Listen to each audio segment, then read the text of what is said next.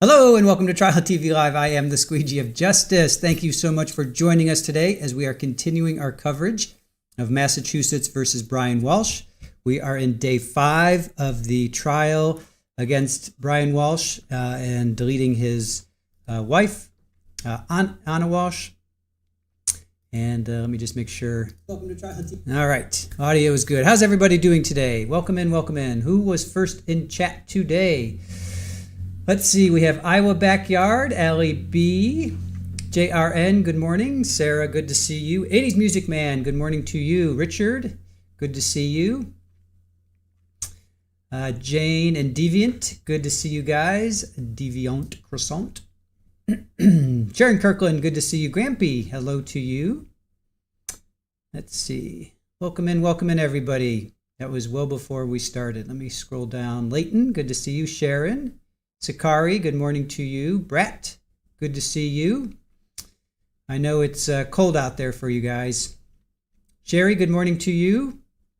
Kathy Davis, good to see you.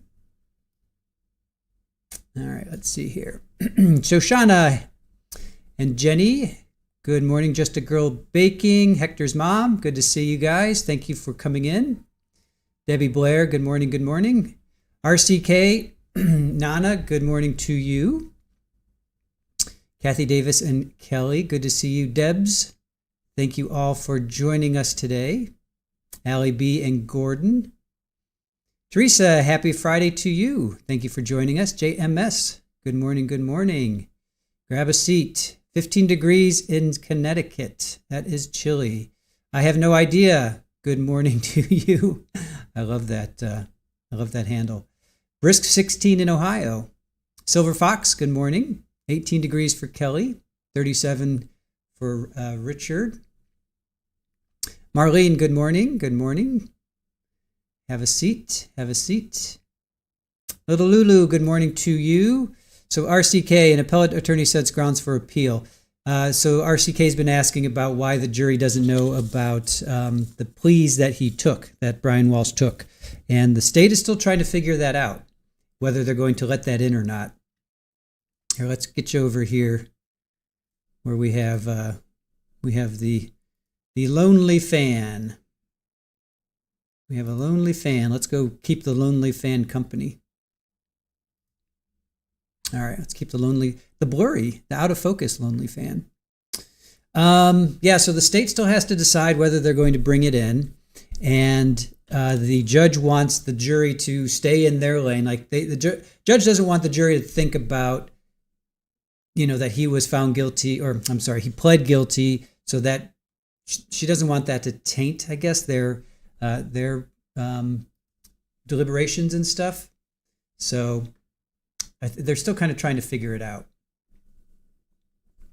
Still trying to figure out what the best course is. Shirley Roth, good morning. Joanne Jedi Platypus, good to see you.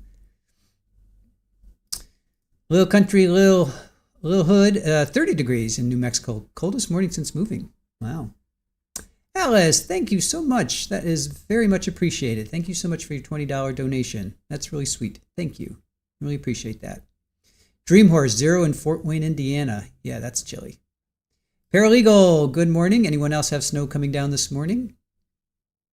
We do not. But we don't count because we're in Florida.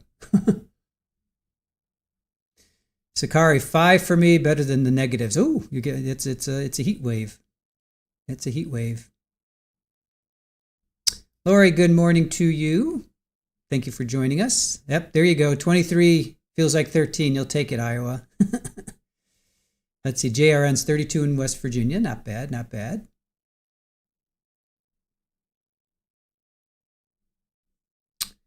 Let's see here. Sharon, -6 here in Ontario. All right. Not too bad. Just to go baking. Hopefully I can chat more today. All right. No worries. We appreciate that you're here. We appreciate that you're here. All right. So yesterday was full of testimony. We had, let's see, we had 1, 2, 3, 4, 5, 6, 7. We had eight witnesses. Yeah, it seems like we had 8 witnesses, starting with William Fasto, the paramour. And to be quite honest, I was really hoping for more from him. I thought the text messages would come in. I know the jury will be able to see them, but I just wish that they had entered those. Maybe the judge is keeping it, trying to streamline the process so that we're not here for 2 months. We're only here for 3 weeks to a month. Because if they brought in all those text messages, I don't know. I was really hoping that we would have heard some of those text messages. Then we heard from Christopher Murphy, who was sales, called Brian, and then Brian texted him back. We heard from Suzanne Garland. She was the Bar Method studio owner. Then we heard from Ashley Simeo, who was an instructor at that studio, and she knew Ana from 2011 back in Boston. Both of them said that Ana signed a health liability waiver, that she was in good health. But it was from September of 2021, and it's self-reported. So I thought actually the defense got in. That may have been a win for them, if you want to consider that a win.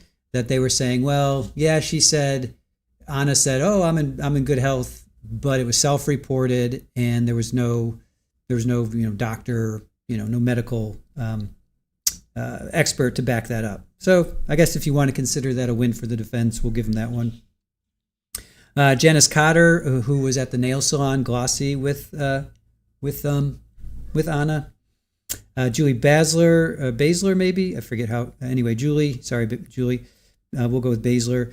She was the daycare executive director. She talked about the kids, how they got enrolled in the daycare, and that Brian dropped them off on the 3rd and the 4th. Remember, this happened New Year's Eve into January 1st, probably around 2-3 o'clock. This happened. So then the 3rd and the 4th, Brian dropped the kids off pretty much all day. So he had all day to figure out what he wanted to do. But by then, he was already dropping off garbage bags. So he probably did it like on the 2nd, possibly the 3rd.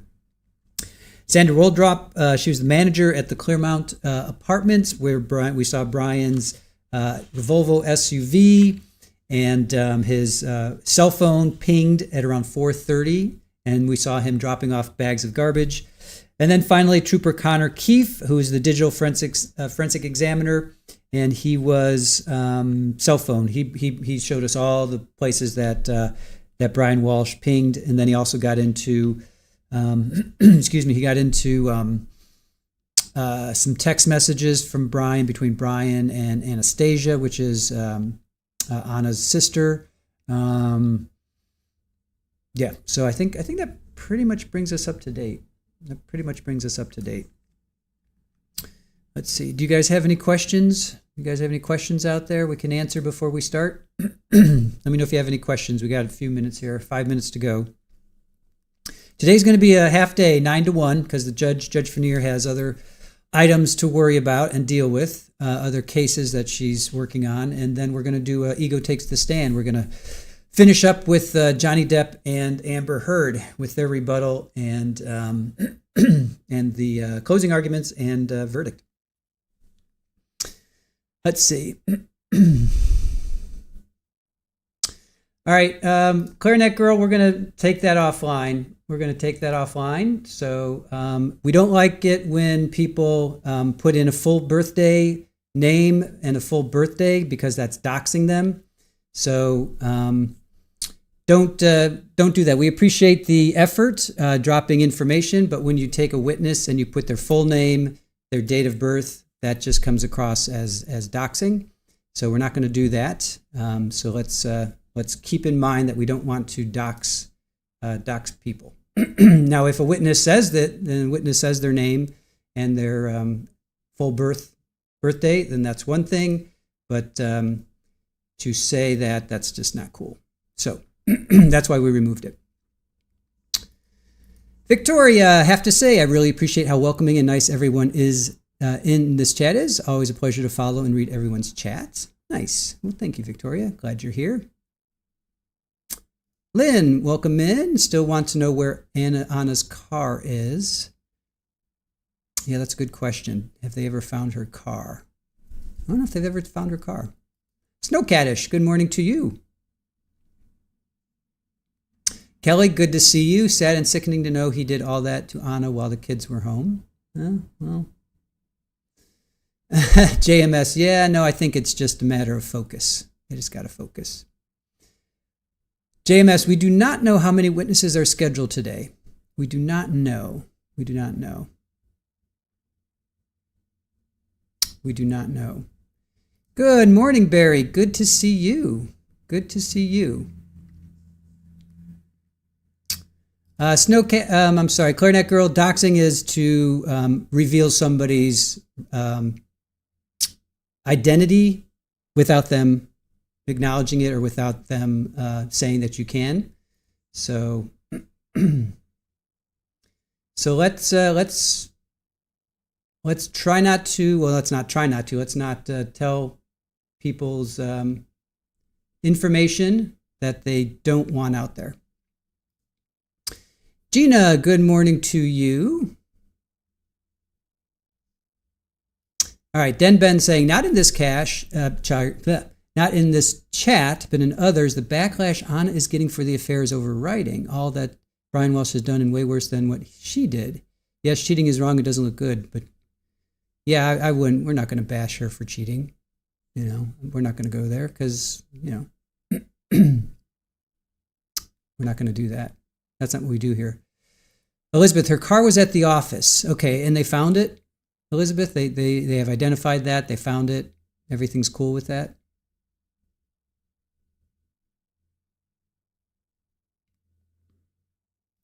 JMS, I wonder if the state will rest soon. Good question. They've gone through 21 witnesses. They're not going to have a medical examiner. I love medical examiners because they really, really give us factual details and data. So we're not going to have a medical examiner, but we've heard, well, let's see who we've heard from. We've heard from digital forensics. So we've heard from cell phone data.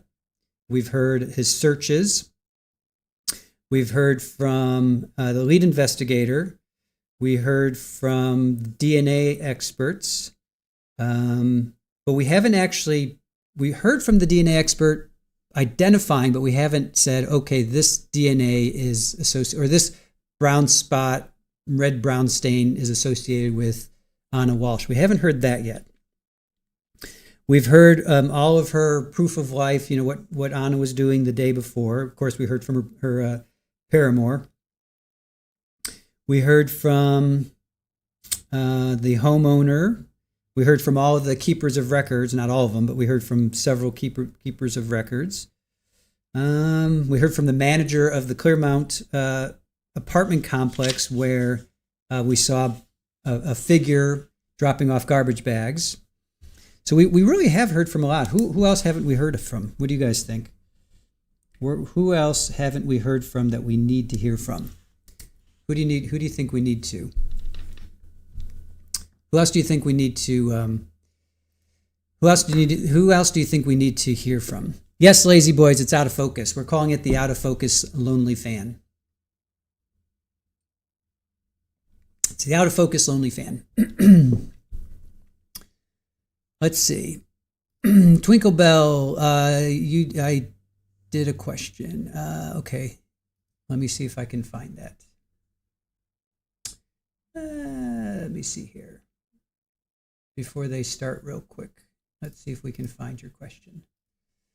Do you think he's playing everyone to get his way to walk free and continue to con people? Yeah, of course.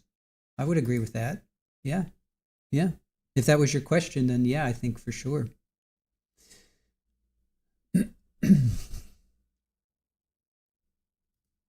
Good morning, Carol. Welcome in. Sakari, yeah, we won't have a medical examiner. The boys won't have anywhere to go grieve their mother when they're older. That's heartbreaking.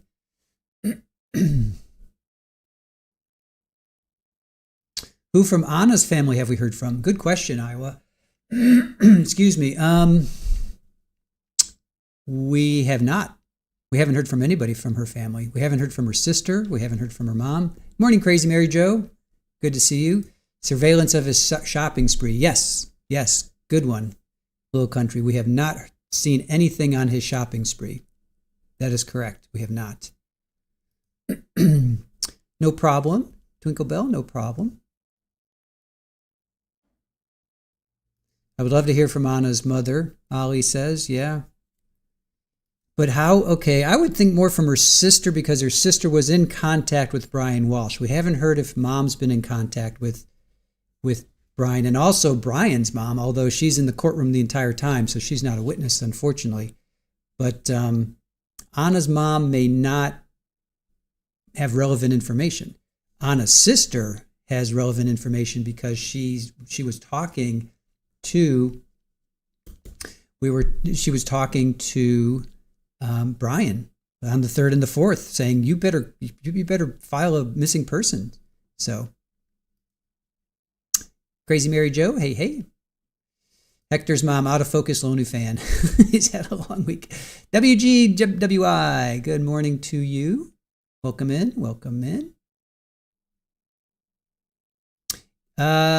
We heard about it. And we saw receipts, but we haven't seen video evidence yet. Right? They have not. They did not show video evidence yet.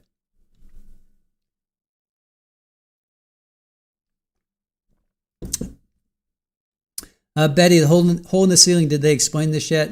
They have not. They've talked about it. He contacted somebody to take care of it, but they have not explained it yet.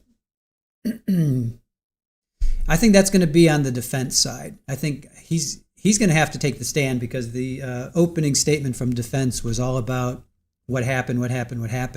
He's going to have to take the stand, in my opinion.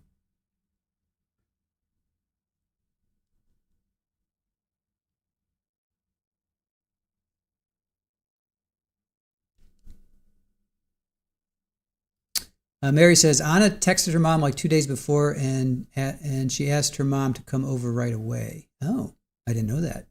Thank you for that, Mary. Mary Moynihan Moynihan, sorry. Mary Moynihan Keneally. We didn't know that. How do you know that? What's where are you getting that information? Because that's really important.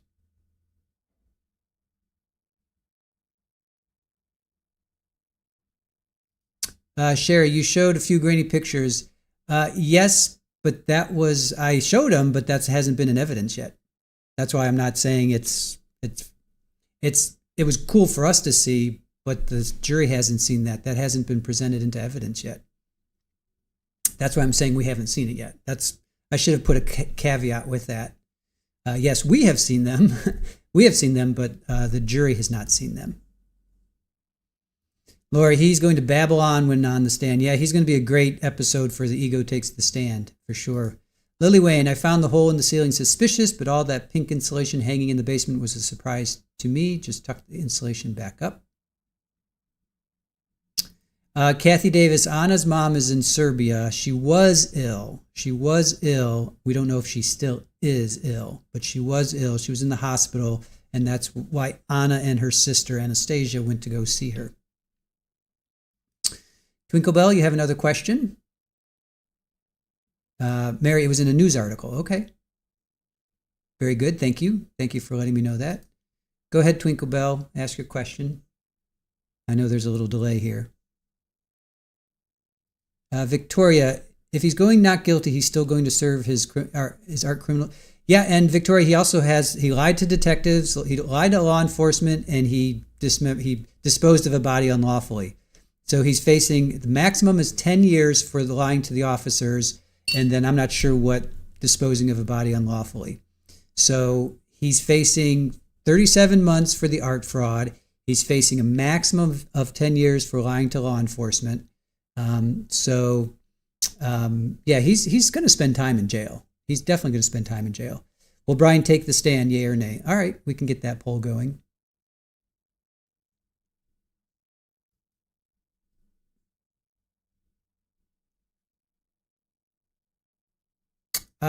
Sure, Mary. Yeah, go ahead and email it. Email it to us, info@trialtvlive.com. Yeah, go ahead and email that to us. We'll take a look at it.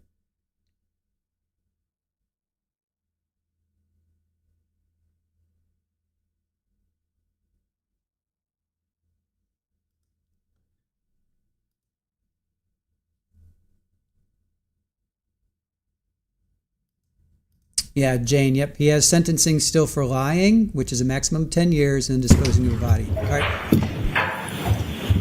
All rise, jurors entering.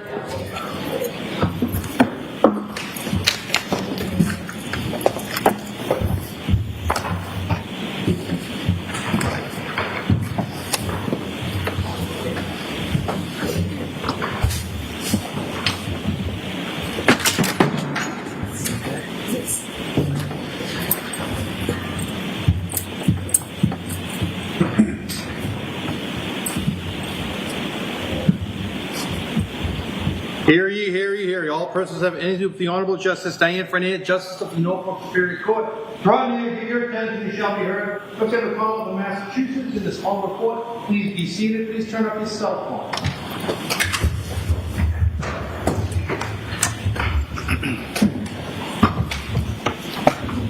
Good morning, jurors. Good morning. Hope you all had a nice night. Jurors, we'll start today with the questions that we have every morning. Jurors, were you able to comply with my order that you not speak to anyone about this case? Yes.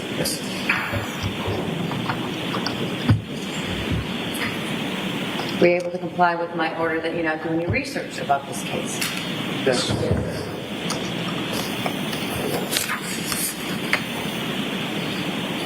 Were you able to comply with my order that you not access any social media or any news media? Yes.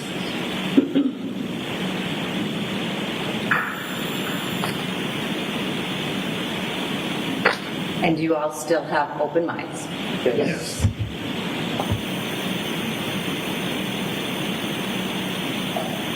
First, again, thanks for your obedience to those rules. We're ready to begin today's work. The record should reflect that all jurors have answered yes to all the questions. You can come back on the stand. Thank you, Your Honor.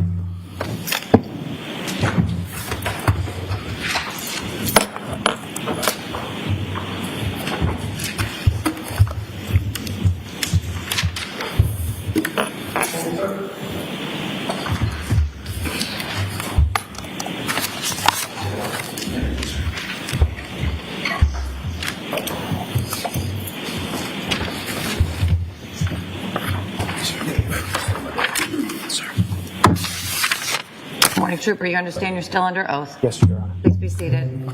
Thank you. And you may proceed. Thank you, Your Honor. May I approach? You may. Trooper, do you recognize that report I just handed to you? Yes, sir. And have you had a chance to review that report before coming in here today? Yes. Is that a redacted version of what's been marked for identification I with some images blurred out? Yes. And so that would be a collection of text messages between the number identified for Brian Walsh and the number identified for Anna as far as contacts. Is that correct? That is correct. What are the last four digits of the Brian Walsh number? The last four is 8646 And what are the last digits for Anna New? 7966. Your Honor, the Commonwealth would seek to have this marked as the next exhibit, the redacted version of I. Any objection? No objection. The Celebrite report between the interactions of the phone ending in 8646 to 7966 is now in evidence as Exhibit 169. Thank you. Your Honor, may I publish 169? You may. Thank you. Ms. Gilman, can we have what's been marked as 169 on the screens, please? Trooper, directing your attention to the first text on the page, which phone number is, what are the last four digits of the phone number sending this text message? 8646. What is the body of the text? Hello. And what is the date and time it was delivered? December 25th, 2022 at 11:53 a.m. And Ms. Gilman, could you scroll down to the next two texts? Trooper, which number is sending this text? The number ending in 8646. And what is the body of this? Thomas asked if you were coming today. And what was the date and time it was delivered? December 25th, 2022 at 11:53 a.m. And then if you could scroll down, Ms. Gilman. Thank you. Trooper, which number sent this next text in the chain? The number ending in 8646. And what is the body of it? I haven't heard from you at all. And what is the date and time it was delivered? December 25th, 2022 at 11:54 a.m. Now, could you, Ms. Gilman, scroll down to the next text in that chain? Trooper, which number is sending this message? The number ending in 7966. And what is the body of this text? My flight got canceled driving up. And what was the date and time it was read? December 25th, 2022 at 12:57 p.m. Ms. Gilman, can we go to page 51?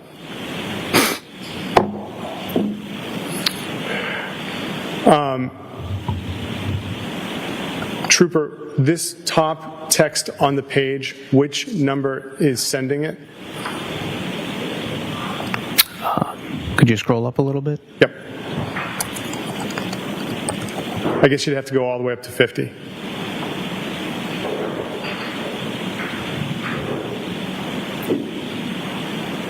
Which number is sending this text, Trooper? The number ending in 8646. And if we could go back down to 51. What was the time in the bottom corner of this text after it says sent? December 30th, 2022, 6:33 p.m. Now, Ms. Gilman, could you scroll down to the next message in the chain? Thank you. Trooper, which phone is sending this message? The number ending in 8646. And what is the body of it? Hello, Thomas found the phone playing on William's bed. William said he forgot it was there. Ha ha ha. Okay, call anytime. What is the date and time? Now, this doesn't say delivered, correct? Or is there a time when it was delivered? It does not say, sir. What is the date and time in the bottom corner of the text? January 2nd, 2023 at 2:33 p.m. And so, sir, if there's no delivered, what does that mean? I don't believe it was ever delivered to the intended recipient. But there's a date and time. Is that when the text was written? In the bottom right? Yes. That's when it was sent. That was when it was sent, because there's a status saying sent. Correct. Okay. Can we scroll down to the next text? Trooper, which phone number is sending this? The number ending in 8646. Could you read the body of this? Hello, where are you? Please call, text, or email. Exhausting day with the boys, and we had fun. Going to bed early. Big day tomorrow for everyone. I still love you. Ha ha ha. And what is the date and time in the bottom? January 2nd, 2023, 7:18 p.m. And does this note if it was delivered? It does not. Could we go to the next page, page 52? Which number sent this message, sir? The number ending in 8646. And what is the body of it? Hello. And what is the date and the time? January 3rd, 2023 at 6:39 a.m. Does this denote if it was delivered? It does not. Could we have the next text? Which number sent this? The number ending in 8646. And what is the body of it? Where are you? And what is the date and time of this? January 3rd, 2023, 6:39 a.m. And this has a status of sent? Yes. Could we have the next message? Which number sent this? The number ending in 8646. And what is the body of it? I'm worried. Please call or email. And what time was this sent? January 3rd, 2023, 6:39 a.m. Could we go to page 53? Which number sent this message, sir? The number ending in 8646. What is the body of this? Where are you? I just called and it went straight to voicemail. Calling you in Viber now. And what is the date and time this message was sent? January 3rd, 2023, 8:30 a.m. Can we have the next message, please? Which number sent this? The number ending in 8646. And what is the body of this text? I will call after I drop the boys. If I don't hear from you this morning, I'm going to report you missing. What is the date and time this was sent? January 3rd, 2023 at 8:32 a.m. And going down to the next message, what number sent this message? The number ending in 8646. What is the body of this message? Hello, I texted your sister and Alyssa. I am calling Jeff if I don't hear from you. Where are you? And what is the date and time this was sent? January 3rd, 2023, 12:16 p.m. Going down to page 54. Sir, which phone sent this message? The number ending in 8646. And what does the body of it say? Hello, And what is the date and time it was sent? January 3rd, 2023, 7:03 p.m. And the next message, sir, which phone sent this? The number ending in 8646. And what is the body of this text? Where are you? The boys and I are worried. I'm calling work tomorrow if I don't hear from you. And what is the date and time this was sent? January 3rd, 2023, 7:04 p.m. Going down to the next message. What is the phone number that sent this? The number ending in 8646. And what is the body of that? Where are you? And what is the date and time that was sent? January 4th, 2023 at 10:14 a.m. And can we go to page 55 for the final message? Sir, what number sent this? The number ending in 8646. And what is the body of it? I am calling Jeff now. And what is the date and time it was sent? January 4th, 2023, 10:15 a.m. For the messages on January 2nd through January 4th of 2023, does any of the messages denote that they were delivered? It does not appear that. Your Honor, I have no further questions. Cross-exam.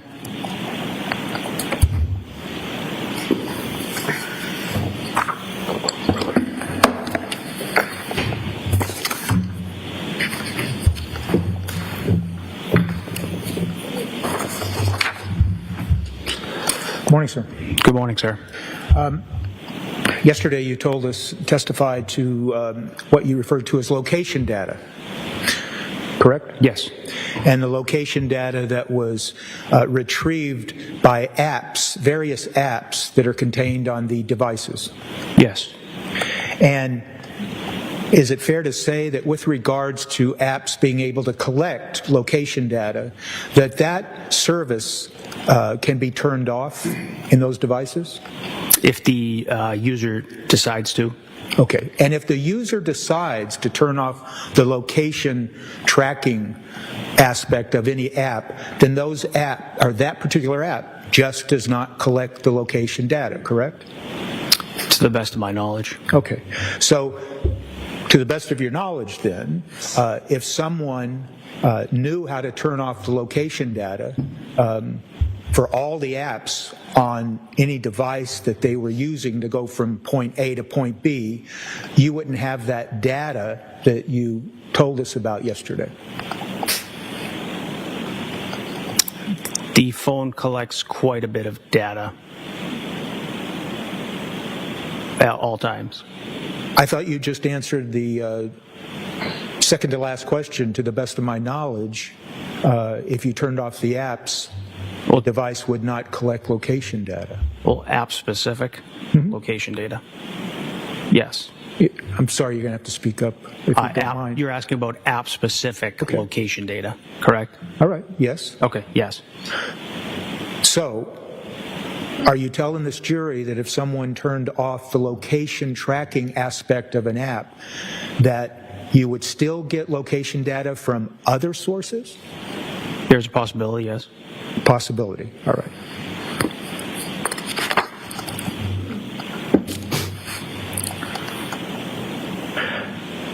I want to focus your attention now to Exhibit 161. That is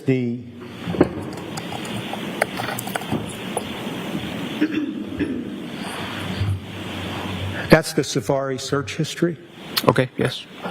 When you say okay, you mean yes? Yes. Is that what you mean? Okay. I don't want to confuse you. If I ask a question, just tell me, ask it again, and I'll... Yes, sir. That's the Safari search history of the Apple iPhone 13 mini.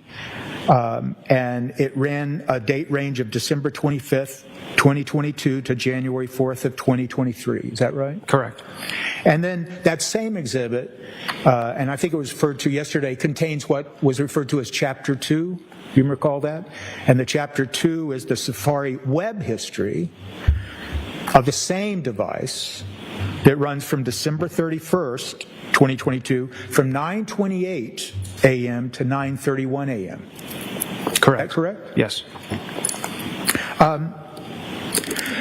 And you testified yesterday that even though the data would be collected and extracted from those two sources, the search history and the web history, that the web history would generally contain additional and more detailed information? That's correct.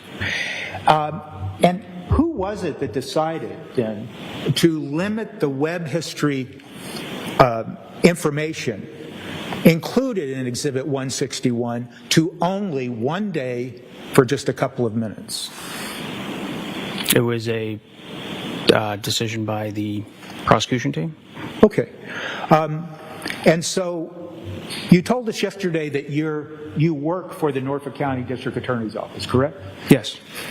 So, and you told us yesterday that you're an investigator, correct? Yes. And so as part of your role as an investigator with the Norfolk County District Attorney's Office, is it fair to say that you take direction from the district attorney that's prosecuting a particular case? More collaboration. We bring the investigative piece, and they bring the legal advice and piece to the case. Do you ever then inform the district attorney, whoever it is that you're working with on a particular case, that, for instance, web history would have additional information that might help explain entries that were found in the search history? I present the data that is extracted from the device. So my question was, do you ever take the time to explain to the district attorney assigned to the case you're working on with them that the web history would contain additional information in addition to the search history? Yes. So in any event, with regards to Exhibit 161, you were instructed or advised to only include the web history for 1 day, December 31st, and only for a few minutes. Well, that particular searches were on Apple Maps, which were contained on Safari history, search history. Were you instructed not to include certain information in Exhibit 161 then? We had the date range of December 25th, 2022 through January 4th, 2023, sorry. And what about the web history? Were you instructed only to limit the inclusion in Exhibit 161 to that 1 day, December 31st? We only chose to do that specific, those specific searches from 9:28 to 9:31 a.m. Okay. I'm just going to ask, and it's probably me. I can barely hear you. Sorry. I'm sorry. I might be going deaf. That's fine. Yours, are you able to hear? And Right. Apologize. That's my concern. But you need to be able to hear him as well. I'm concerned about that, I understand. Attorney Timpson. I understand. Do my best.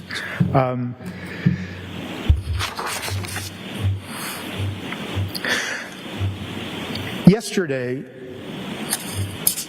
you were asked, let me ask this. You would agree, wouldn't you, that in the search history included in Exhibit 161, that at page number 1, number 9, there are indications of a search involving Expedia and other flight-related searches? Could you show me that, sir? Sure. Do we have Exhibit 161? I see.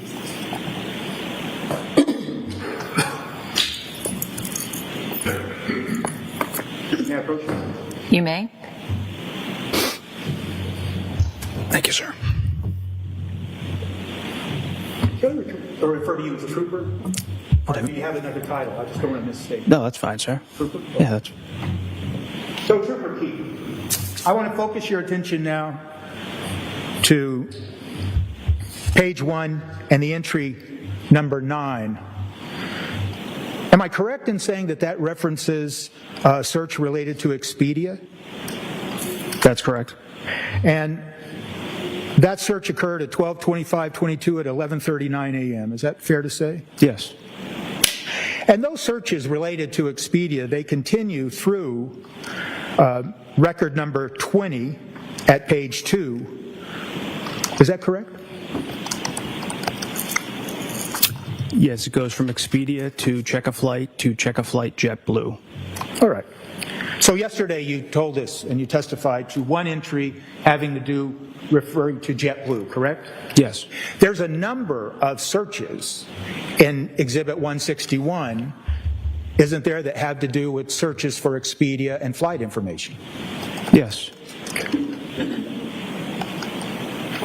And once again, if you were to look at the Safari web history of the same device for this same information at the same time, you would find more information and put context into that search. Is that accurate? Yes, there would be more information. Okay.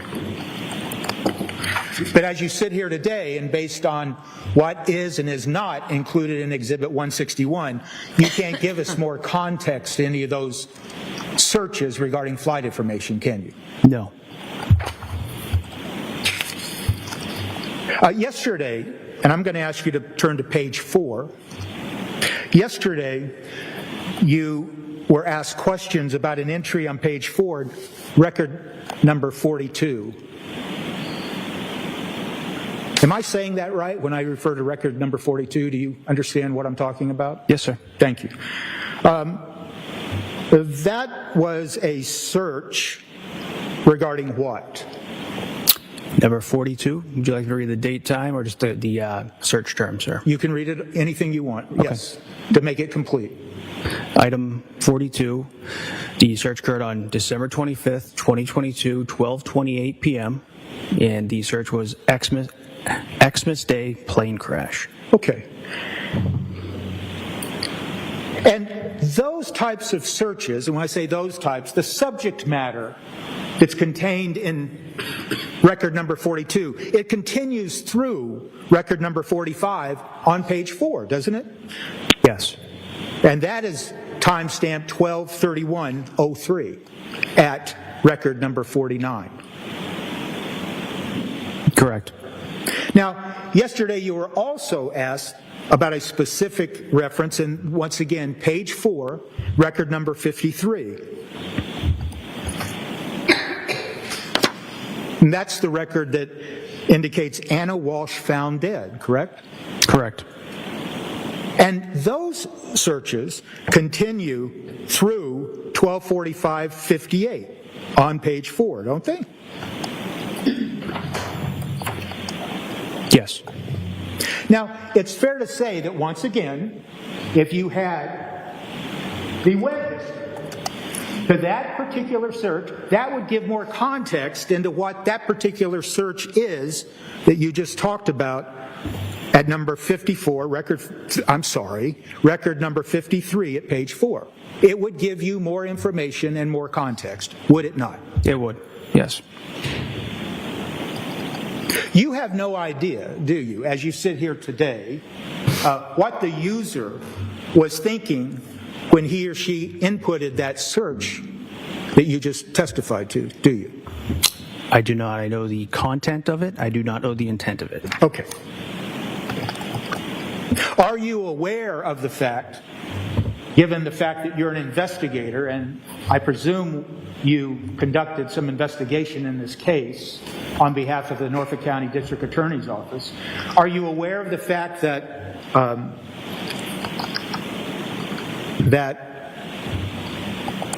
Mrs. Ana Walshe, her flight was canceled on 12/25? Yes. And did you investigate the circumstances of that cancellation?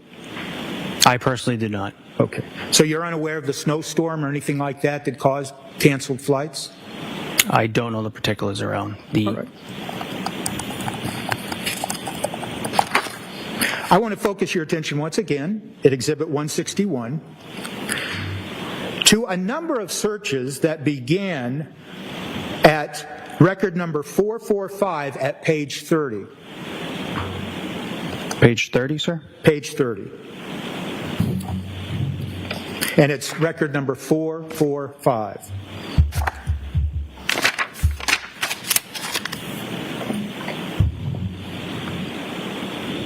Are you there? Yes, sir. Okay. It's fair to say, isn't it, that in looking at those entries starting at 445 and continuing through record number 495 on page 34, that they involve searches for what looks to be champagne or wine and varieties of champagnes and wines? Do you mind if I take a look? I don't mind at all. No, sir. Okay. 445 through 495. 495.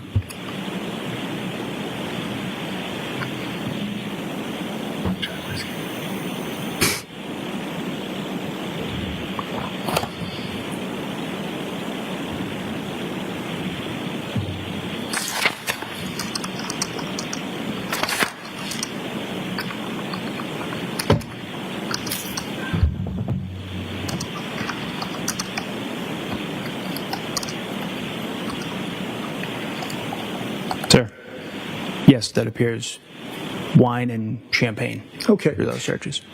And it's fair to say, isn't it, that you've carefully reviewed all these records, haven't you, before you testified here starting yesterday? Yes. And if you turn to page 62, beginning at record 924, and I'd ask you to just run through up to page 63, record number 943. Once again, a number of searches regarding champagne or wine or things like that.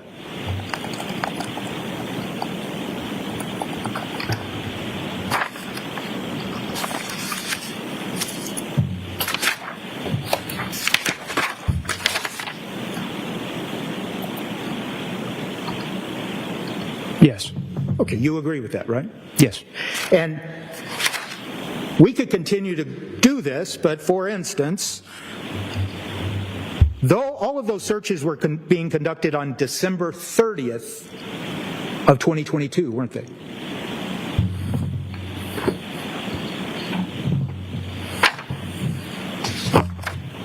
The ones from line 924 through 943, yes, they were on December 30th, 2022. And the searches between record 953 through 1016 on page 68, do you have those in front of you? What was the beginning item, sir? Record number 953, page 64. Okay. Through record number 1016, page 68. Once again, those searches occurred on December 30th, correct? I'm still looking, sir. I'm sorry. You tell me when you're ready. Yes, sir. And don't let me rush you.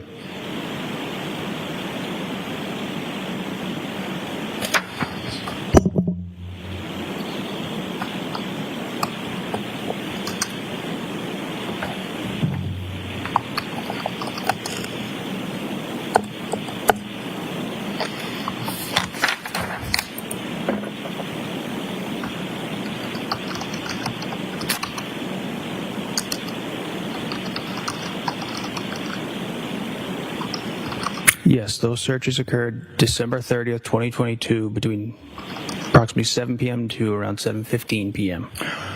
Right, on December 30th, correct? Yes. Correct.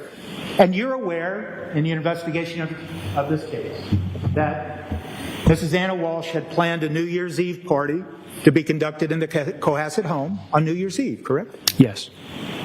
And you're also aware that, or maybe you're not, but there are additional searches throughout this, as you continue to go down these searches, that once again, someone is shopping for expensive champagne, shopping for champagne or items like that, all in the same time period, correct? Yes. Now, yesterday, you were asked specifically by the government to testify to an entry number, record number 1069 at page 72.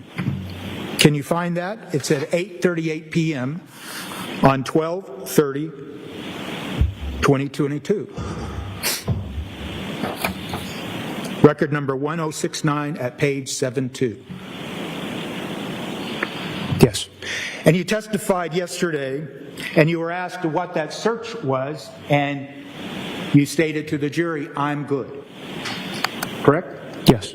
And you didn't give any other context to that, correct? Correct. As an investigator in this case, you are aware of the fact that there is a movie named I'm Good, correct? Yes. Okay. And you're also aware of the fact that if you were to look at the search web history related to that search, that it would further explain and give context to that search, and that I'm Good is a movie. Is that fair to say? I would have to see the web history itself, sir. Okay. So, you would agree, wouldn't you, Trooper, that that search that you were asked specifically about yesterday, I'm Good, at record 1069 at 8:38, that search regarding a movie occurred in between all this shopping, all these searches going on having to do with champagne and wine and everything else, correct? This occurred after the ones you had me read prior. I would have to look if there were searches containing wine and champagne after, sir. Well, let me focus your attention then, and that's a certainly fair and accurate response. Why don't you look at page 72, the same page, and record number 1078.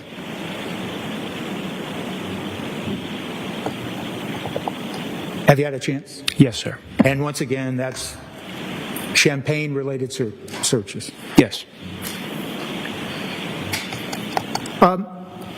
So it's fair to say, isn't it, Trooper, that when you were asked yesterday on direct examination and to specifically refer to that one search at number 1069, I'm Good, there's certainly nothing nefarious about someone conducting a search for a movie entitled I'm Good, correct?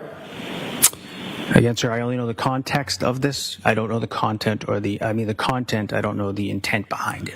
You would agree that these records that you have in Exhibit 161, if you know, they have multiple searches related to movies and movie titles, correct? I just know the I'm Good one that you referenced, sir. Okay, well, let me just briefly point you to record number 1128 at page 75, if you can go there. Yes, sir.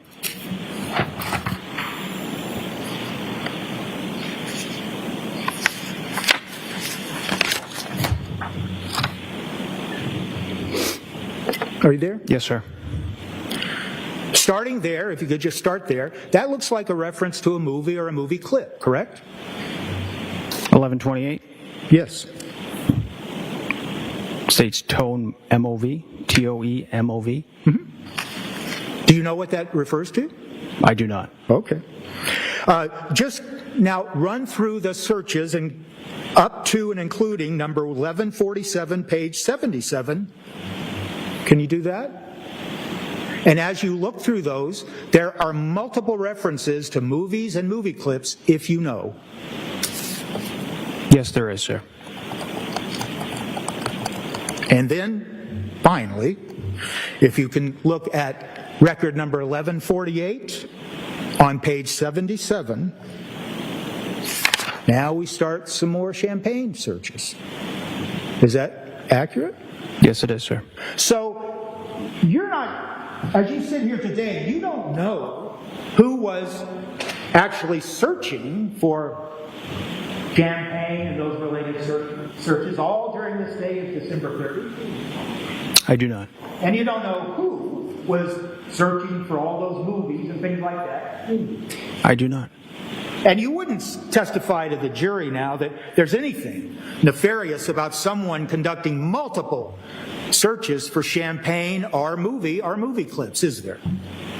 Could you repeat that, sir? There's nothing nefarious about someone searching for champagne or multiple movie clips during this period of time. No.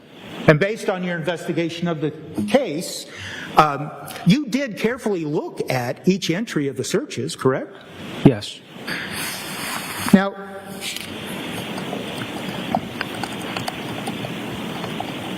once again, yesterday specifically, and you can turn to record number 1271, page 85, you were asked specifically yesterday by the government to look at that search. Can you look at that one again and tell us what it says?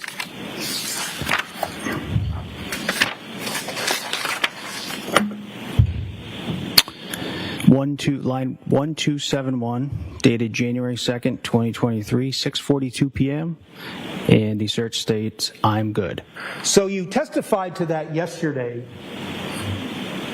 and you gave no context to it, but once again, it's a reference to the same "I'm good" that we saw had been searched for back in December 30th, correct? While someone is conducting champagne searches, correct? Yes. And as you sit here today, then, you can't tell the jury that there's anything suspicious about or nefarious, that's my word, about this search you were asked about yesterday that was conducted on January 2nd of 2023 at record number 1271. No.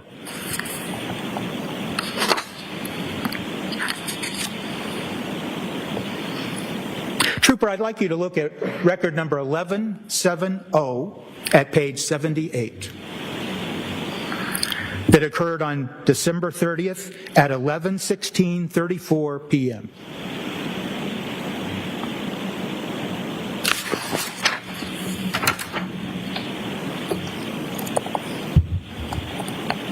$11.70, sir? Yes, sir. Okay. You have that? I do. What does that search? Search occurred on December 30th, 2022, at 11:16 p.m., and it states nightshade. Okay. Now, you're an investigator assigned to the district attorney's office, and you worked on this case. Is that correct? Yes. And what is that nightshade referring to? Would you like me to explain the searches below? I believe it's related to what you're asking. Absolutely, if that helps. Yes. It says nightshade noodle bar. Mm-hmm. And those searches go through record number 1175 through page 79 regarding nightshade and noodle bar and things like that. Yes. So tell us, Trooper, what is nightshade or nightshade noodle bar? What is that? I believe it's a restaurant. Okay, and where is that restaurant located? I am not sure. I am not sure, sir. You're not sure. If I told you it was located right on the town line, close to the town line of Marblehead, Massachusetts and Lynn, Massachusetts, would that sound accurate to you? I would have to search it. Okay, so you haven't searched it. No. In the context of this case, you have, as you sit here today, you have no idea of then the context of that search regarding nightshade, do you? It appears to be a restaurant, sir. That's all right. All I can say. And are you aware of the fact that in your investigation of the case that Mr. Walsh actually made a reservation for a New Year's Day dinner at the Nightshade restaurant for himself and Miss Ana Walsh for New Year's Day? I was not aware of that.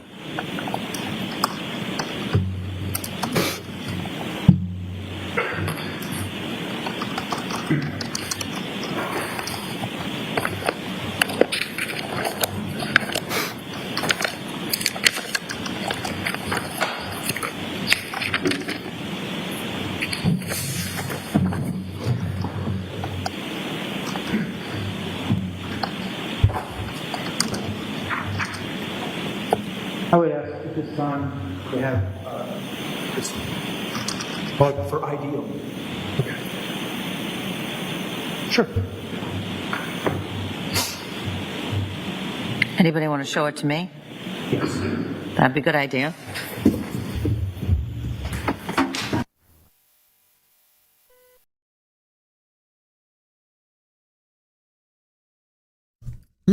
Judge, anybody want to show it to me? Yeah, that would be a good idea to show that exhibit to the judge. Hey, Red Snap, good morning to you.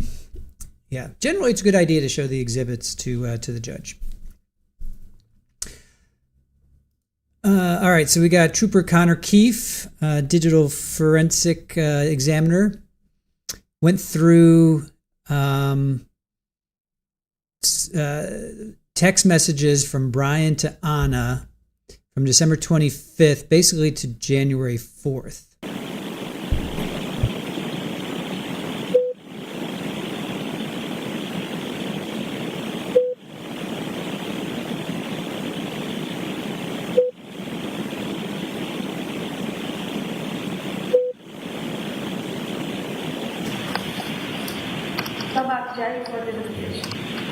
Thank you. May I approach you? Yes? Sir, you all set with this? Pardon? You leave this here? Yes. Okay. Trooper, I'm just going to show you what's been now marked for ID as Exhibit J. Have you ever seen that before in your examination of the iPhone?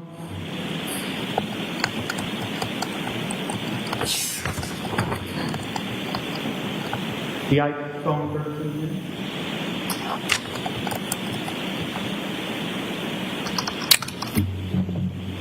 I reviewed the messages. I don't specifically recall this one.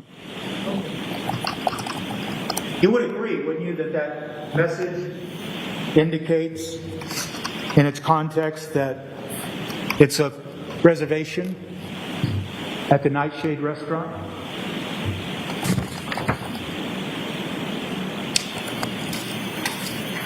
Yes, sir. And what is the phone number that it was created from? The phone number ending in 8646.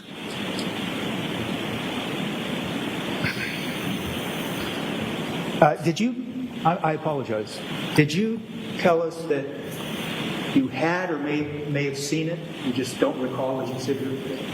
Yes, I reviewed the text through the past few years. I probably have seen it in the past, but I don't recall it. At this time, I'd move to have that text put in there.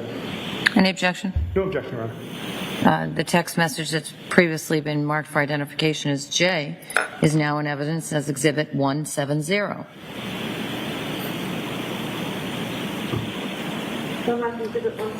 Thank you. So, is it accurate to say then, Trooper Keefe, that with regards at least to this particular text and the information that it contains, that to the best of your knowledge, nobody from the Norfolk County District Attorney's Office, such as yourself, as an investigator, went up and talked to anybody at Nightshade or tried to get records of any reservation that had in fact been made on 12/30 for a dinner date? I did not, sir. Okay.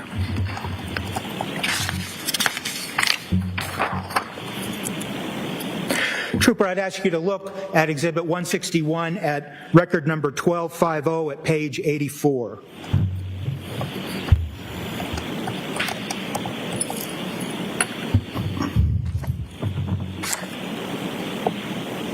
It's a search conducted at 12/31/22 at 10:26:16 a.m. Is that correct? Yes, sir. And if you will, sir, follow that search up to and including record number 1270 through page 85 that ends at 6:42:54 p.m. What was the ending line, sir? Record number 1270 1270, okay. at page 85. Yes, sir. do those searches involve, based on the content of the search query?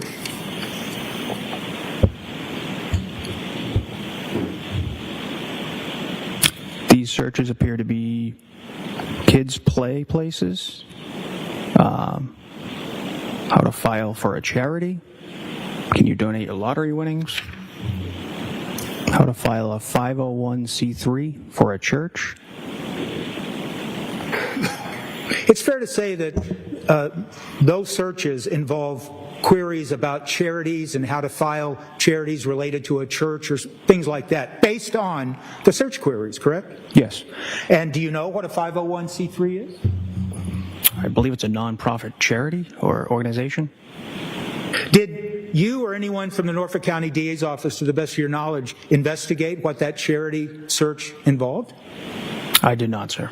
And that charity search was conducted on December 31st, New Year's Eve, at 10:26:16 a.m. That's the search at record 1250, page 84, correct?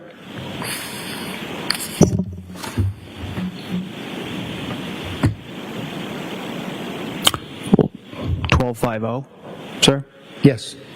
1250 is, can you donate your auto winning tax-free? Okay, I'm sorry. It doesn't specifically include the word charity. It does not. Thank you for correcting me. As you go down to the next searches, 1252 on, it specifically starts talking about charities and 501c3s. 1256 begins the searches for filing a charity. Thank you for correcting me. No one went and tried to find out what that was about. I did not, sir. Okay. Yesterday you were asked specifically, sir, to tell the jury what was a search at record number 193, page 14. Can you turn to that? It's page 14, number 193.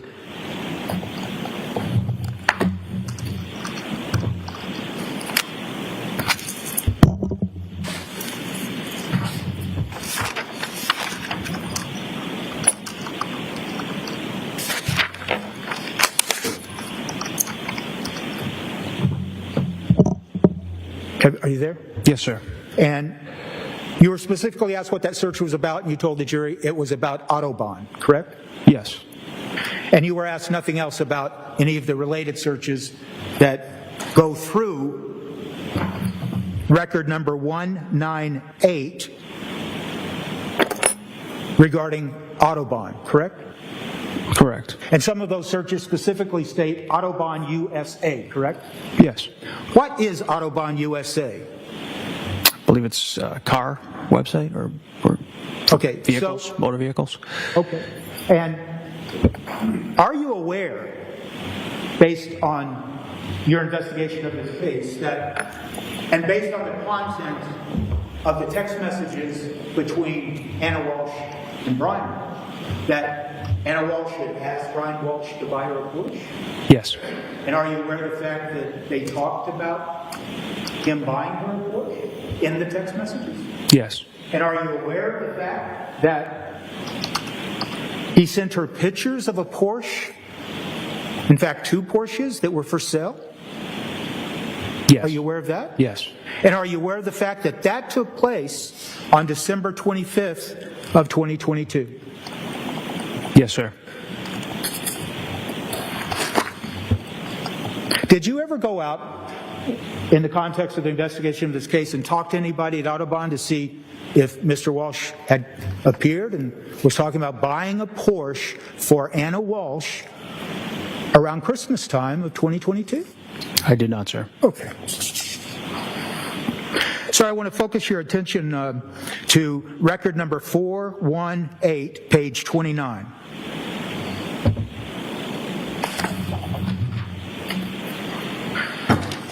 And that is a search that was conducted on December 27th of 2022 at 6:17:23 a.m. Am I right about that? Yes. And the related searches to that, they go through record number 438, correct?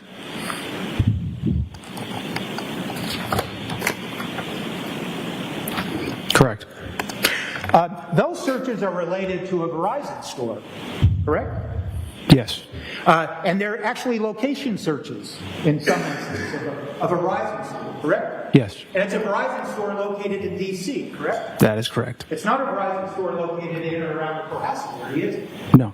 And are you aware of the fact, Trooper Keith, that on or around December 27th, contained in the text messages that have now been introduced into evidence, that Ms. Walsh stated to Mr. Walsh that her phone wasn't working properly at the same time on 12/27. Yes, I do recall those.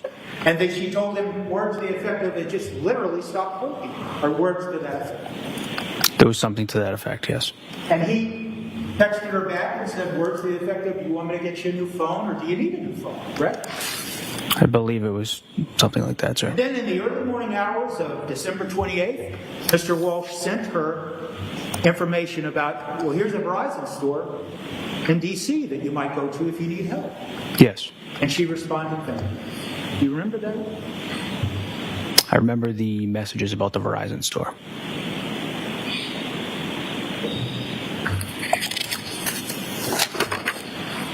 Yesterday, specifically on direct examination, you were asked about a search conducted at record number 1368, page 92.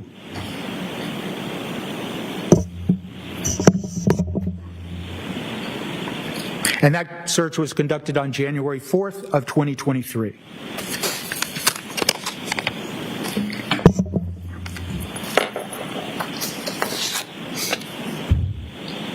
Sorry, sir, what was the line again? I just got to the page. I'm sorry. Record number 1368, page 92. Okay. You were asked about that yesterday. Yes, I was.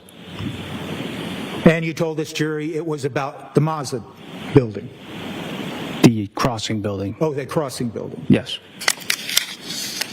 But you weren't asked for the context or anything of the sort. You just simply told the jury what the search query was, correct? That's correct.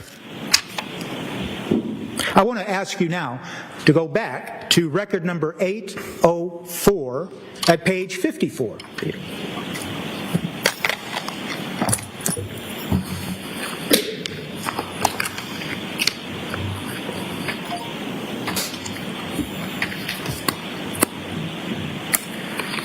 Are you there, sir? Yes, sir. Is it fair to say that beginning at 804, page 54, on December 29th of 2022, at 9:13:47 p.m., that those searches are related to the Mazda building also? Yes, sir.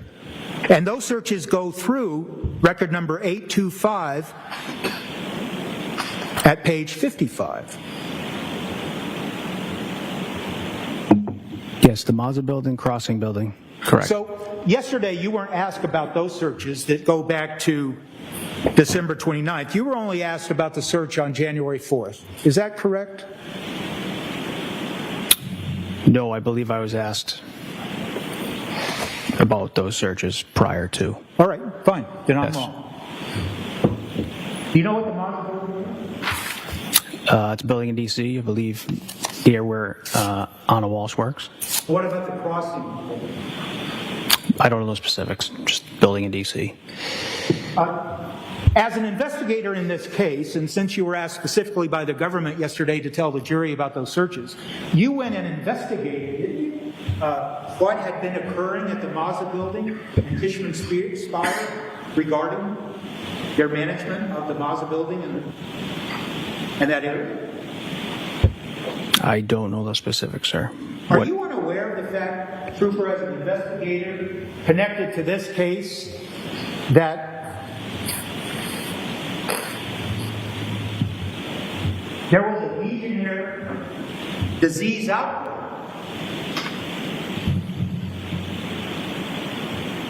in October of 2022 of those properties that were managed by Tishman Spire? I was not aware of that. Are you aware of any letter that's contained let's strike that. That's not fair. Are you aware of any letter that was issued by the D.C. Department of Public Health specifically to Ann Walsh in her capacity as Regional General Manager regarding that Legionnaire disease outbreak? Objection. Sustained. Did you investigate and ask anybody at Tishman Meyer about anything occurring in October regarding the building that they were managing, specifically that Anna Walsh was managing? Objection. I'll see at the side of the bench.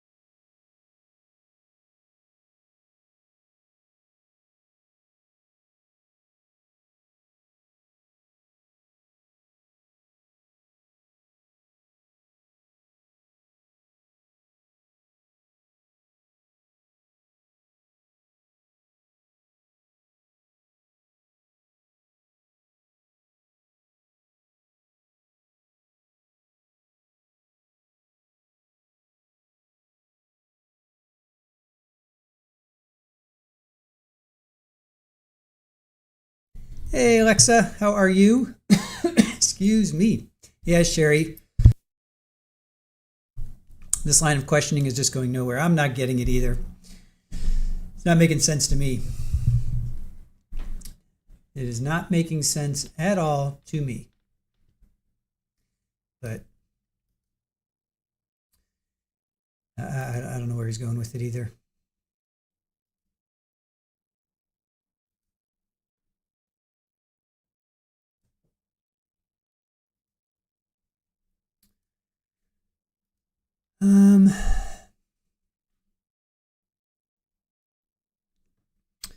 It's going on and on about her buying a Porsche, or him buying a Porsche for Anna, Nightshade Noodle Bar. He's trying to get, that he didn't look at the context of these searches. I mean,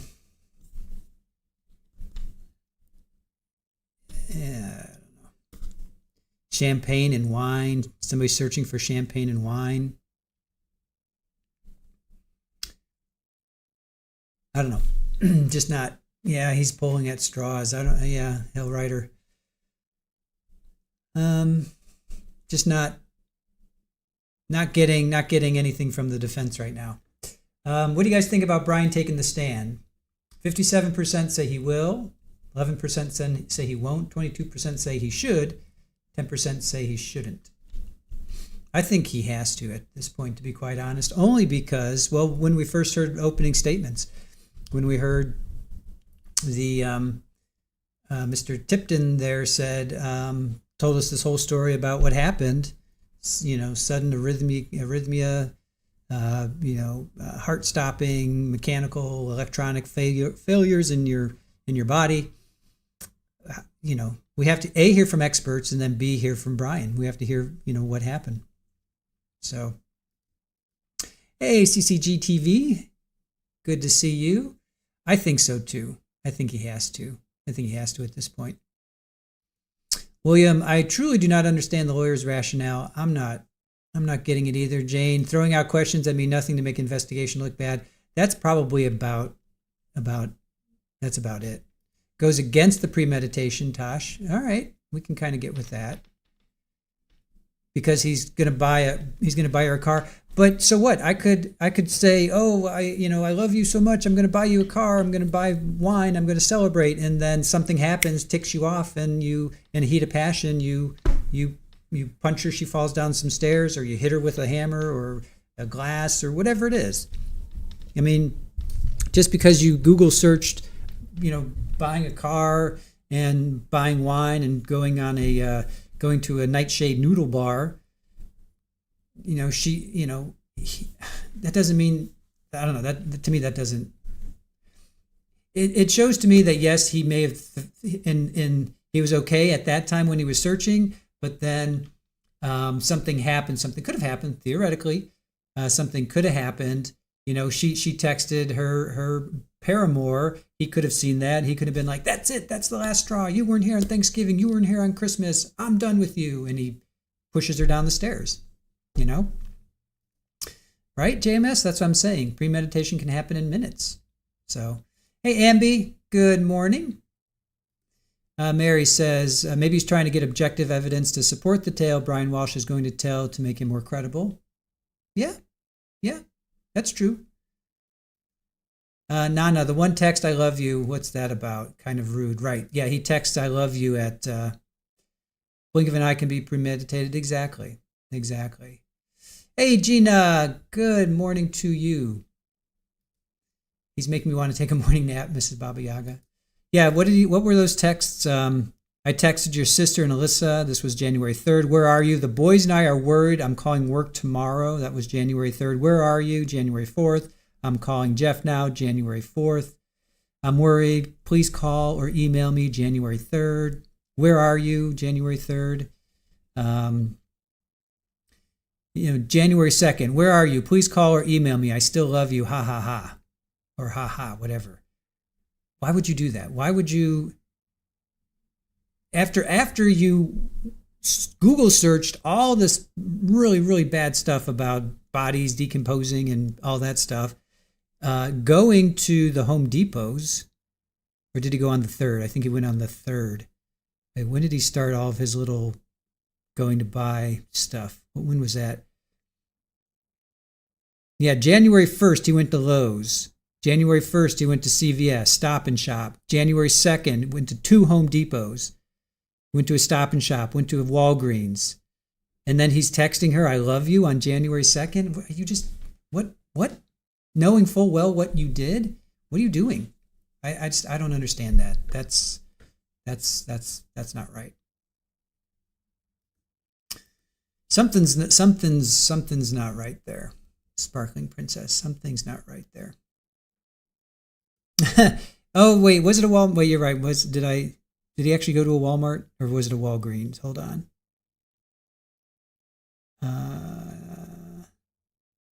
Did he go to a Walmart? Did I say Walmart? I don't think he went to a Walmart. Lowe's, Home Depot, Walgreens. He went. Oh yeah, no, Walgreens. He didn't go to a Walmart.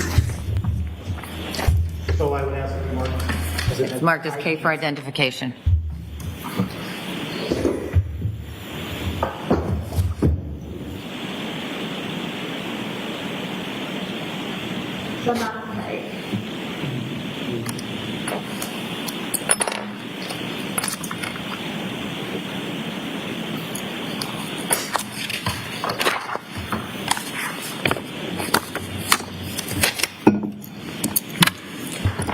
Based on your review, Trooper Keith, Of the contents on the iPhone that is the subject of Exhibit 161, it's fair to say that in the searches running from the date of December 25th of 2022, up and including the end of December 31st of 2022, you saw no evidence of searches in the Safari search history regarding any searches for things like tools or searches suggesting how to dispose of a body or anything like that, correct? I did not see any of those December 25th to the 29th.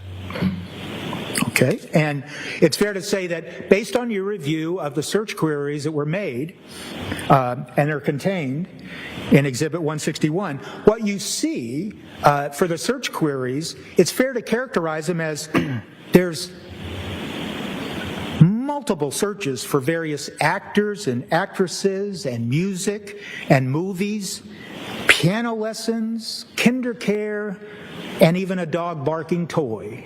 Do you recall those? I do, sir, yes.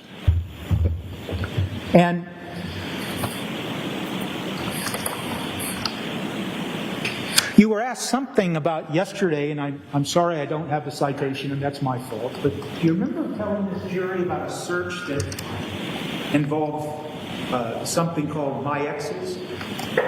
Yes.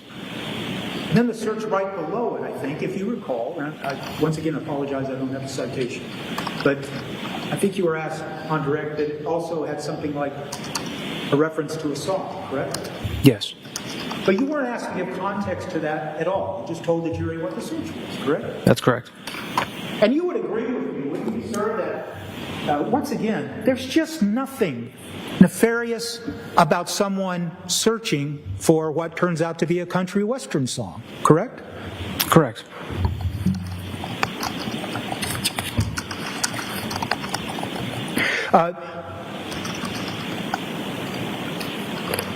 Trooper Keefe, you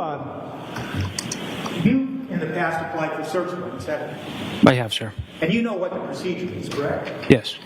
And you understand that, are you familiar with the phrase probable cause? I am, sir. And can you just explain briefly what probable cause means in the context of getting a search warrant? Objection. Overruled. The facts and information pertaining to your investigation in order to charge a crime, more or less. More likely than not that this crime had occurred. And it's fair to say that once you start an investigation, your experience tells you that you might get a search warrant that covers a particular time period. And if you get information, either based on the content of what you discovered pursuant to the search warrant or your continued investigation, you can return to a court and apply for an additional search warrant, can't you? It depends what the search warrant is for. What the search warrant is for. In a case where you're investigating what happened, such as this, what happened to Ana Walshe, wouldn't it be important to you to look back beyond 12/25 of 2022 to see if there was any evidence in the iPhone Mini or the iPhone SE or the iPad or the MacBook to see if there were any other entries that indicated that the person using those devices had planned to do any harm to Ana Walshe? At the time, we do not have probable cause to expand that search warrant, sir. Well, you certainly had, at the time, I'm sorry. During that investigation. You have to speak up a little bit. Sorry. Could you repeat the question again? I'm sorry. Yeah, it was.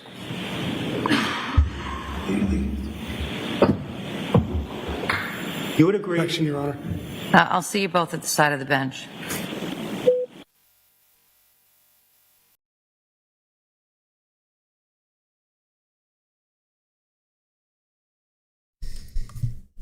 All right. Multiple searches for movies, actors, kinder care, and dog barking toys. So he was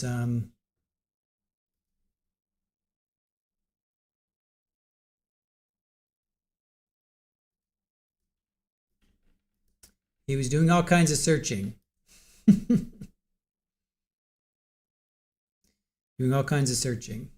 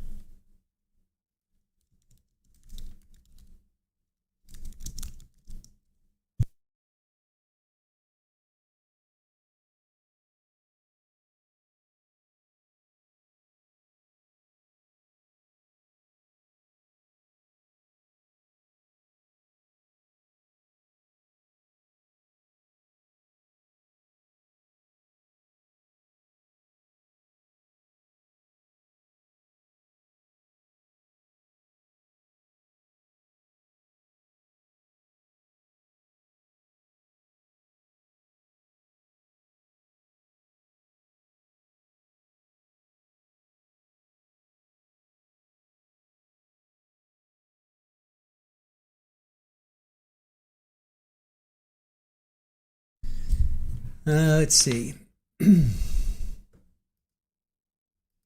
Silver Fox, let's see. I did a fast search about Walmart. I was wrong. Can't find anything about Walmart in this case.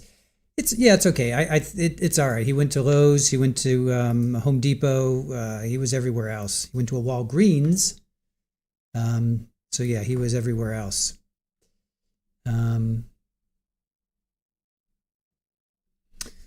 So January 2nd, 12:45. Hacksaw, best tool to dismember. Let's compare. Let's compare here.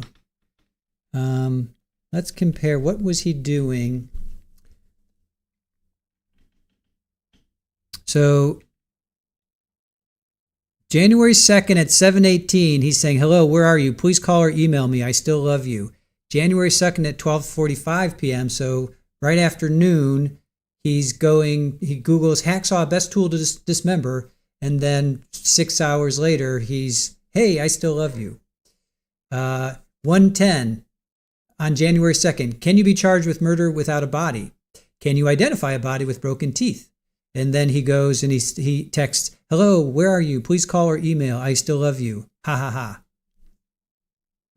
Let's see, January 3rd at 1 o'clock in the afternoon. What happens to hair on a dead body?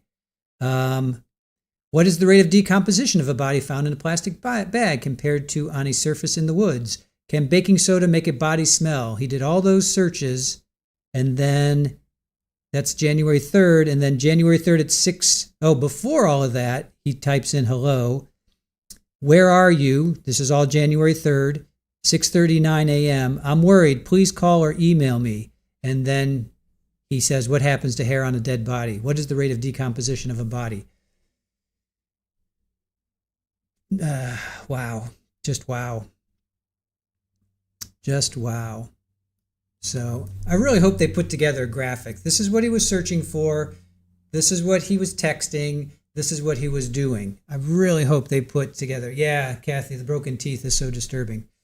That would be like, as a graphic designer, somebody who really likes, I need visuals. I would love to see January 1st. This is what he texted. This is what he searched. This is what he did. January 2nd. This is what he texted. This is what he searched. This is what he did. I would love to see that, because that would be like, wow. January 1st, he's texting, I love you. He's going to Home Depot and buying $450 worth of cleaning supplies and a hacksaw. And then he's also texting his dead wife, I miss you and I love you. Man, that would be awesome. Yeah, trust me, CC, I thought about that before I started this channel. I'm like, I would love to be a graphic designer for some of these, any lawyer, that would be so cool. Because I'm visual. I gotta see it. You can tell me all you want, but I need to see it. Because right now we've got his Google searches, we have his texting, and we have his actions, his movements, and then we have his cell phone pinging. I would love to see all that. I know, we need a chart for sure. Maybe I'll do that over the weekend. We'll see. We'll do that over the weekend, maybe. Hello, where are you? That's a song. Little Lulu, is that all in the same phone?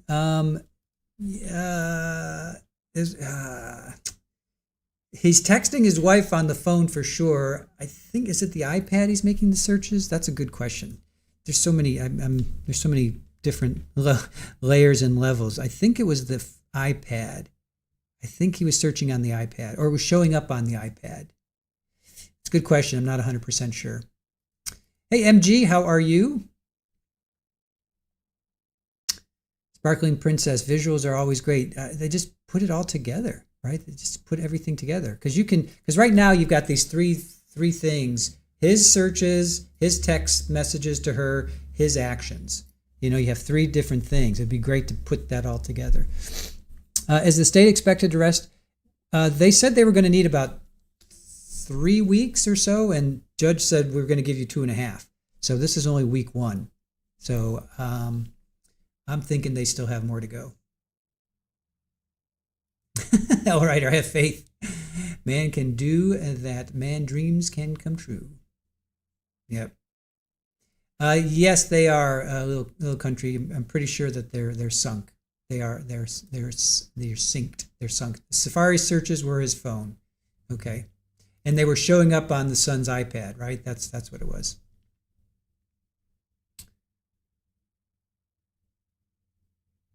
So he searched on his son's iPad. Weren't they showing up though? Okay, weren't they? I thought he was doing it. I thought he was originally, but then I think it was sunk to the iPad, right? Snowcat. I thought that's what we found out, that in the end they were sunk to his son's iPad. So he wasn't actually doing it. I don't know. I'm a little confused right now. Hey, Crunchy Frog. Good to see you.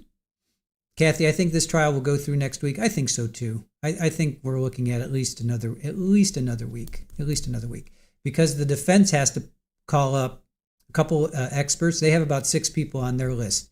Three of them were like experts, like medical experts, and then of course Brian. Brian's got it. Brian has to take the stand. Yeah, Todd Rudgren, that's a good song. Sherry, that's a good song. So JMS, they were sunk. All right.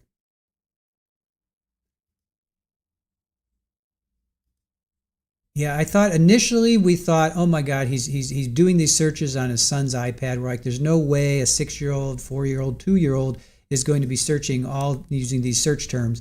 And then I think it came out that it was on his iPhone and it was syncing to his to the iPad. I think that's what it was. Because initially I was horrified. I'm like, how could you possibly be searching on your son's iPad and excuse me, and then blaming him? Stand for Truth. I do find it disturbing she missed Christmas Eve with her kids, but she needed to nest with your house.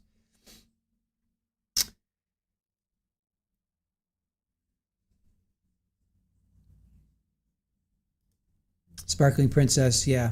Because we were horrified at first, right? We were just horrified that he was going to use his 6-year-old son as a scapegoat. But then it came out that it was his iPhone syncing to son's iPad. Yeah. Jane, forensics alone will take a while regarding the blood and tissue. Yeah, we heard that they took DNA swabs and they took DNA swabs, but we haven't heard what came back from those swabs. So we haven't heard that yet. So we still need to hear that. We still need to hear, if the blood on the towels, whose blood was it on the towels? But we don't know because we won't know if it's Ana. I guess if they got her sister, right? If they got her sister's DNA, they could say. I guess they'd have to get a family member to say yes, that blood was Ana's blood.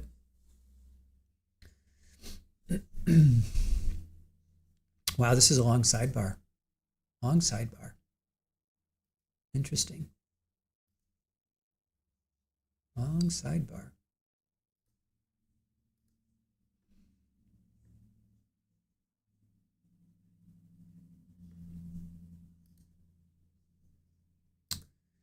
Snowcatish. It's my understanding he used the iPad believing they wouldn't search a toddler's device, but maybe I missed something yesterday. All right, let's look this up. Let me see. Let me just see here.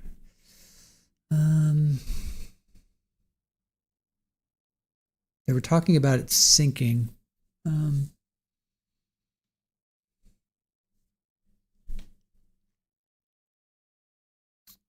But it wasn't yesterday. I don't think it was yesterday. I think it was the other Garino. I think it was Garino. I think it was him. Let me see if I can find it.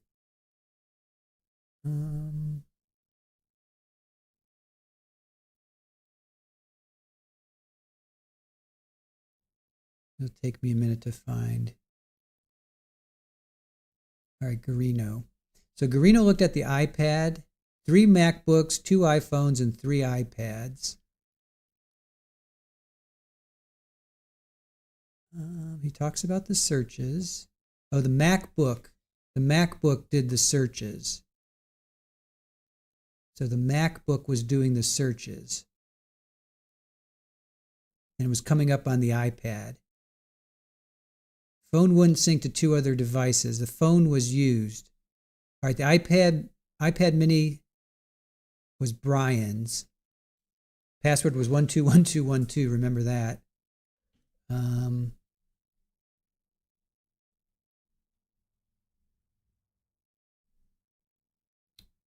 I think it was the MacBook that was doing the searches.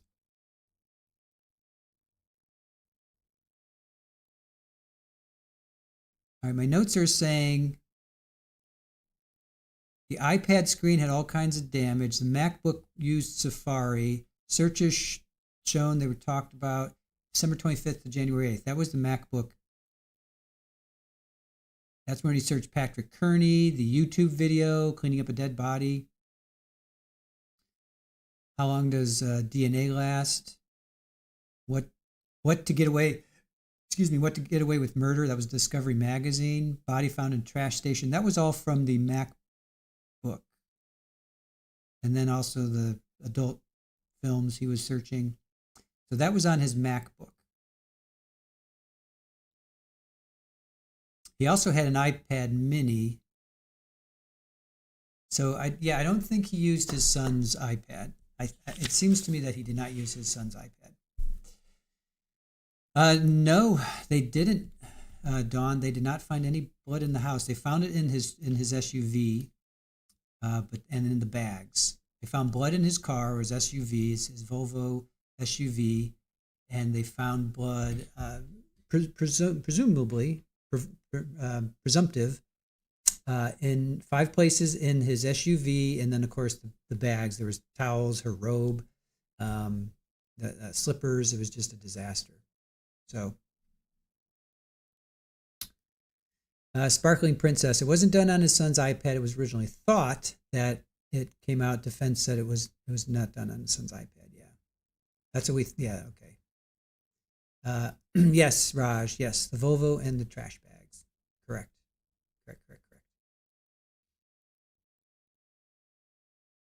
Here, you know what we're working on there, and discussing a lot of evidentiary issues. But you can get up. It's sort of tight because it's a lot of you doing that. But you can get up and stretch and move around. You can even step up, like right there, if you're lucky enough to be on an end seat. But just keep yourself alert, comfortable. All right? Thank you.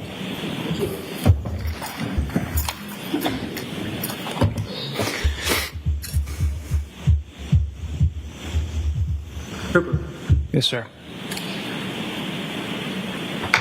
who was the Mass State Police officer designated as, quote, the case officer in the investigation of this case on or around January 8th of 2023?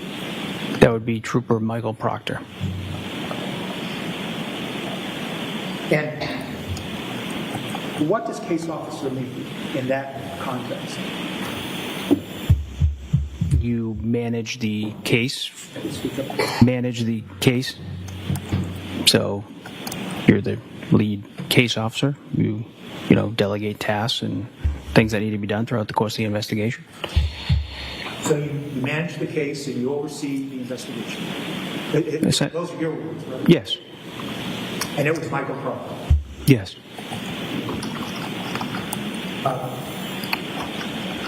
And it is fair to say, it's accurate, that you, in fact, you signed off on and applied for some search warrants in this case. Yes, I did. And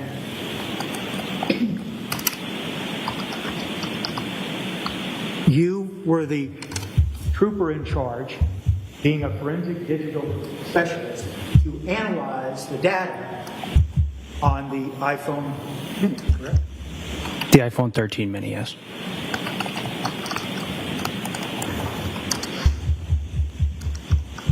But you yourself, then, just yes or no, you yourself you never applied for any further search warrant to look at more data on the iPhone 13 mini? I did not.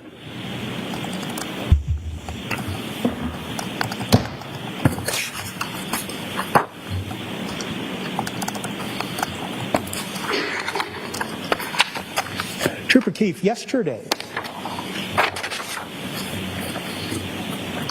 you were asked to show what was referred to as a PowerPoint presentation, correct? Yes.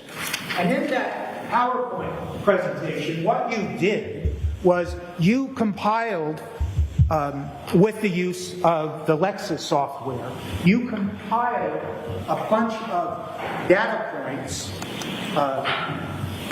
and believe that you were able then to explain the certain locations of those two phones, the iPhone SE and the iPhone Mini, over a period of time, relevant to the investigation of the case, correct? That's correct. And correct me if I'm wrong, but one of the reasons you compiled that PowerPoint presentation, I call it a presentation, but you compiled a PowerPoint, was to try to assimilate and get a lot of information together so you'd have context for the information, correct? Within that GPS data set, there's thousands of points, so this is just one specific point within that data set for those two different devices. So, when I use the phrase to give context, in other words, once you start using that location data, and based on your review of the digital data, then you can make further conclusions about what a particular data point means when it shows up on the location data, right? Unsure of the question, sir. Well, and it was a terrible question, so let me try it this way. You know, if you just look at those data points individually without any context, you don't know what data point came before it, you don't know what data point came behind it. All you have is a bunch of individual data points that really don't tell you much of anything. Correct? No. Well, I'm not correct. No. Once you put together all those single, independent data points, you begin to better understand what the location data is telling you. Once they are uploaded using the mapping software, it's an interactive map, and you can look at the thousands of data points day by day, time, specific dates, times, and they'll map out specific dates, times of the events of the location. So it helps you better understand what the events were over a period of time. Yes. So did you ever put together, in the investigation of this case, the information that was taken out of the iPhone 13 mini? And did you ever take it and put it in some format where you compared it to the other digital data, for instance, that was taken off the MacBook Gray, device number 3? You'll have to specify data. I don't know what data you're talking about.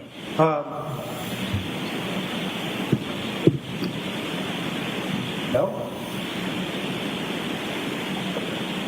The data on the MacBook about it included the activity that was gleaned from the MacBook beginning on or around December 25th up to and including January 1st of 2023. Is there anything specific? There's a lot of data contained within both devices. I'm not sure what you're asking me to compare. Well, I think you told us, jury, yesterday that with regards to the location data, you had something like over 40,000 data points to deal with, correct? From the iPhone 13 mini, yes. Okay. So then you decided, out of that 40,000 different data points, you decided which ones you would use to help better understand what events occurred during that relevant time period that you testified to yesterday, correct? Yes. So I guess my question is that, did you ever make an effort to get all the data information from the MacBook Gray searches and then compare it to the data that you took off the iPhone 13 mini, and look at that data and line up and see what happened over a period of days, 12/25, 12/26, 12/27, through January 1st, according to the times of when each event happened on each one of those days between those devices. So Trooper Nicholas Garino did the MacBook extraction and analysis. Are you asking specifically about location data? No, I'm talking about the data that was gleaned from the MacBook Gray, and for instance, the data that you gleaned from the iPad, from the iPhone mini. I did not compare the two, if that's what you're asking. Would you agree with me, Trooper Keith, that if you lined up all of the data that showed what happened on those two devices, for instance, the information, the activity on the MacBook, and you combined it with the activity on the iPad, on the iPhone mini, I apologize, the iPhone mini 13, that you would have a better understanding of exactly what was going on during the day of, for instance, 12/25/22 and 12/26/22, that would help you better understand the context of the information. Objection. Overruled. They're two different devices. They'll be used at two different times. Well, you used two different devices, used at two different times to compile your location data, didn't you? Yes, for different days throughout that time frame. Right. So it's not, the issue isn't two different devices, is it? It's the fact that you have two different devices operating on the same day. You actually can combine all the activity that happened on device A and with the activity that happened on device B and have a better understanding of what was going on. I did not compare the two devices, sir. So,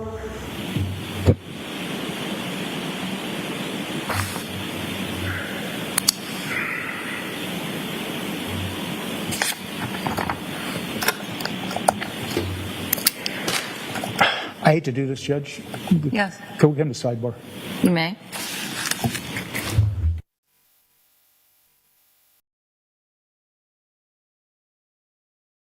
So Trooper Proctor was at one of the interviews, not the initial interview, but he was at one of them. So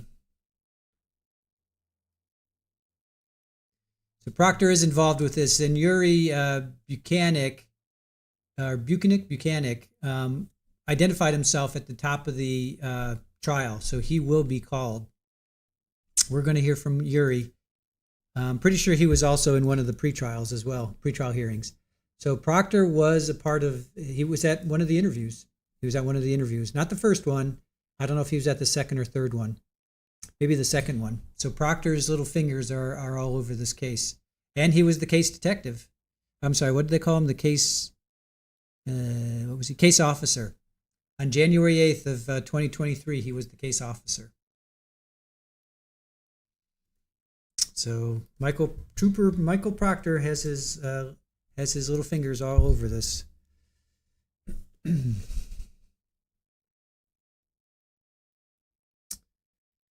So if you lined up all the data between the iPhone mini, the iPhone 13 mini, and the MacBook Gray, if you lined all those data points up between the two, you'd have a better understanding of what was going on. Like, well, they're two different devices, two different times, and Tipton's like, well, you did his geolocation, two different devices, two different times. And then they go to a sidebar.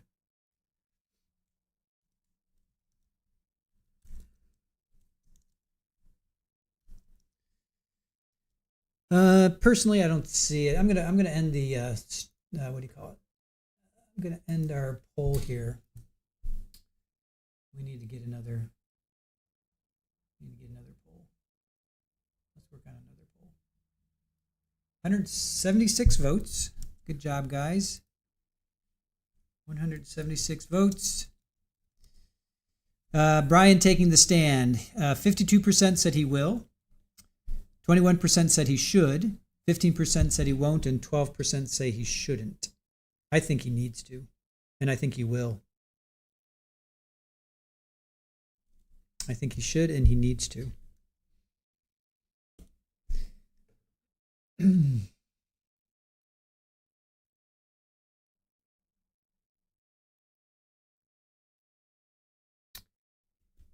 Let's see, Danny said from Autumn in your coffee. Oh, yes. Thank you. Right, it came from you, I think. But it did say Autumn, so I didn't want to dox you. Sorry, but thank you.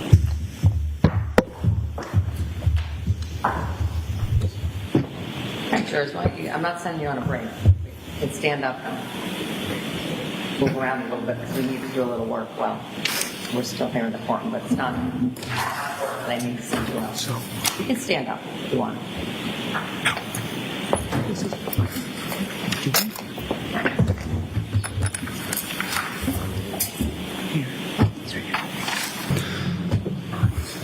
Okay, I'll stand up.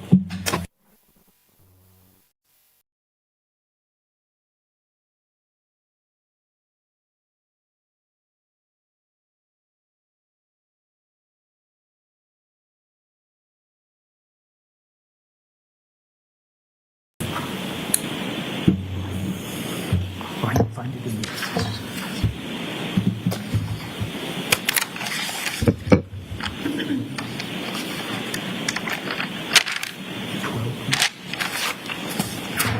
Page 2.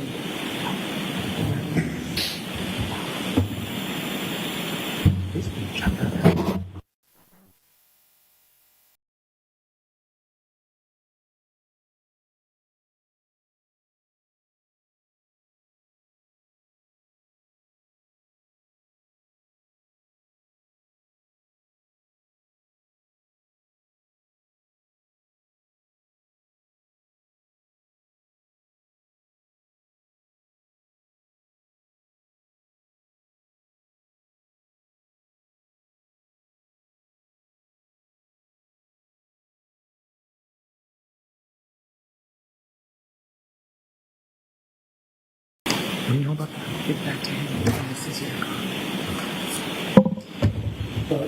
My apologies. It looks like. Oh, there you go. We're all set.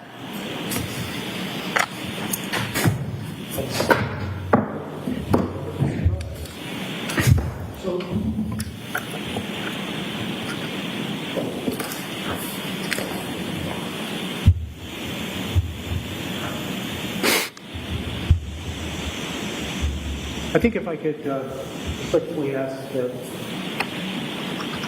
exhibit number 169 be brought up on the screen. Then, Trooper, you have your exhibit, your product is exhibit 161. You have that. Yes. Now we need to call off.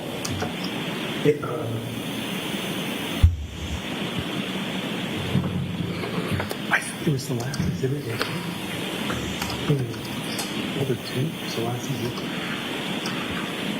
168.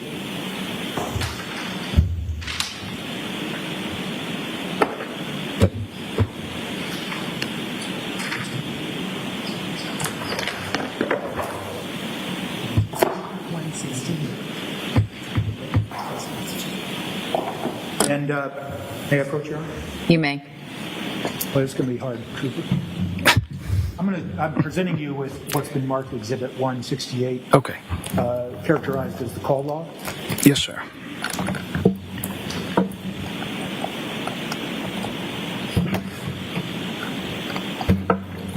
So just so the record's clear, 168 and 161 is before the witness right now? Okay, just want to make sure. Correct? 160. Yes, 161, 168. Right. And the text messages were introduced this morning as Exhibit 169.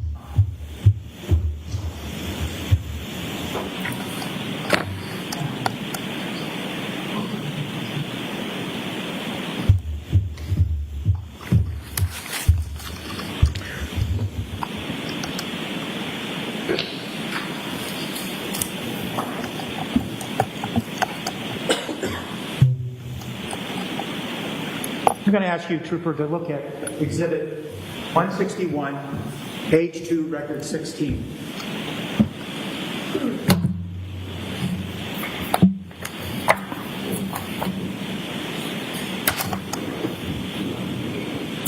161, page 2, record 16, sir? Yes, yes, Trooper. Okay, yes. Have that in front of you? Yes. Is it fair to say that that's one of the references that you testified to yesterday, check a flight, JetBlue? That is correct. Now, I'm going to ask that in Exhibit 169, page 2, dated 12/25/22 at 11:54:05. The top of the page, you see that? Yes. Do you see that, Trooper? Yes. Sorry. Yes. At 11:54:05 a.m., the text message from number 8646 to phone number 7966, there's a message of, I haven't heard from you at all, correct? Correct.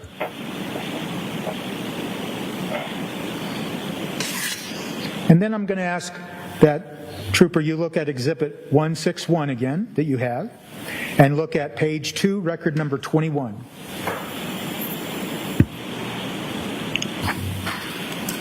Yes. That's an entry at 12:09:24 p.m., and it is one of the searches you testified to yesterday regarding William Fastow, misspelled, William Fastow, D.C. Real. Correct. And so then you go down to, I'm going to ask you to continue to look at, now, page 3 of Exhibit 161 at record 27 at 12:09:28 p.m. Looks like 0.4 of a second. And that is a search entitled William Fastow, D.C. Real Estate, correct? Yes, that's correct. And now I'm going to ask you to look at what was marked as Exhibit 161, the call log, at page 11, record 137, a search dated at timed at 12:15 p.m. Sir, that was Exhibit 168 is the call log. Oh, I've already messed Exhibit it up. 161. I did. 168. 168. Okay, I'm going to have to take it out of the binder here. It's stapled. Take your time, and I apologize.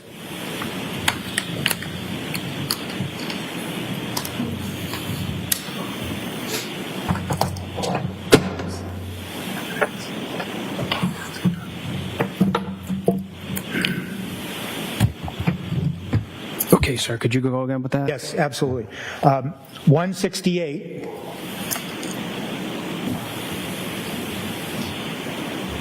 At page 11, I'll call it record 137. Time-stamped 12:15? Yes, 137. Time-stamped 12:15 p.m., correct? December 25th, 2022, 12:15 p.m., yes. And that, from the call log, that indicates some interaction between the two devices, and that Exhibit 168 has to do with phone ending in 8646 and phone ending in 7966, correct? Assigned to Brian Walsh and Ana Walshe, correct? Yes. And there is a 1-minute, 23-second call between those two phones, correct? Yes. We don't know the content, do we? I do not. Okay. And then as you continue to proceed in this relevant time period, you go to Exhibit 161 again, at page 3, record 35.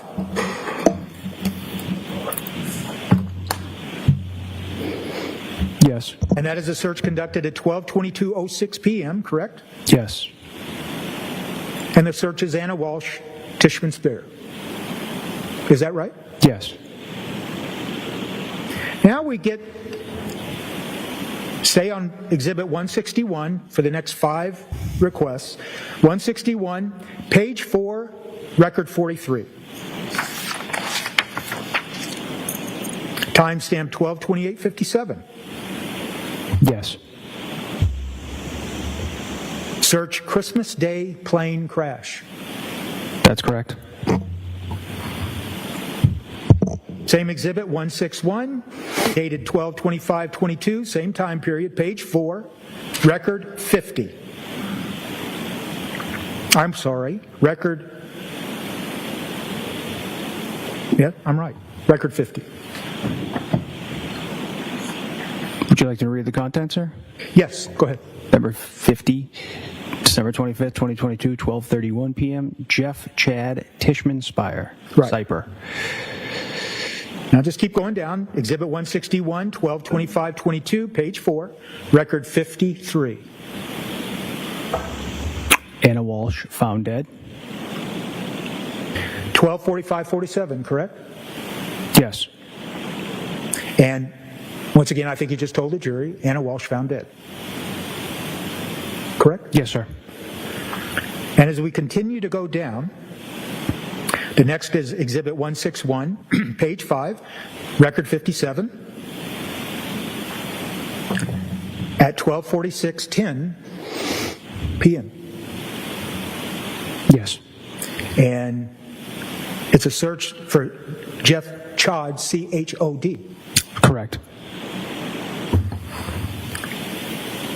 Now, I'm going to ask you to look at Exhibit 168 at page 11, record 132.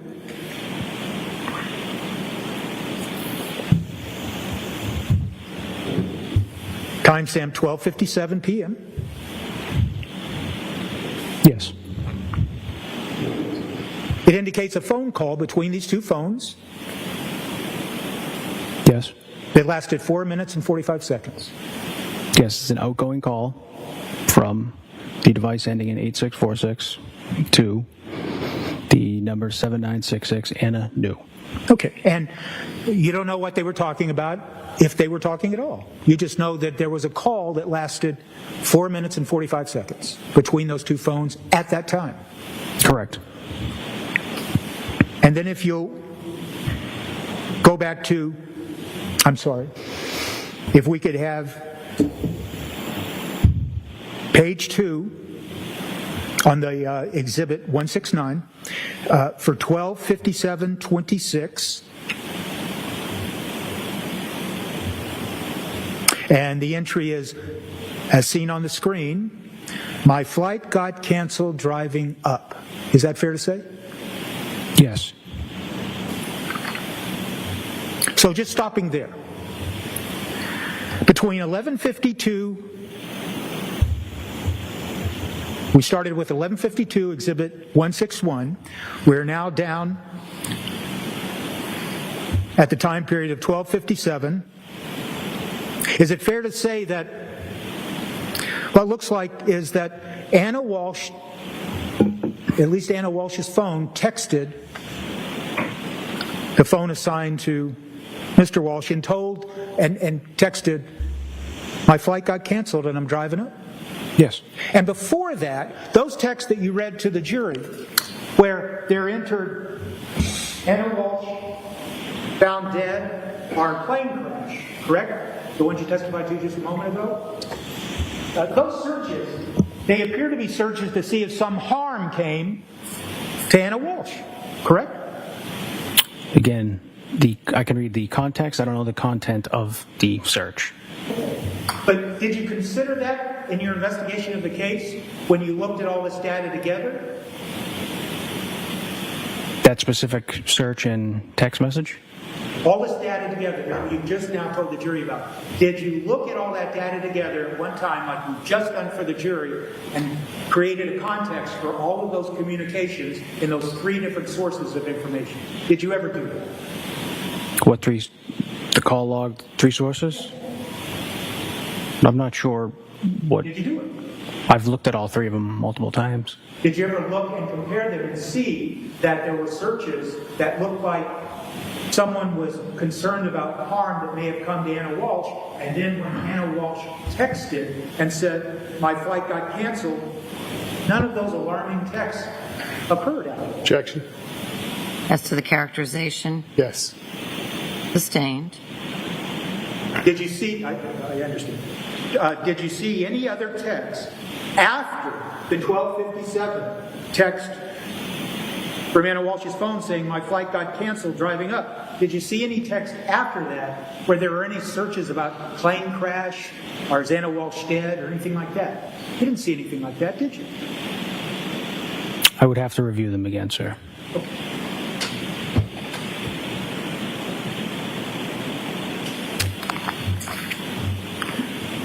I want to ask you to look at Exhibit 168, beginning at page 11, record number 129.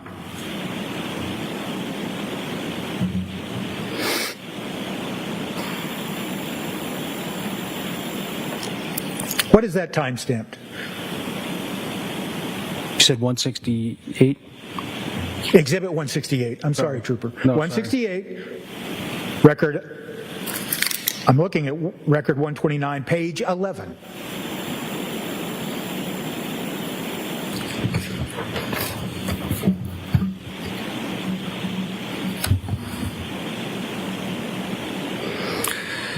Sorry, what was the line again, sir? Sorry. That's okay.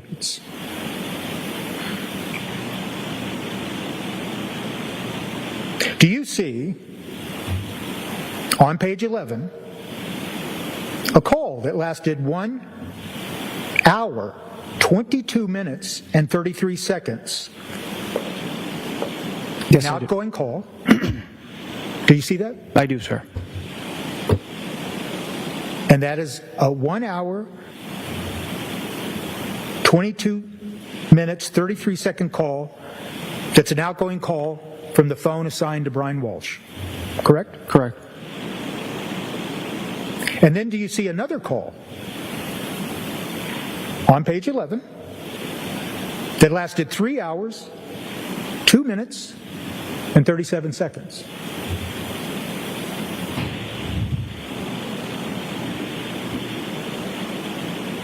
On page 11, sir?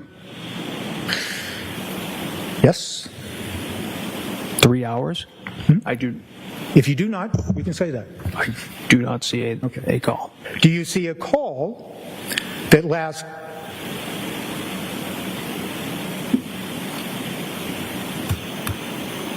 6 minutes and 5 seconds? On page 11. Yes, I do. And then do you see another call that lasted 1 hour, 27 seconds and 27 seconds and 07 seconds, I think. Do you see that? And that call originated on the phone assigned to Ana Walshe. I'm not sure what. Can you repeat that? Yes. Do you see a phone call that lasted 1 minute, 27 seconds? On page 11, sir? Yes. I do not. Then this might be a good time to stop. Okay, we'll take a break. There's, have a nice morning, ladies. All rise, please. Close your notebooks. Follow me. 1 hour. Fine. Would you say you just went around to get to the road? Yeah, look at this.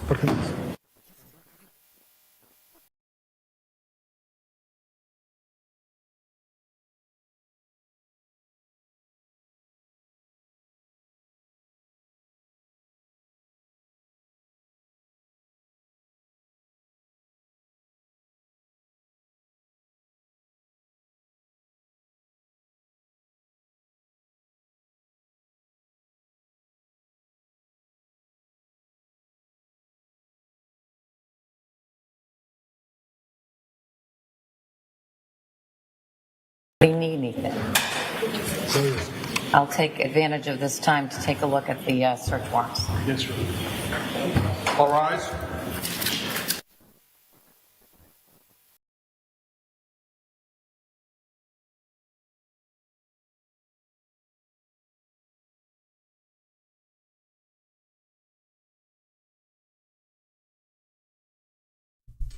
All right.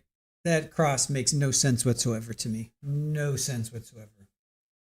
He's trying to not show premeditation because Brian was searching, expensive cars, champagne, wine, movies, actresses, nightshade, noodle bar. I mean,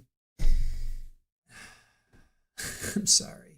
It's just, if we're feeling this, you know the jury is feeling this, you guys. You know that. If we're feeling it, you know the jury's just like.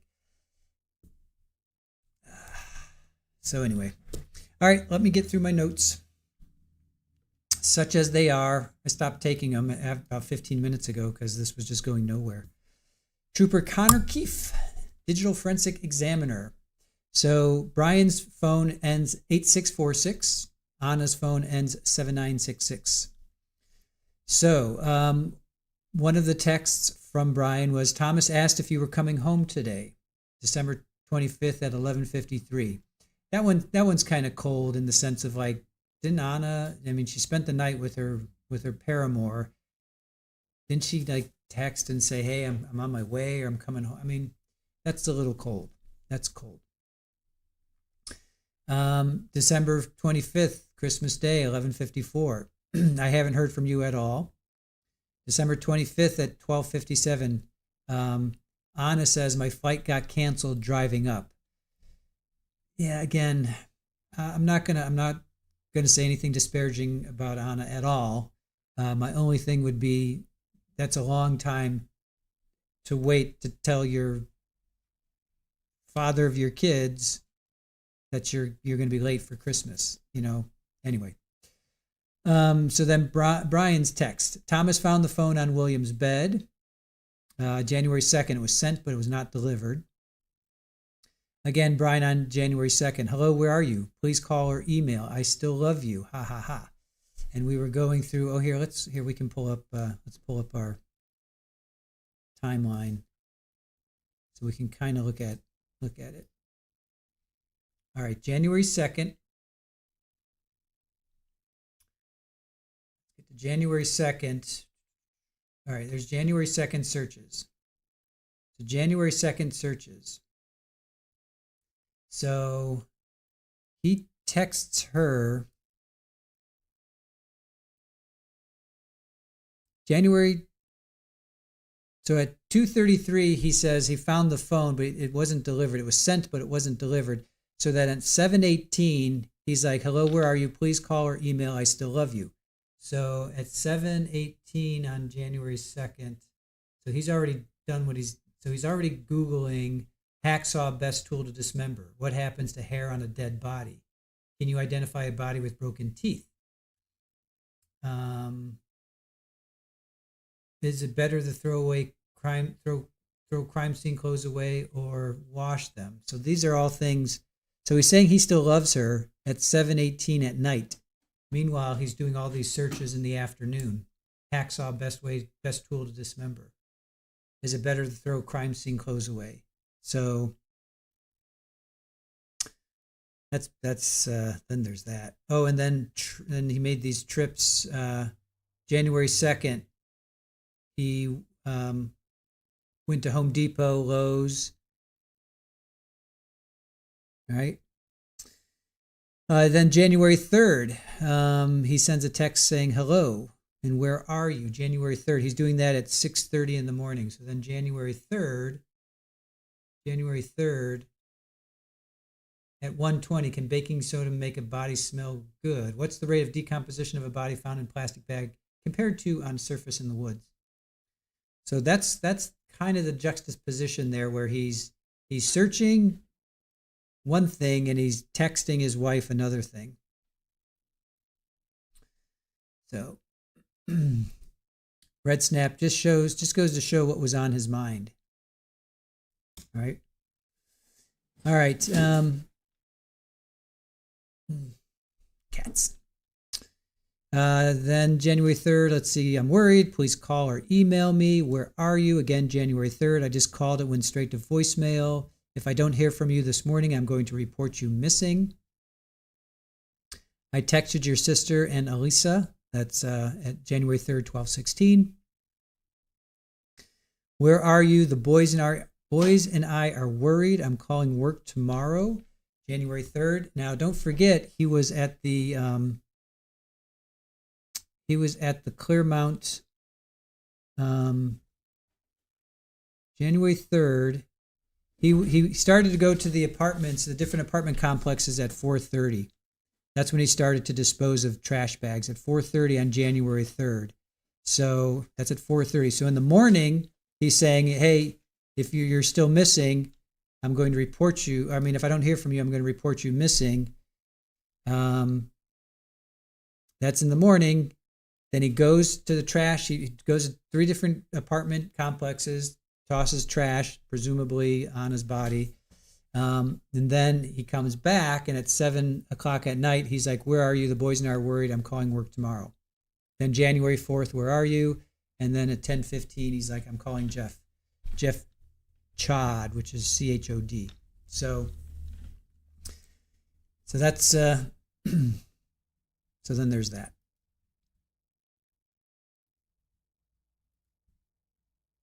All right, let me just make sure I'm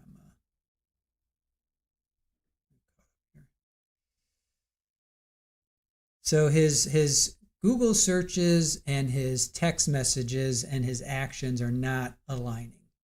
They're not aligning.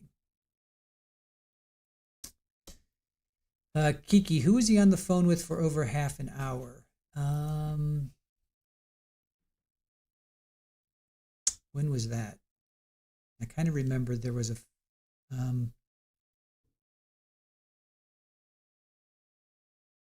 trying to think when that was. I just have his searches from yesterday.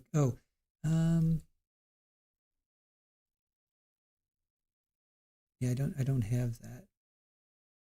I kind of remember that, but I don't have that specifically to answer your question.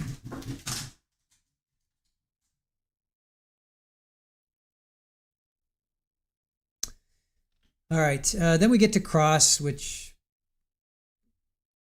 I'm trying to think. Was there any turn off location data?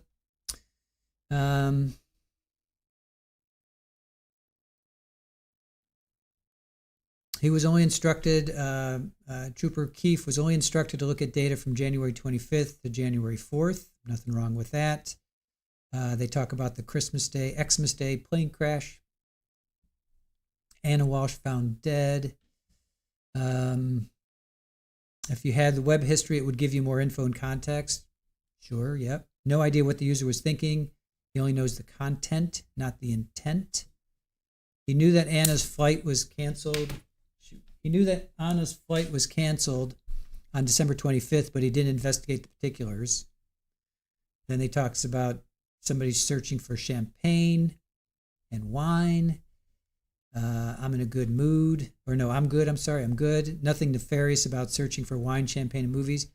Nightshade Noodle Bar. Yeah, there's nothing nefarious about that because things may have been okay, but it's brewing, it's stewing. You know, Brian's upset that, and Brian even said in one of the interviews, they had a fight on Thanksgiving, they had a fight on Christmas, and he didn't want to have a fight New Year's Eve because there was the third fight, you know, in what, a very short period of time. He didn't want to have a fight on Christmas. So they were fighting. Sure, somebody may have been Googling champagne, wine, movies, blah, blah, blah, but they were fighting. They were fighting, according to Brian. Was that a lie? Who knows? And then Trooper Michael Proctor, he was the case officer as of January 8th. Now, it's interesting, Mr. Tipton brings in Proctor, says, who is the case officer? Trooper Michael Proctor. And everybody's like, ooh, Proctor. But then that's it. He doesn't go anywhere with it. So, big deal. Who's Trooper Michael Proctor? Who is that? Again, nothing burger. Then he's trying to compare. Did you compare the data from the iPhone 13 to the MacBook? He's like, he didn't compare the two. If you lined up all the data between those two, you'd have a better understanding of what was going on. I don't know. It doesn't. This line of cross to me is just really going nowhere. I'm not buying it. Sorry, Mr. Tipton. It's not. Unless you go somewhere with it, and when we come back from break, I'm not following it. I'm not following it. All right, so they're going to be on a break now.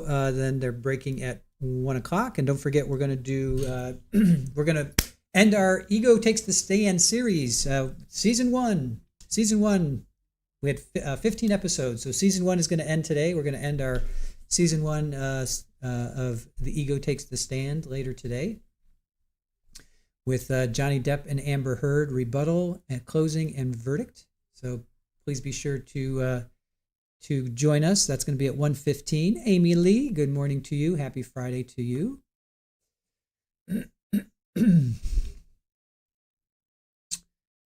Let's see. What are you guys talking about? Let's see. Sakari, yes, he saw her text. She said she wanted to tell Brian Walsh herself. I bet when she arrived late, he brought it all up. She admitted that he did what he did to her. That's just how I imagine it.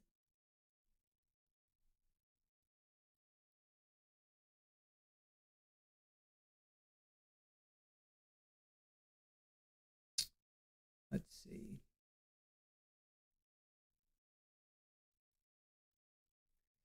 No body needed, no cause, manner of death needed.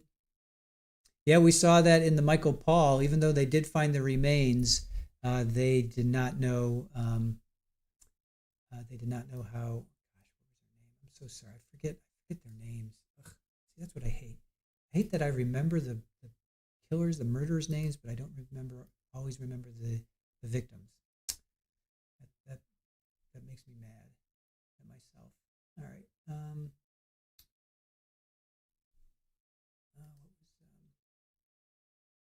Matthew Paul. I want to say Stephanie, but I don't think it was Stephanie. It was Stephanie. All right. I should go with my gut instinct.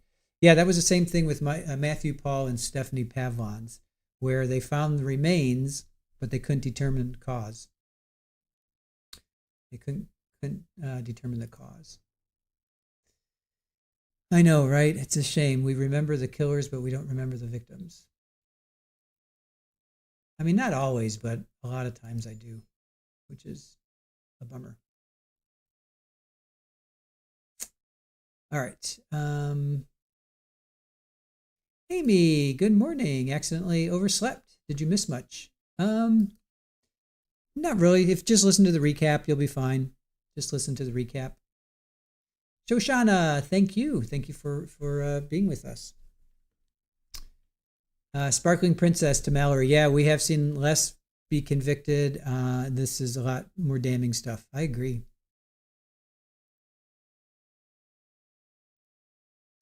So Sparkling Princess Snowcat says they answered you, but they typoed. Put a typo in there.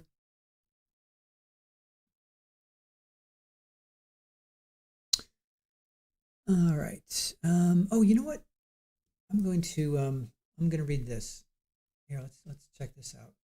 All right. So this is from a news report that Mary sent this. Mary, thank you for sending this. A week before she mysteriously vanished, Ana Walshe reportedly begged her mother in a text message to come visit her in Massachusetts from the mom's home country of Serbia.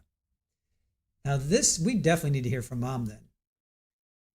Speaking to reporters outside of Belgrade, Milanka Lubicic recalled the last text conversation she had with her missing 39-year-old daughter. She just said, "Please, Mama, come home." Now, Mom is 69 years old, which means that clearly there must have been some problems. Lubicic said during the text exchange that occurred December 25th, Walsh was pleading for her mother to meet her in Washington, D.C., where she worked as a real estate executive. Walsh did not disclose the reason for the urgency.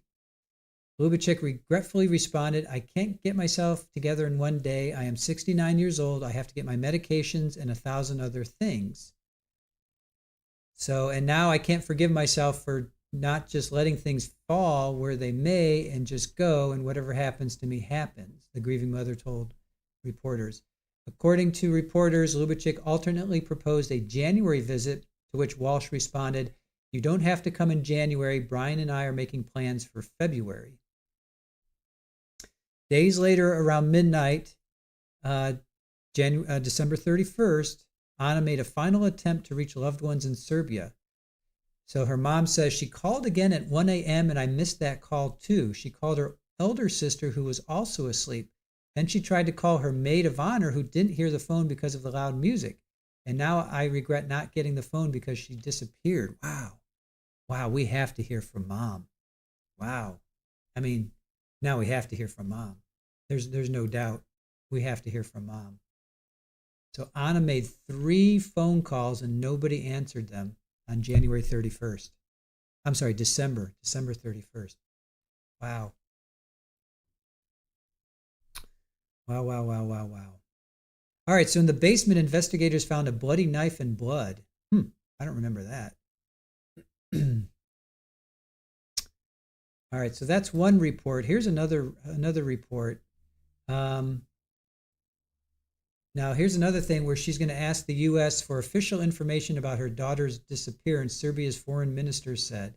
And this was January of 20. Okay, so this was right after it happened. This is January 21st. So Milanka Lubacek, the mother of Ana Walshe, signed a formal request to receive documentation about the case as next of kin, the ministry said in a statement. The request has been sent to Serbia's consulate in New York and will be submitted to relevant U.S. authorities. Cohasset's about 15 miles southeast of Boston.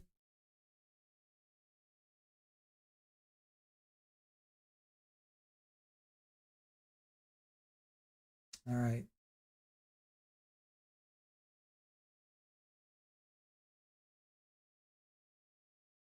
So Miss Lubacek has told local media she could not believe that her son-in-law would harm her daughter. Wow. We definitely have to hear from Milanka then. Wow, that's pretty heartbreaking. So apparently Anna called her sister, her mother, her sister, and then her maid of honor. I wonder, is that Jen? Is that the Jen that was over for New Year's Eve? That's just terrible. That's terrible.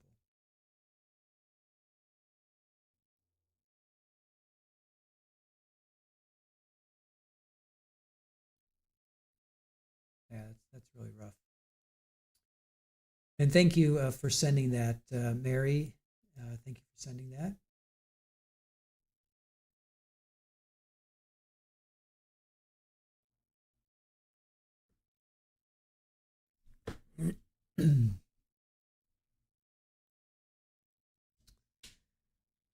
Linda, what is awful is the search about the broken teeth. What did he do to her after beyond words? I know.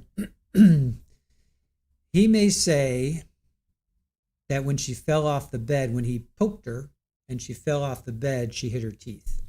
I can see them going that route. But other than that, yeah, I agree. That's pretty bad.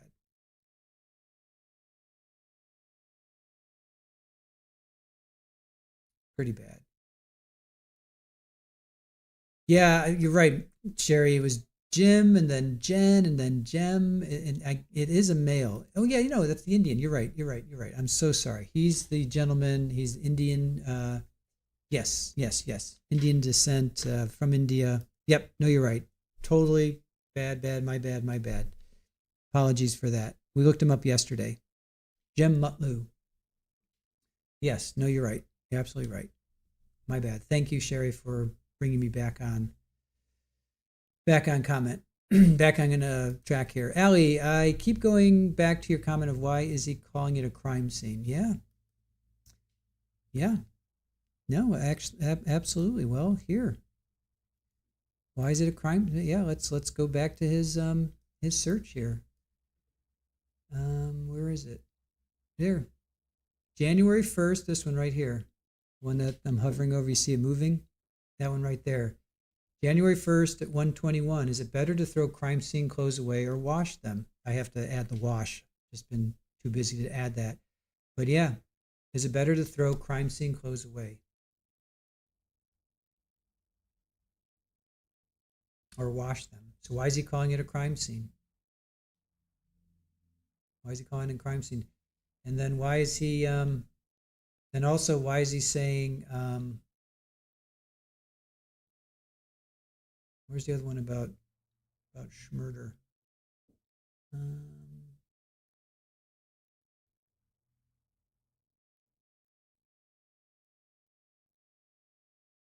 thought I had it in here. I thought I had it in here. I guess not. I guess I don't have it in here, or I can't see it right now. But yeah, crime scene. Why is he calling it a crime scene? Too many things are pointing towards a guilt for me. But I want to see what the defense has up their sleeves, I guess, what they're going to come in with.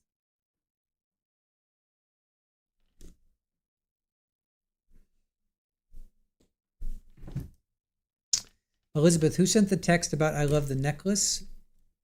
Oh, off keyboard. Thank you. Hey, Narcoleptic, good to see you. Elizabeth, that was William Fasto. Well, there was a picture of a Gucci pendant necklace Ana wore frequently. Hold on a sec. Okay. Picture of two. Okay, so that was to William Fasto, right? That was to William Fasto. Picture of a toothbrush Ana left. He packed for a trip to Idaho. They discussed intimacy in Dublin. The picture of her son, a necklace. So that was to her. That was between her and William Fasto. Do I think William bought that for her? Perhaps. Yeah. That would make sense. Yeah, Sherry, the article. That's tough. That one's tough. Golden Doodles rule. Good morning to you. Welcome in. Hope you're keeping warm on a chilly Friday morning. For us here on the East Coast.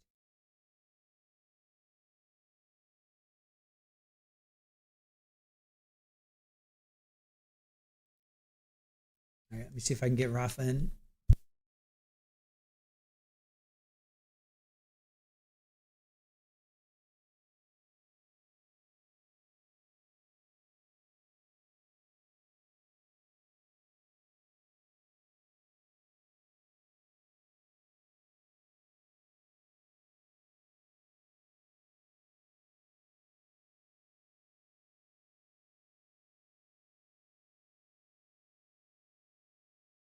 Bubbaloo asks, are we taking Christmas week off? No.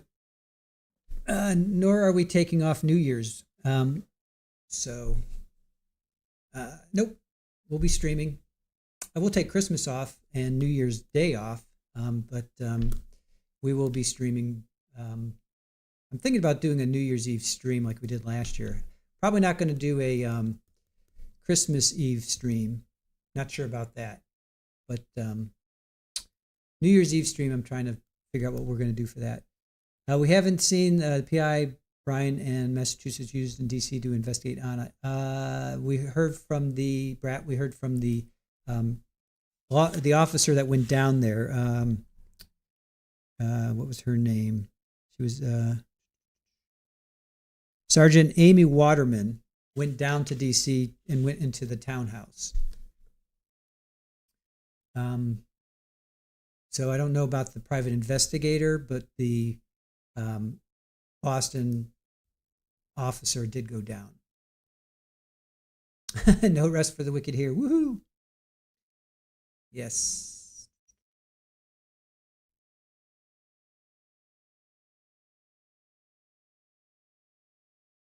MD, a lot of admissible circumstantial evidence for the jury to consider. It all adds up to M1, even without physical evidence.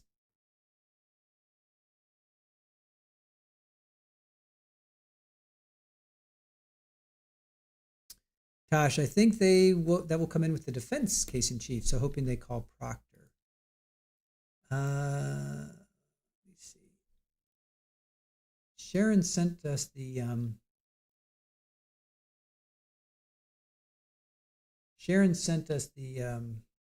list of sent us the witness list the other day. Let me see if Proctor is on the witness list. He's not going to be called. The state said they're not going to call him. So we know that for sure. We know the state's not going to call him. Is the defense going to call him? Is he on the defense? He's on the defense. Dr. Stephen Lakin, CFOS Corporation, Joel Skoletsky, CFOS Corporation, Priya Banjari, Anchor Forensic Consulting, Dan Faria, MWV Forensics, Stephen Verono, maybe, MWV Forensics. So they got some forensic folks coming in. Tracy Miner, who is Brian Walsh's lawyer, Michael Proctor, who we all know, and a Tim Creamer. Those are the three. Those are the 8 people that are on defense's prospective witness list. So, state has Fanning on, Tolley,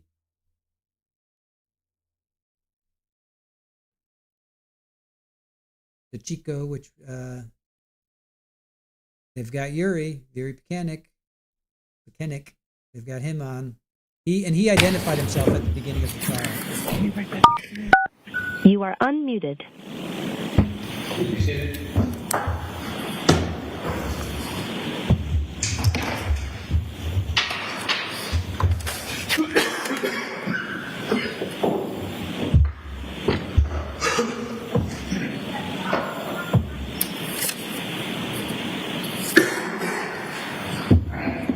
I just had an opportunity. I know it's maybe not relevant to the inquiry that's going on right now, but Attorney Porges, your records are good. He wrote 76, 85, 119, and 136. Almost memory is correct too. They all go to Verizon or AT&T records, so we can talk about that more later. Anybody need anything before I bring in the jury? Does that mean I can explore it more with him? No, it doesn't. It just puts the record more precisely as to why, but there may be others that you can explore that with. All right? I actually don't get it, Judge. You don't what?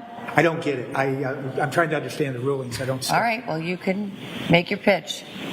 So you're telling us that I can't explore getting further search warrants to go back 1225 with this witness? I think you can with regard to his sort of, I'll call it area of expertise. But that's not what you really want, right? You mean with the Verizon records? Yes. Yeah. No, I don't. I mean, as I look through back to go through, I mean, I think you have to have the filter that I'm placing right now is you have to have a good faith basis for all your questions, both sides. This, I won't call him an expert, but this trooper's expertise, as is revealed by those search warrants, is in a particular narrow focus. Now, if you set the foundation for some broader thing, maybe you can, I don't know, making reasonable inferences from what I know about the case, then I may come in. But with this witness, and there may be other witnesses, to include Trooper Proctor, seems like Trooper Guarino had a slightly different role than even Trooper Keith. So I think there are proper inquiries or proper individuals that you might be able to make these inquiries to some depth. But I don't think this is one of them. Based on the record that's before me, you can ask probing questions if you wish, and you know something that I don't. Again, I'm the consumer of the evidence, just like the jury in that regard. And I certainly do have a lot of learning from the time that I've spent on this case, but on what I know right now, I don't think it's a proper line of inquiry. I understand the court's ruling. All right. Let's bring it back in. All rise. Jurors entering.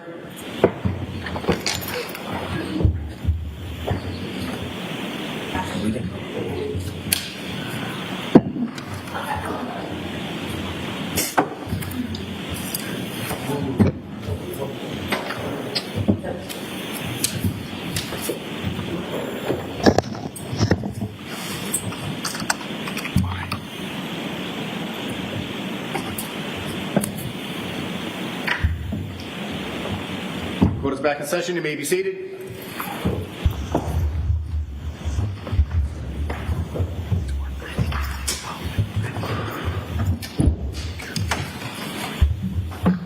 You may proceed. Thank you.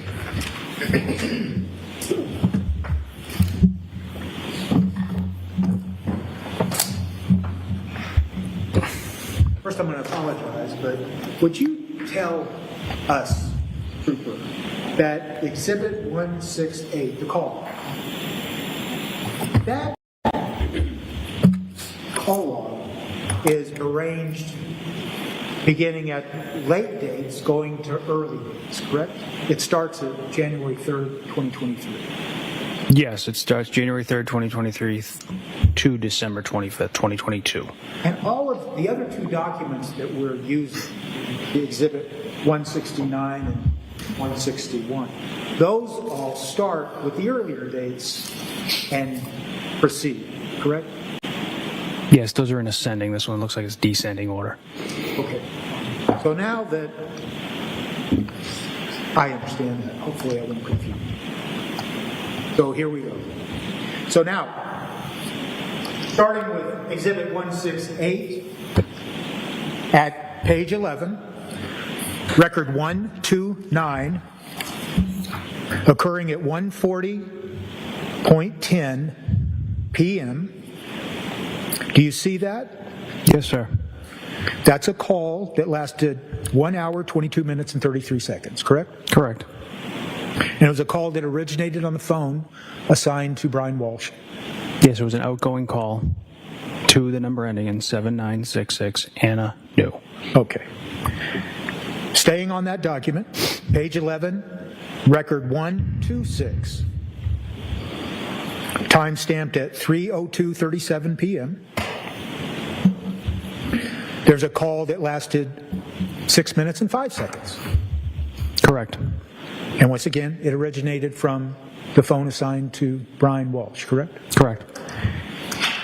Now, go to page 10, record number 124. An event happening at 4:11:06 p.m. There's a call that lasted 1 hour, 27 minutes, and 7 seconds. Correct. Now, that call originated from the phone assigned to Ana Walshe, correct? Yes, that is an incoming call. Are you aware of the fact, based on your involvement in the case, that Ana Walshe, her flight was canceled and she wound up driving up from D.C. to Cohasset? On December 25th, sir? Yes. Yes.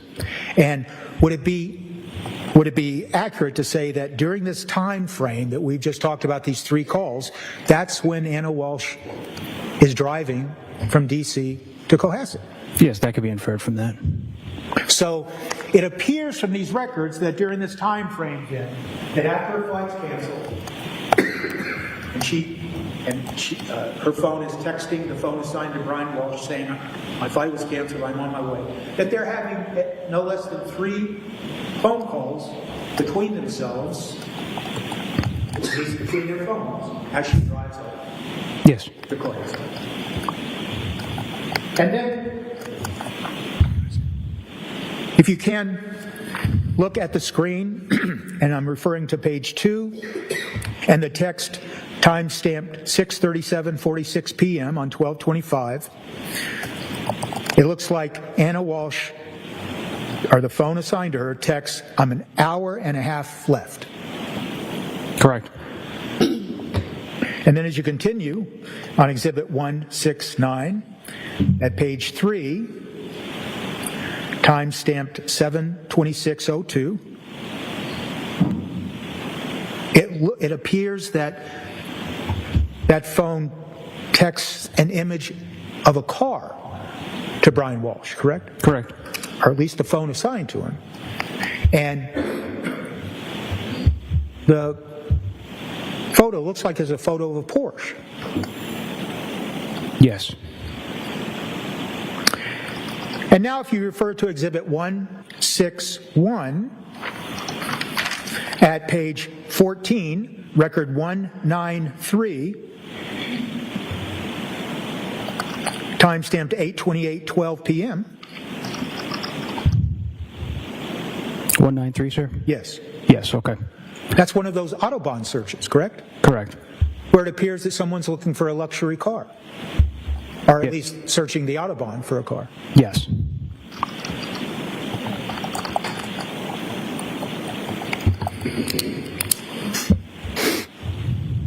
If we go now to Exhibit 169, and we're looking at page 3, we see a text that timestamped 10:34:50 p.m. Yes. And it involves a property listing at Zillow. Correct. And if you scroll down 1, 2, 3, 4, 5, 6, 7, 8 texts, all of those texts encompassing page 3, 4, 5, 6, and 7, they continue to be text regarding Zillow postings for property, correct? Yes, they all appear to be text sent from the number ending in 7966, assigned to Ana Walshe, to 8646, about properties. And those properties are all situated in or around the greater D.C. area or Baltimore, correct? Yes. And do you know, officer, from your involvement in this case, about what time Miss Walsh arrived in Cohasset when she drove up from D.C.? On the 25th? Yes. I do not know. If I told you that she arrived sometime around 8 or 8:30 in the evening, does that sound accurate to you based on your review of all the data? Sounds reasonable. So it would appear that all these Zillow listings we just referred to that are occurring sometime around 10:30 p.m. on 12/25 through 10:58, it appears that he's already home. Ana Walshe is already back home, and she's texting on her phone to a phone assigned to Brian Walsh all of these listings, correct? Yes.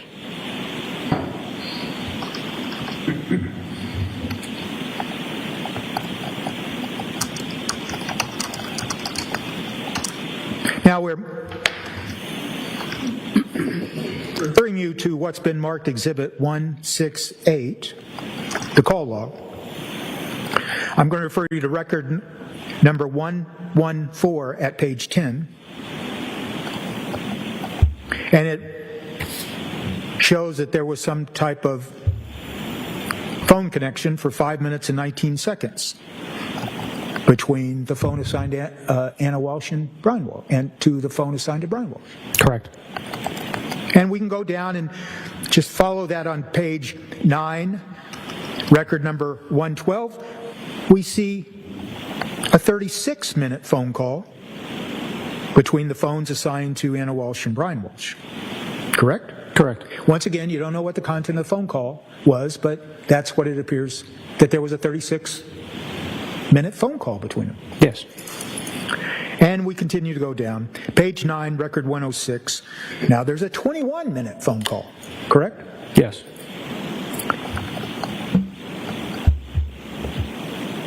Now we're on Exhibit 161. Now we're on a different date. We're on the next date. December 27th of 2022. I'm going to refer you to record number 316, page 22. You recognize that entry on Exhibit 161? What was the page number, sir? Sorry, I put the 168 down. That's fine. Page 22, record number 316.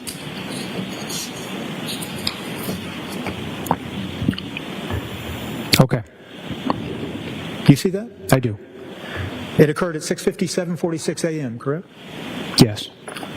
That's that reference you were asked on direct examination yesterday, that reference to all my exes, correct?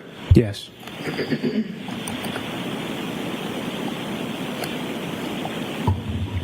And then on the same day, and now we're looking at Exhibit 168, the call log. We're going to refer you to page 9 and ask you to look at Record 104. They begin a series of phone calls, 3 phone calls, 10 minutes and 43 seconds, 1 minute and 1 second, a third one, 26 minutes and 21 seconds, all originating from the phone assigned to Brian Walsh, to Ana Walshe. Do you need me to tell you exactly what the records are? I apologize. Yeah, could you go again with the record number, sir? Yes. 104, Okay. 102, and 100.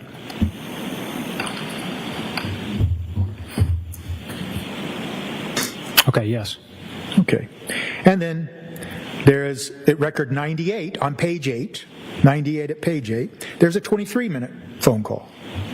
Correct. And that originated from the phone assigned to Ana Walshe. Correct. Now, I want to refer you to now the text messaging that's been entered as Exhibit 169 at page 7, and it's timestamped 10:59:32 a.m. And it appears that the phone assigned to Ana Walshe texts, "When can they have the thing signed?" Do you see that? I do, sir. And immediately following that, in the call log, Exhibit 168, is a phone call that lasts 6 minutes from the phones assigned to Ana Walshe and Brian Walsh. And it originated from Ana Walshe's phone, didn't it not? I'm just checking the call log now, sir.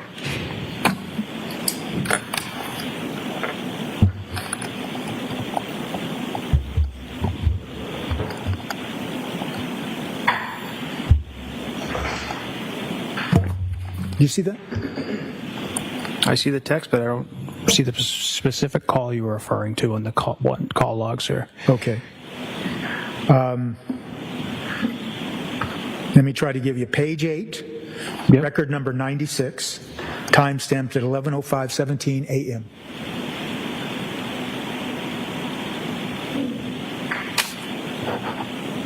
Page 8, 98 on this one has a different time and date, sir. All right, what is it? Just tell the jury what it is. This one is December 27, 2022, 10:41 a.m. That's number 98 on Okay. this one. And it lasts for 23 minutes, 10 seconds. Yes. Go on down to now, page 8, record number 96 on the same exhibit, 11:05:17 a.m. A phone call that lasts 6 minutes and 54 seconds. Correct. Now, we're going to jump down a little bit, and at Exhibit 169, the text messages, on page 8, a text message timestamped at 6:36:44, there's a text that reads, "Did they sign?" Yes, I see that.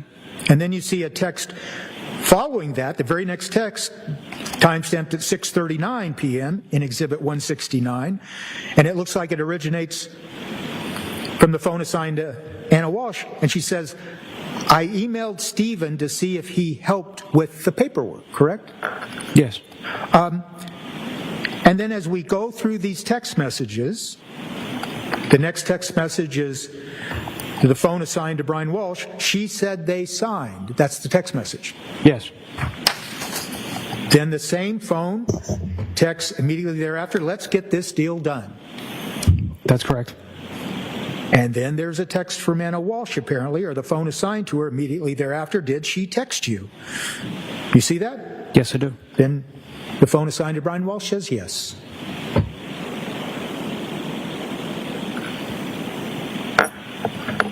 And then the next text is on page 10 at 6:39:36. Ana Walshe texts, at least her phone does, "I didn't see it." Yes, correct. And then a few seconds later, that phone texts, "Great." Yes. And then that same phone, assigned to Ana Walshe, at 6:40 texts, "Let me have Stephen confirm and I'll Venmo them." Yes, correct. And then there's a text that says, "Great," from the phone assigned to Brian Walsh. Then immediate text about an hour and a half later that says, "Hello." And that's at page 11 on Exhibit 169 at 8:03:04. Correct, yes. So, based on your investigation and based on your review of this data, that series of texts where they're talking about a deal and Venmo and everything else, it appears to you, doesn't it, that they were involved in the sale of property or something? Is that fair to say? It appears they were looking at, Conclusion. Oh, withdrawn. You can answer. it appears they were looking at properties and possibly have sold the property or something based off those text messages. Did you, as one of the investigators in the case, did you have any assignment to go try to explore what this sale was? I did not. Okay. Let me ask you something, Trooper. You're assigned to the Norfolk County District Attorney's Office, correct? Yes. There's a number of other troopers that are assigned to that office specifically to investigate serious felonies, allegations of serious felonies, correct? That is correct, sir. And is it fair to say that, I think earlier in cross-examination testimony, you said that you collaborate, you talk to each other, you Correct. share information, correct? Yes. And so one of the reasons you share information amongst your fellow troopers that are assigned to the district attorney's office is so you can all learn more about the case and make a better understanding of what the data means and what the information you're getting might mean, correct? Yeah, we collaborate, share information about any investigation going on. Based on your collaboration with your fellow troopers in connection with this case, are you aware of any one of your fellow troopers assigned to investigate this case that ever went out and tried to determine the nature of that sale of property that we just went through based on the information that's in these three different sources of information? I believe so. Okay. And do you know what the sale of property was? I don't know the details of it. Do you know where the property was that was sold? I believe the North Shore somewhere. Do you know how much it involved? I do not. Do you know whose name that property was in? I do not. Do you know where the proceeds went, the proceeds of the sale went? No, sir. Okay.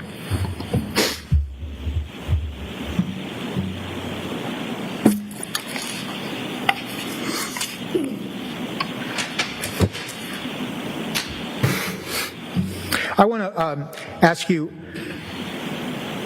refer to Exhibit 169 on the screen. It'll be at page 11, a text time-stamped at 8:03:04 p.m. And there is a text coming from the phone assigned to Brian Walsh that says, "Hello." Yes. It's followed by a text that says, from the phone assigned to Ana Walsh, "Phone died." Correct. There's a text that immediately follows that, indicates a screenshot of a phone. Yes. Is that correct? Yes. And then a text that immediately follows, literally, that's the word that's used. And that's coming from the phone assigned to Ana Walsh. Yes. And then a text that follows about 2 minutes later, coming from the phone assigned to Brian Walsh, where he simply says, "Hello." Yes. Then an immediate text after that, from the phone assigned to Brian Walsh. "Do you need a new phone?" Correct. And then there is that text where it appears at 6:18:55 a.m. at page 14 on Exhibit 169, where Brian Walsh, the phone assigned to Brian Walsh, is texting location data to 1001 Connecticut Avenue, Northwest, a Verizon store. Yes, it appears to be an address to a Verizon store. Okay, and that's what we talked about a little bit before, right? Right, yes. But now we have it in context, don't we? We realize that there's text going back between these phones of Ana Walsh's phone seemed to not be working right, and then the phone assigned to Brian Walsh finds the location of the store and sends it to you. Yes. And if you just keep going down those texts, the next text, the phone assigned to Ana Walsh, she says, thank you, right? Yes. Okay, now we're changed to the next date, 12/28/22. We're looking at Exhibit 169, and there's a series of texts that begin at 7:10:59 a.m. on page 14, and the phone assigned to Ana Walsh says, "Will work from home today," correct? Correct. And then there's a text that follows 3 minutes later from the phone assigned to Brian Walsh, says, "Feel better." Correct. And I mean, from reading those texts, it would suggest that Ana Walsh wasn't feeling well, and she was working at home, correct? Yes. And then there's a text immediately thereafter from the phone assigned to Brian Walsh saying, "Let me get the boys ready." Correct? Yes. As we scroll through these texts, the text at page 16, timestamp 7:15:15 a.m., there's a text, comes from the phone assigned to Brian Walsh, says, "Love you." Correct? Could you scroll down a little further, please? Page 16, timestamp 7:15:15 a.m. Yes, correct. And then immediately thereafter, there is a text, page 16, immediately following that text, coming from the phone assigned to Ana Walsh, and she says, the phone says, "Love you too." Correct. The phone assigned to Brian Walsh says, "I will get you a plunger." Correct? Yes. Next text from the phone assigned to Brian Walsh, "and a Porsche." Yes. The phone assigned to Ana Walsh says, "Ha ha." Correct. Then Ana Walsh phone says, "Thank you." Yes. The phone assigned to Brian Walsh says they both start with P. Correct. Do you think that phone is referring to the Porsche and the plunger? Yes, sir. And then Ana Walsh, the phone anyway, responds, "I'll take care of the plunger. You just get the Porsche." Correct? Yes. Okay. And then there's a couple of texts back and forth saying, "Ha ha, ha ha." Right? Yes. Immediately thereafter, at about an hour and a half later, same exhibit, 169, page 20, at 9:26:13 a.m., from the phone assigned to Brian Walsh, there's a screenshot of a Porsche, correct? Yeah, it appears to be a vehicle. I don't know if it's a Porsche or not, sir. Okay.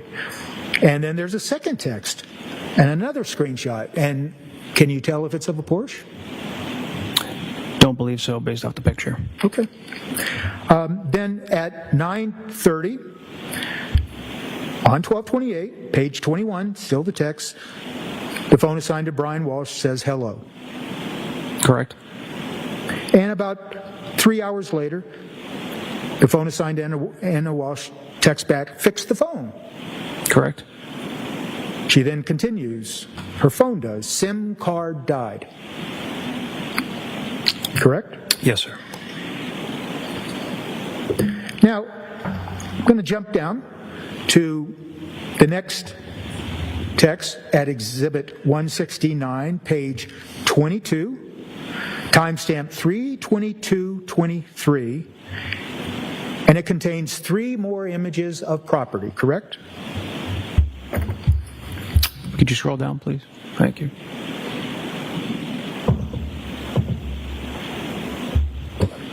Yes, sir.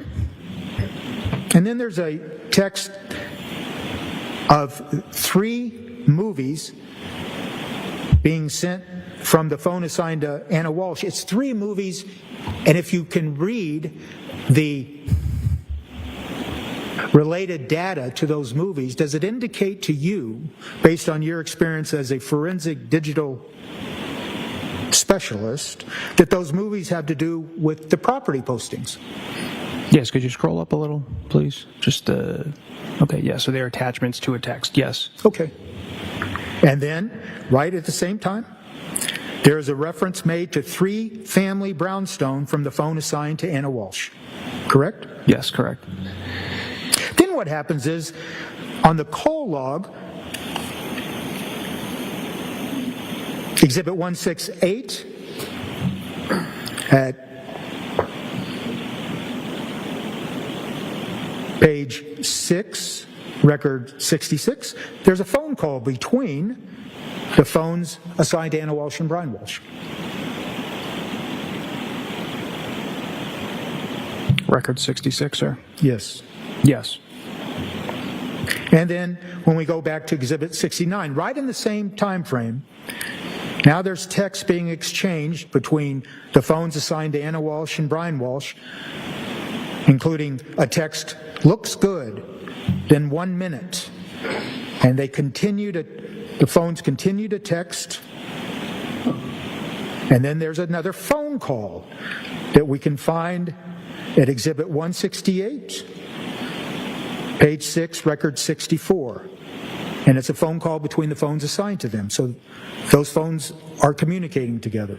I mean, we don't know what they're saying, right? Correct. And then if you go back to the text, we're still on the same day, 12/28. Now there's text about, from the phone assigned to Brian Walshe, then the numbers work.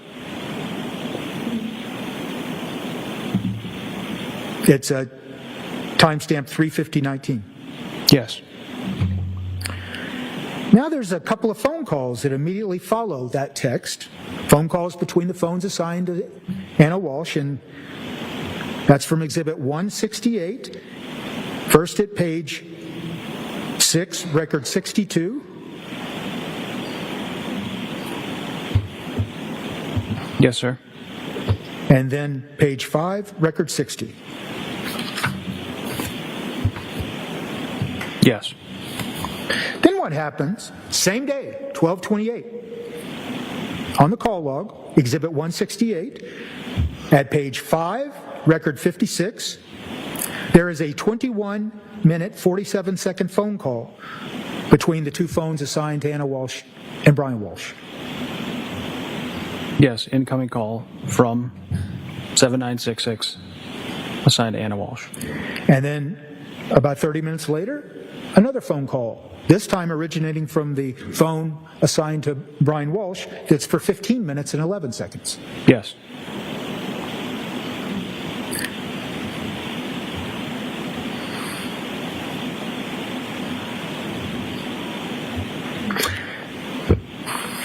If you continue to scroll through the text messages that are contained in Exhibit 169,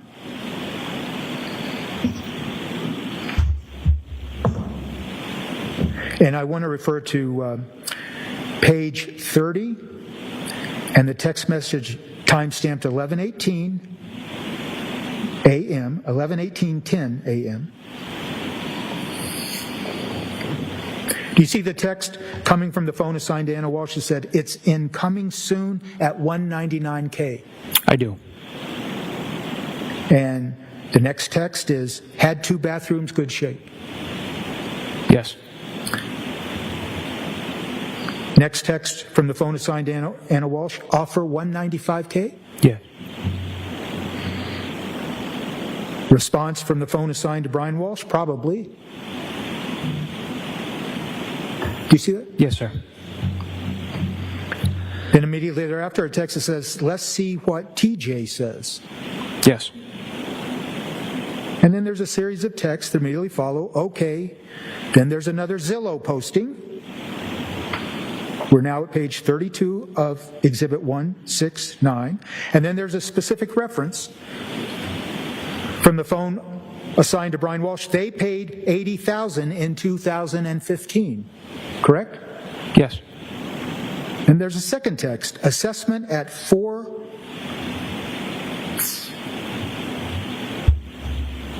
What's that text say? At 11/21/31, page 32. Assessment at 120K? 120K? Thank you. You're welcome, sir. It sounds like the communications going on between these two phones is talking about the possible purchase of a new property, right? Yes. And that Zillow reference in Exhibit 169 at page 32 at 11/19/54, that Zillow reference is a property in D.C., isn't it? Yes. And then scrolling down to page 33, 11/21/50, we see a text zesting at 175K. Yes. And what does zesting mean? Do you have any idea? The estimate of the property? Okay. And then the next text is our unit is really 1820 square feet. Correct. Your Honor, may we approach? Yes? Oh, thank God, Mr. Connor. Thank God for the may we approach. Why didn't we see any text between William and Anna? Those were really the texts I wanted to see. I wanted to see the text between her paramour and her. I don't want to say I could care less about these because I do care about them, but why are all of these texts allowed to come in? Why are we not able to see all the text that happened between William and Anna? That is a question I have. Because this is just going nowhere. This is going nowhere. Yes, they texted each other. Oh, and then, really great thought we had in chat. How do we know? And even Mr. Tipton said, Anna's text, at least her phone does. So even he's admitting that he doesn't know that she was texting and calling. That could have been Brian calling her phone. That could have been Brian texting back and forth. How do we know? How do we know that was actually Anna on the other side of that phone talking for those amount of time, those hours? We can infer because it was December 25th and she said she was driving, so we can infer that was her on the other side of on the phone. But all these texts makes no sense. Yeah, even Brian's like, these make no sense. There you go. That's the picture of the day right there.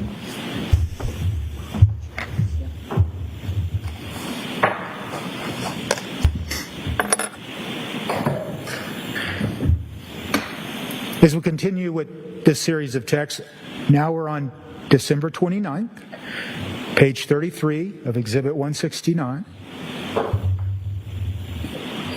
At 11:21:59, the phone assigned to Ana Walshe text, and this one as well. Yes. The next text from the phone assigned to Ana Walshe, 1320 above ground, 500 under. Correct. Do you have any idea what the reference or the context is for that text? 1320 above ground, 500 under.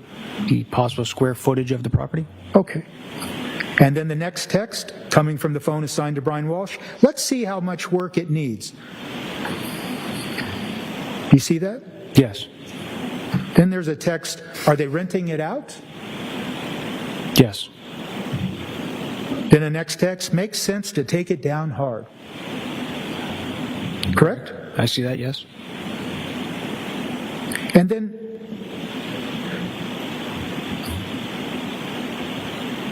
does it sound like to you,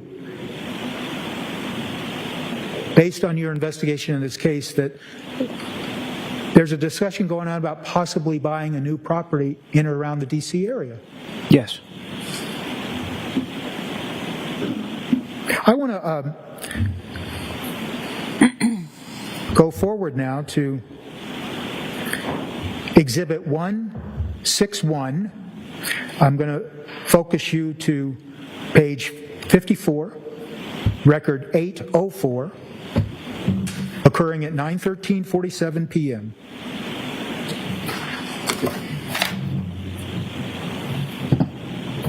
And there's a reference once again to the Mazda building in Washington. Oh, I'm sorry.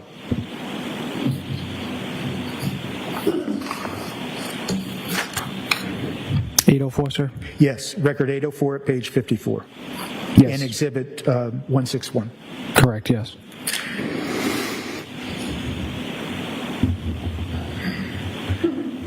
Then, returning now to the text of Exhibit 169 on 12/30, page 40, a text occurring at 6:01:24 a.m. from the phone assigned to Brian Walsh. Flight on time? Question mark. Yes. From the phone assigned to Ana Walshe. Hi. Yes. Phone assigned to Ana Walshe. Next text so far. Correct. Next text, yes, from Ana Walsh's phone. Correct. Next text from Ana Walsh's phone. Boarding now. Yes. Next text from the phone assigned to Brian Walsh. Great. Correct. Next text from Ana Walsh signed. Ha. Correct. Then the next text immediately following that from the phone assigned to Brian Walsh. Did you get test?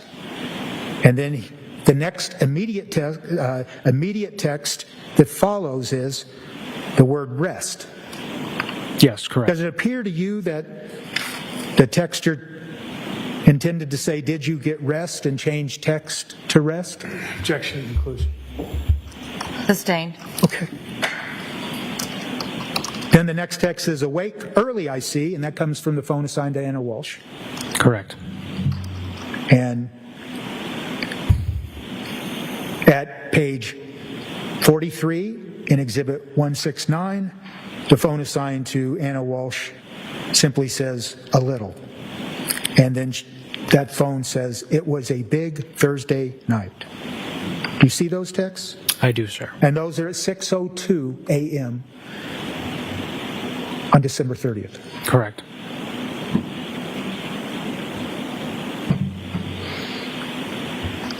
As you scroll down to the text dated 12/30/22 at page 46, a text at 12:07 p.m., there's a text coming from the phone of Ana Walsh, and it includes 2 photographs, correct? Yes.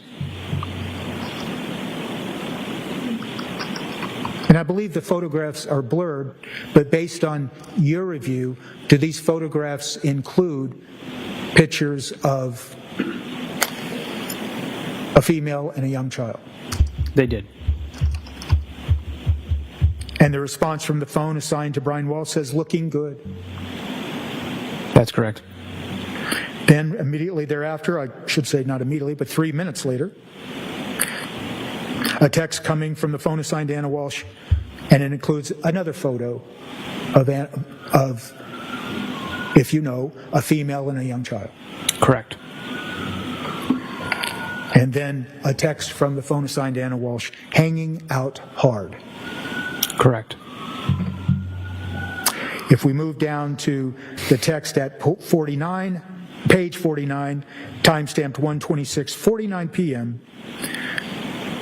there's a text coming from the phone assigned to Ana Walsh, and it appears to be a movie. Do you see that? It's timestamped 1:26:49 p.m. Hold on one second, sir. Sure.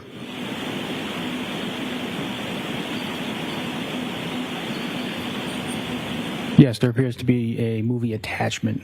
Okay, a movie attachment. I'm sorry. Correct. I should have been more clear. And then we see in the call log, Exhibit 168, at page 2, record number 20, record number 18, record number 16, they're all on page 2. We see a series of phone calls between the phones assigned to Brian Walsh and Ana Walsh. Do you see that? It's at all on page 2, records 20, 18, and 16. Yes, I see those, sir. Okay. And then back to Exhibit 169 at the relevant time period, about an hour later, at page 50, there is a text coming from the phone assigned to Brian Walsh that contains 7 photographs, correct? Yes. And if you recall, and I understand that the photographs are blotted out, but if you recall, they're photographs of a woman and a boy. Yes, sir. So, what what we have here, and what you've just described to the jury, is when we put all the data together from primarily three sources: the call log,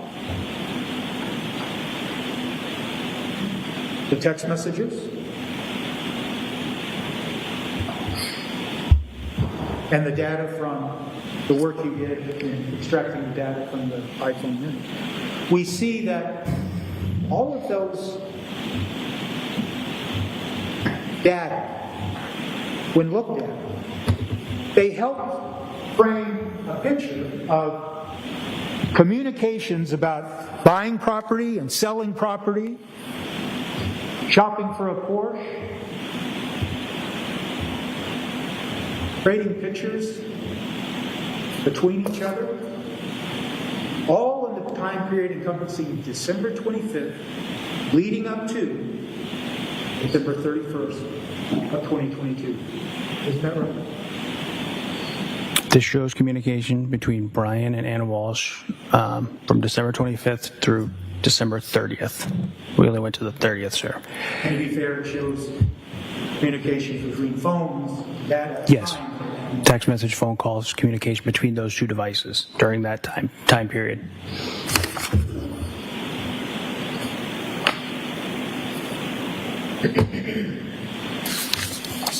Trooper Keith, you would agree with me, wouldn't you, that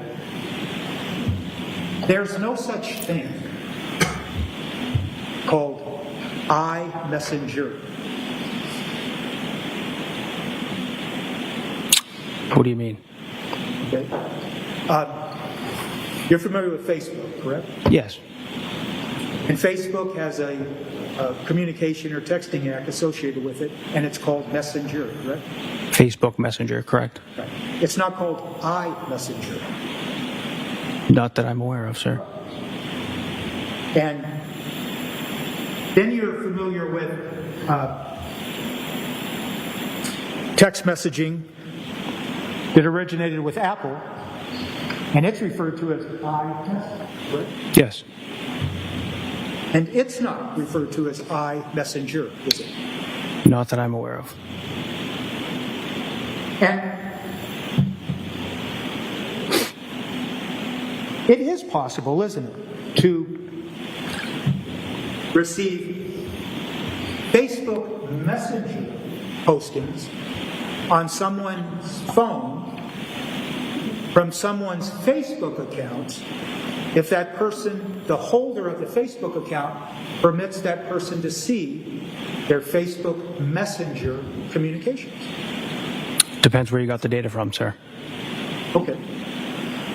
You did not find anything on the Apple iPhone 13 mini of any Facebook Messenger postings between Ana Walshe and a person named William Fasta.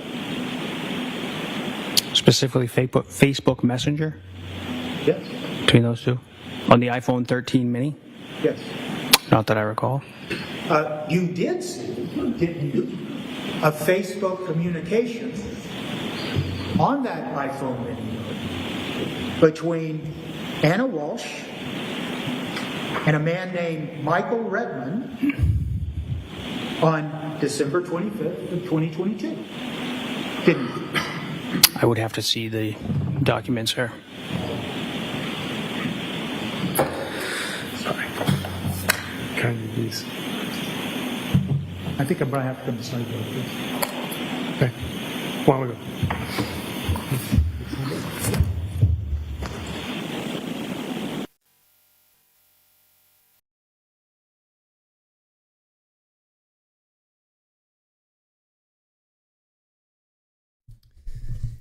All right, another sidebar. I literally took no notes. I literally took no notes in that last exchange. There was nothing noteworthy to take. Yep.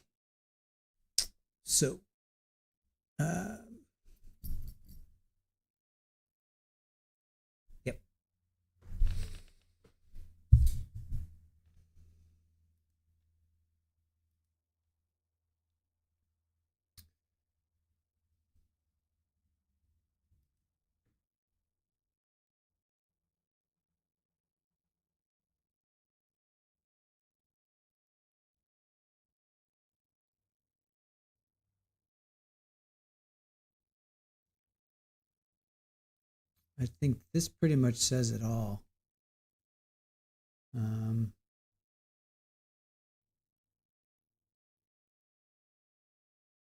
This pretty much sums it up.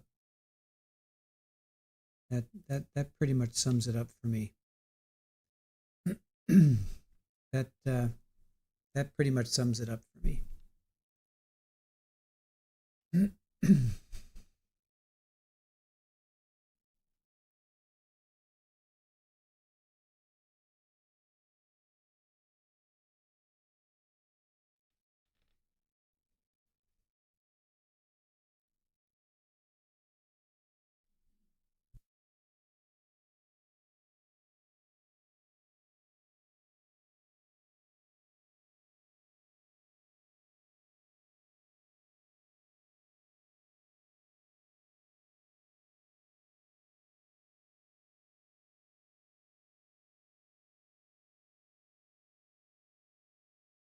I want to believe this is going somewhere. I really do.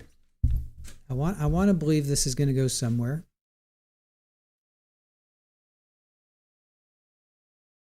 I want to believe Mr. Tipton is leading us down some path that's going to be like, right, brilliant. Sharon, yeah, we're all disappointed. Jury's glad. Jury, I think, is glad half a day.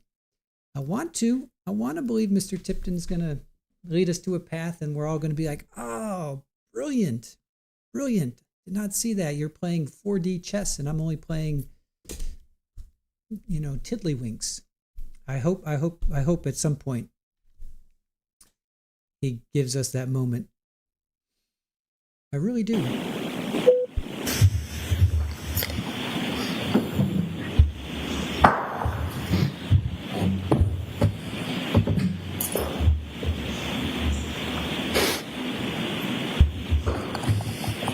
So may I approach you now? You may. I'm just going to ask you, Trooper, have you seen that in your examination of the iPhone Mini 13? Of the iPhone? And if you haven't, that's fine. I can't tell what device this was extracted from, sir. So it is fair to say, though, that when you examined the iPhone Mini, you never saw any communications involving Ana Walshe and William Fastow, correct?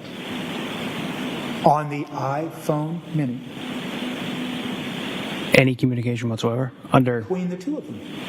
specific application? This was the iPhone 13 mini? Yes. Can you clarify? I'm not sure what you're asking.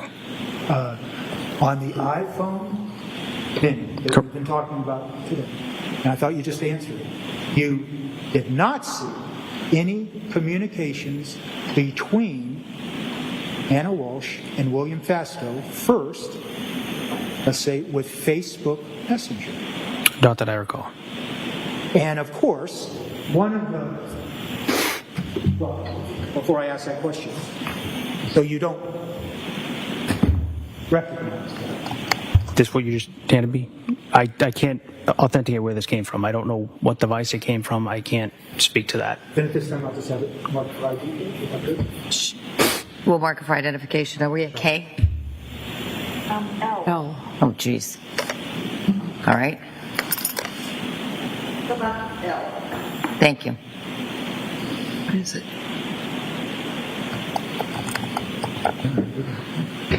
So,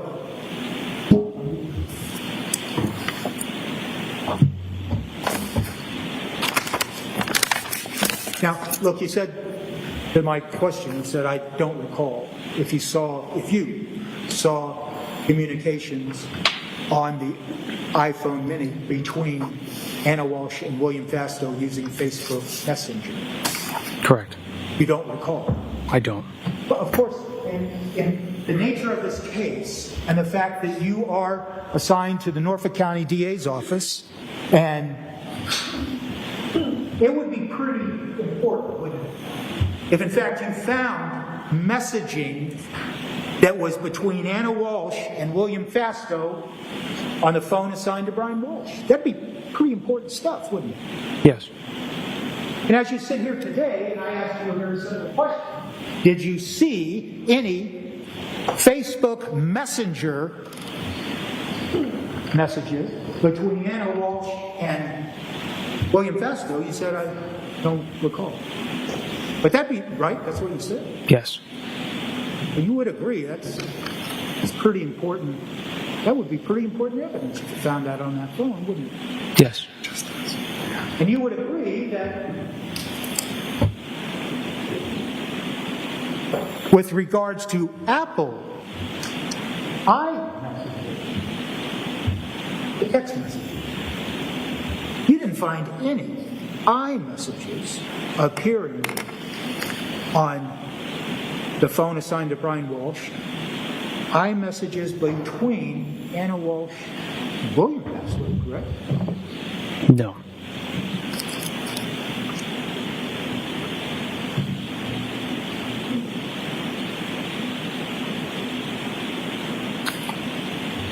And of course, in the context of this case, that would be pretty important evidence if you found any communications, whatever form, on the phone assigned to Brian Walshe, communications between Ana Walshe and William Festo, wouldn't it? Yes.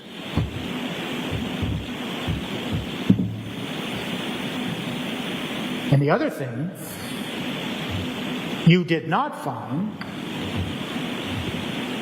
is any evidence of deleted messages using Facebook Messenger on the iPhone, the Mini. I would have to take a look, sir. I don't recall specifically. Okay, but once again, that software you use, whether it be Celebrite or Magnet Gray Axiom, it's able to detect deleted materials. In fact, that's one of the forensic tools, one of the forensic reasons it's used, to see if there's deletions of data that might be important to a case, correct? Well, it all depends. The software that company has published at the time, the software the device is running. So never do they get all the data extracted from a device. So the deleted data may never be parsed out and read. Okay, well, there's a lot of factors that go into that. But if you wanted to find messages, whether they be Facebook Messenger or Apple iMessages, between Ana Walshe and William Festo, and you thought it was, as you told us, it would be very important evidence to find, you would do everything you could as a forensic digital specialist to try to find them, wouldn't you? Well, her device was never recovered, sir. I'm sorry? Her device was never recovered. I'm talking about the phone assigned to Brian Walshe. You just said messages on her device between. If I did, I apologize, and I might very well have said that. So thank you for correcting me. Messages between Ana Walshe and William Festo appearing on the phone assigned to Brian Walshe. That would be pretty important evidence, correct? Yes. And you would do everything you could as a digital forensic specialist to try to find that, wouldn't you? Yes. And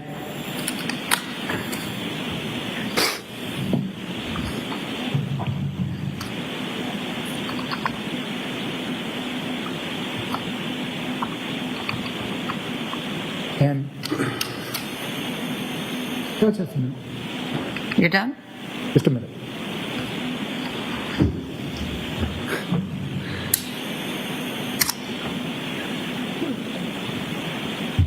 I think I'm finally done. Thank you, sir. Thank you, sir. Redirect. No, Your Honor. The witness may step down. Thank you, Your Honor. Do you want to leave this stuff here?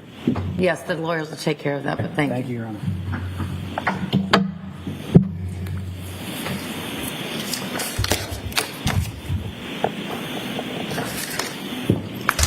Commonwealth may call its next witness. Commonwealth would call Heather Sullivan.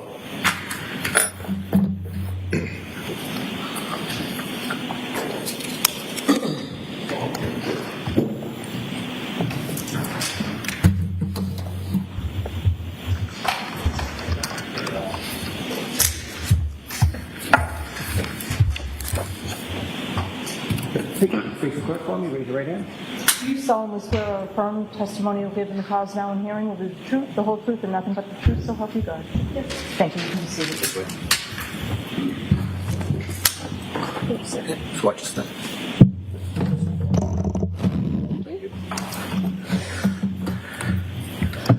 Good afternoon, Judge. Good afternoon. You may proceed. Thank you, Your Honor. Could you please state your name and spell your last name for the record? Yes, sir. Retired Trooper Heather Sullivan, Sullivan. And you say retired. When did you retire? In July. And how long were you a state police trooper? 20 years. And what can you just tell us your path through the state police, where your assignments? Sure. I was on the road for the first 7 years of my career. For the last 13 years, I've been in crime scene, 7 of which I worked at the crime scene office that's attached to the medical examiner's office. And the last 6 years, I worked in the crime scene services in Danvers. And what were your responsibilities at the crime scene services in Danvers? It was my responsibility to go to any homicide, suicide, unattended death, any crime scene where I would need to collect evidence, process it for fingerprints, or document any items of interest. And what type of training did you need to obtain in order to get into that unit?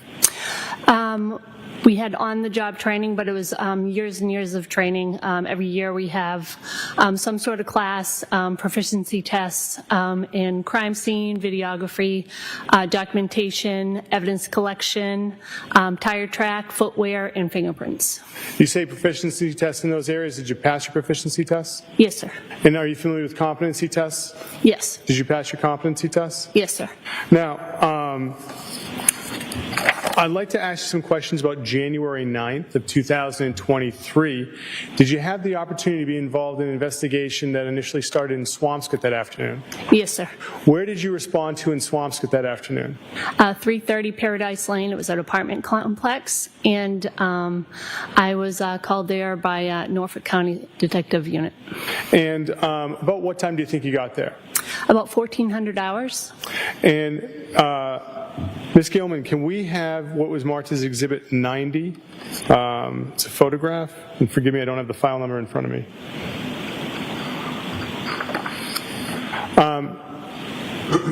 Do you see this photograph? Yes, sir. Do you recognize it? Yes, it's one of the 2 trash receptacles I was responsible for documenting. On Exhibit 90, it says HAS. Are those your initials? Yes, sir.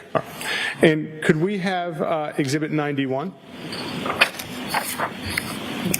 And do you recognize this image? Yes. What is this? It's a trash compactor at the same location that I also documented. Now, what was done with those 2, the trash compactor and the dumpster? I, like I said, documented it with photographs all the way around, and then we were going to search it at a different location. And did you go to that different location? Yes. Where was that? 300 Forest Street in Peabody. It was Greenworks Republic's transfer station. Ms. Gilman, can we have Exhibit 107, which was, I believe, file number 6556? Thank you. Now, does this look like where you went to in Peabody? Yes. Okay. So once you got to Peabody, what was done with the 2 dumpster? What was done with the dumpster and the compactor? I'm sorry, I didn't hear you. Oh, no, my bad. What was done with the contents of the dumpster and the compactor once you got to Peabody? They were separately transported to this location, 304th Street, and they marked off an area. I documented it before they dumped the trash, and then individually they started with one of the trash receptacles, dumped that, and spread it out so we could go through it and search it. So, and who did that process? Who dumped it out and searched it? So the company who transported the receptacles, they're the ones who dumped it, but they put it in a location where we could go through it methodically. The CERT team, which is a special emergency response team, there's about 10 of those individuals who were there to go through the individual trash bags. And what was the conditions like while everyone was doing this? As far as weather. Oh, it's January, so it was very cold, and it was outdoor location. It looks like it's indoor, but it's half indoor, half outdoor. And so when the CERT team would get to a bag, would they open several bags at once, or what? How would they do it? So they did it methodically. So they each, kind of tacked it together. They went through each individual bag, looked to see. We actually had a meeting about what we were looking for, so they knew what to look for. If they found anything that they possibly thought was of interest, they would flag me down. I would photograph it, and then if it was something that the detectives wanted to collect, we would collect it and spread it out so we can document it further. So could I, at this point in time, Ms. Gilman, could we have Exhibit 125?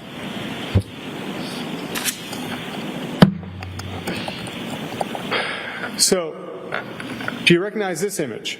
Yes, sir. Is this one of the bags, contents of the bags that you had to spread out and do further documentation of? That was some of the contents in one of the bags, yes. And what's this? Bless you.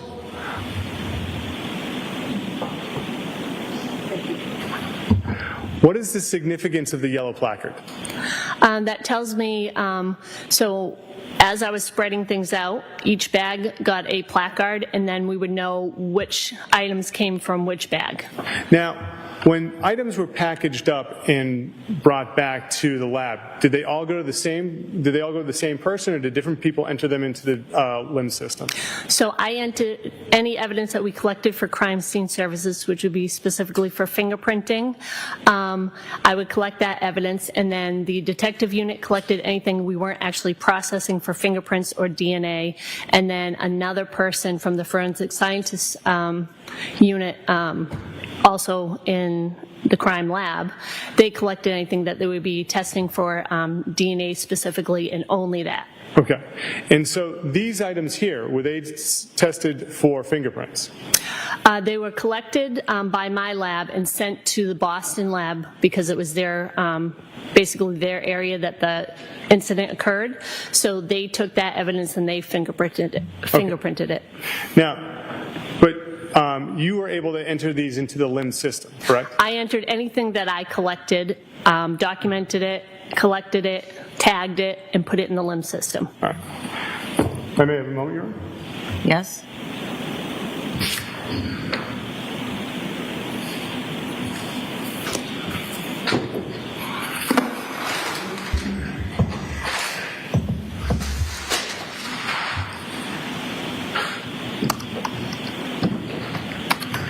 Ma'am, do you happen to have gloves with you? I see a box. I do. Okay.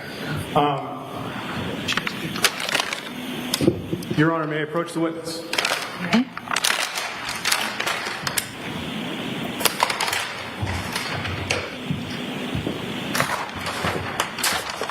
For the record, I'm bringing you some parchment paper just in case you need it.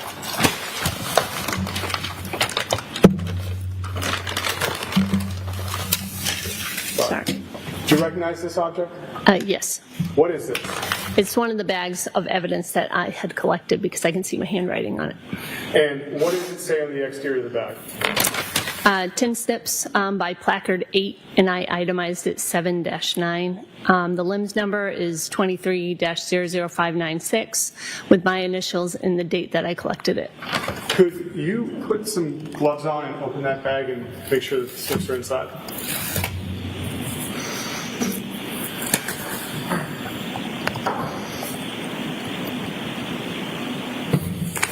Do you mind if I stand? No, go right ahead.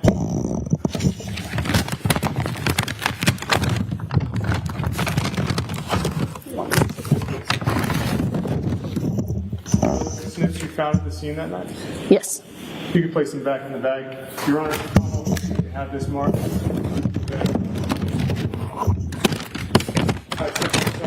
The Commonwealth would seek to have the tin snips with the bag marked as the next exhibit. All right. No objection.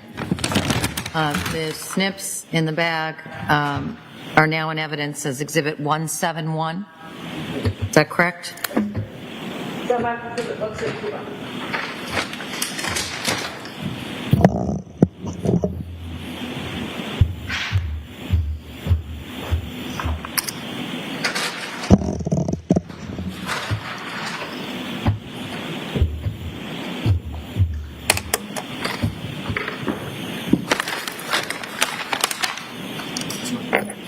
May I approach, Your Honor? You may. Ma'am, do you recognize that bag? I do. What is that? It's a brown paper bag, item 7-10, which I itemized in limbs, and it's a hacksaw, and it was by placard 8 as well. Could you open that bag and make sure the hacksaw is inside? If it is, could you please do It is. so? Without trying to make anything of a mess, but thank you. Thank you. Could you return it back?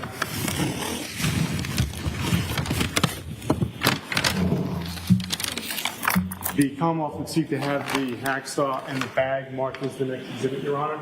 Objection. No objection. It's marked and admitted into evidence as Exhibit 172, the hacksaw.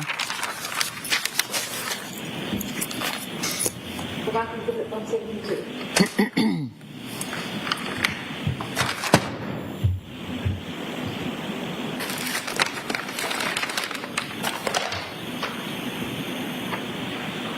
May I approach, Your Honor? Yes. Thank you, Your Honor. Do you recognize that bag? Yes, sir. What is that? This is a brown paper bag with a hammer, item 7-11. And if you could keep your voice up. Yes, I apologize. No, that's okay. I have you getting up and doing all that stuff, so that's my fault. Could you open the bag and make sure the hammer's inside?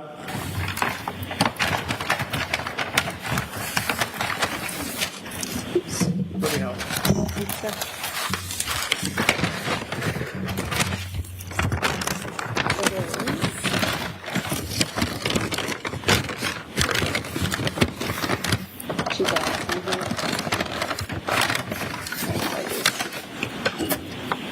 Thank you.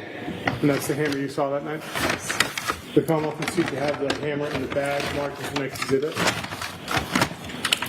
Hearing no objection, it's in evidence now as 173.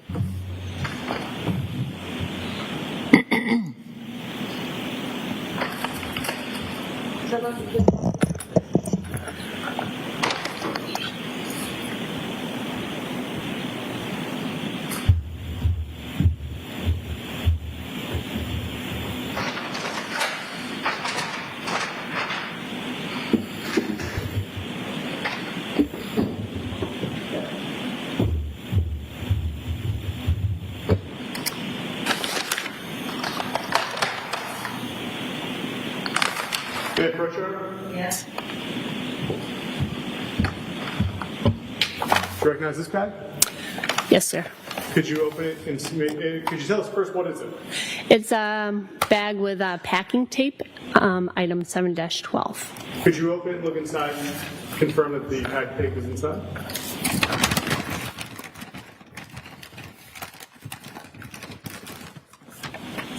And does that appear to be the pack tape that you found at in PVD at the trash site that night?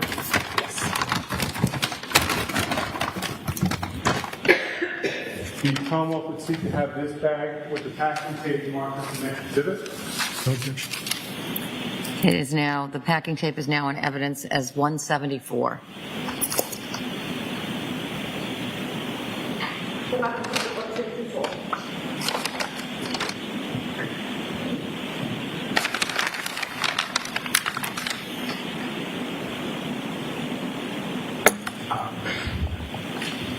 Did you intend to put the photo post? What's that? The photo? Oh, I think intended. Ms. Gilman, could you take that down? Thank you. Your Honor, may I approach? You may.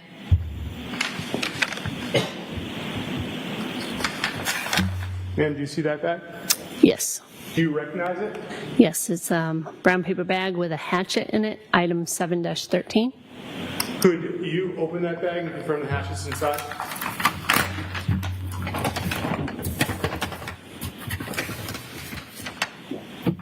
Could you please put the hatchet back inside?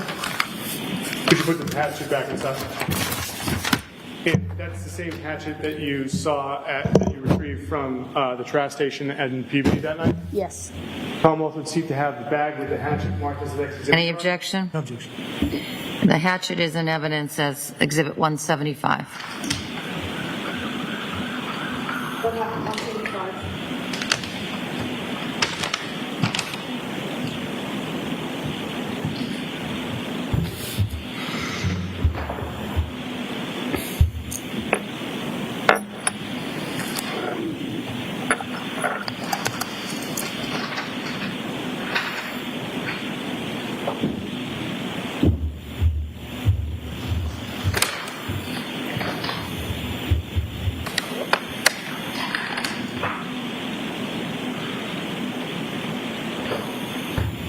May I approach, Your Honor? Yes?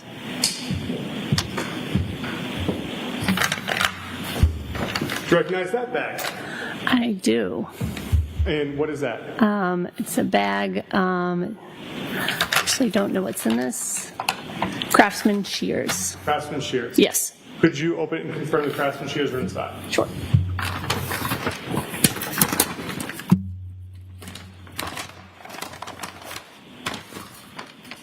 Thank you. Are those the Craftsman shears you saw that night in Peabody? They were.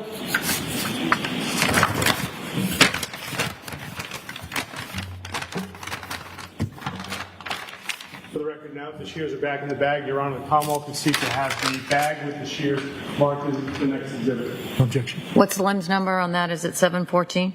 714. All right. The shears 714 are in evidence as 176.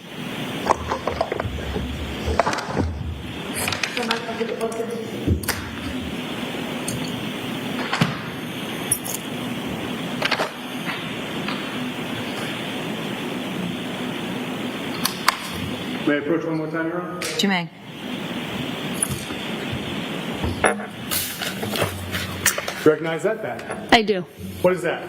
It's a brown paper bag with a measuring cup in it, item 7-15. And could you open that bag and look inside? Is that the measuring cup you saw that night in Peabody? Yes. Commonwealth would seek to have the bag with the cup now back inside as the next exhibit. Objection. Number 715. 715, the measuring cup is now in evidence as 177.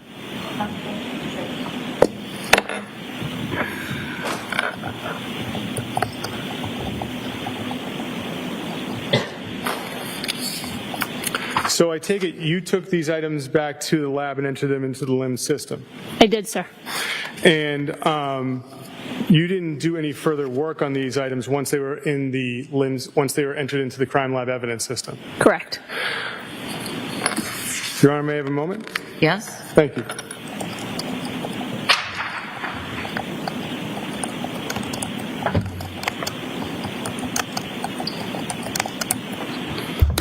On the measuring cup, there was some dark powder. Do you remember seeing that? That wasn't like that when I packaged it in the beginning. And now, in your training experience of working in the crime lab, do you recognize that type of substance? Seems to be black fingerprint powder. And one of the reasons you took it to the crime lab was to be fingerprinted? Correct. Nothing further, Your Honor. Cross-exam.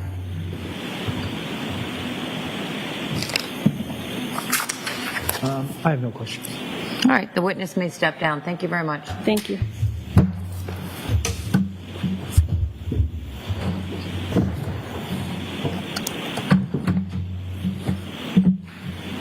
Commonwealth calls next witness. Commonwealth will call Richard Atkinson.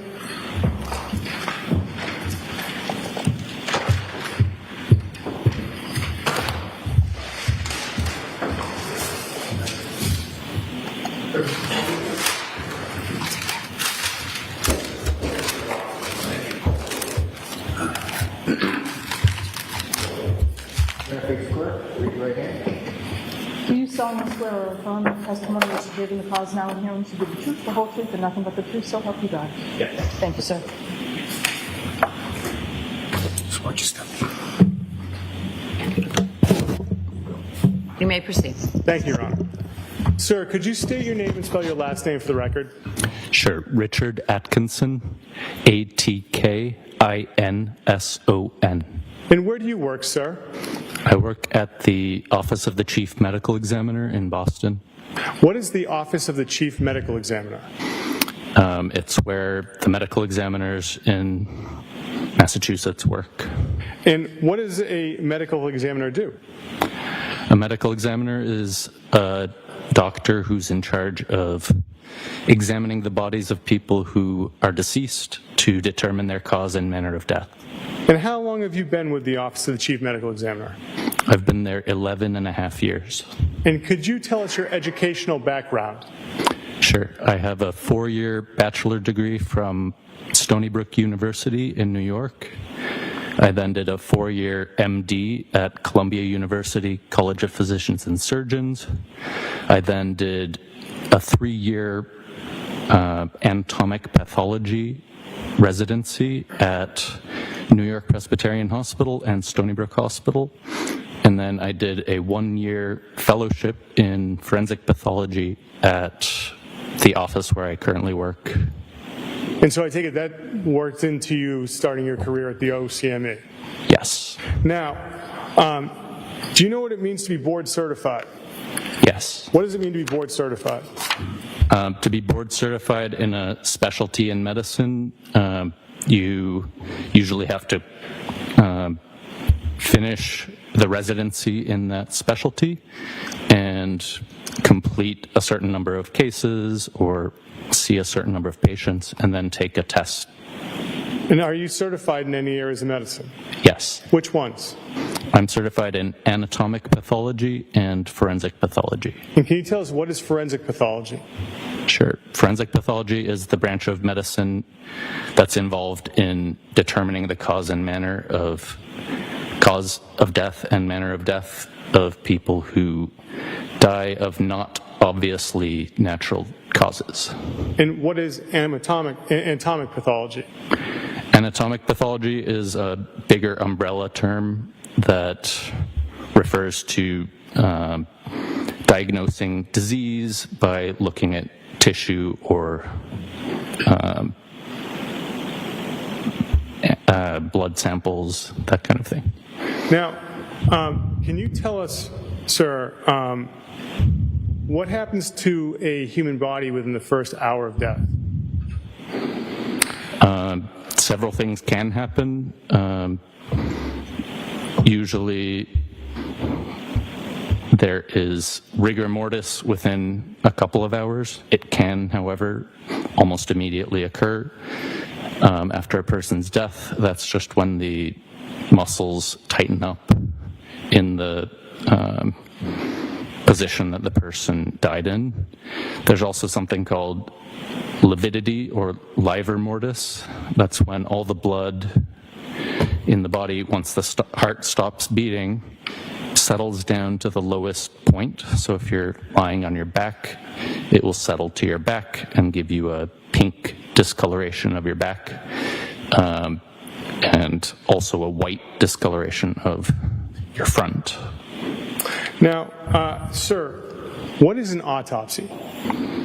An autopsy is just an examination of the body of someone who has died, including looking at the external surface of the body and also cutting into the body and examining the organs. How many autopsies have you performed? I've performed just over 1,500 full autopsies, about 2,700 additional examinations that weren't full autopsies, and I've supervised 300 additional full autopsies. How long does an autopsy take? It depends. An autopsy can take less than an hour if it's simple. It can take all day if it's a difficult case. And how, you said the external and internal, how do you begin the external examination of a body during an autopsy? We examine the clothing in some cases. Then we examine the external surface of the body by taking photographs, by drawing our findings on a body diagram, and just looking for signs of injuries or disease that might have led to the person's death. And what consists of the internal portion of an autopsy?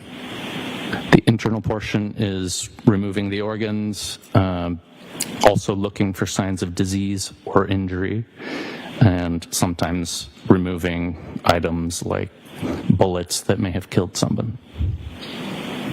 And when doing an autopsy, I neglected to ask this, but I imagine there is a facility at OCME that you do this in. Yes. And can you just tell us, like, what do you have as far as tables to work on for patients? The table that the decedent lies on? Yes.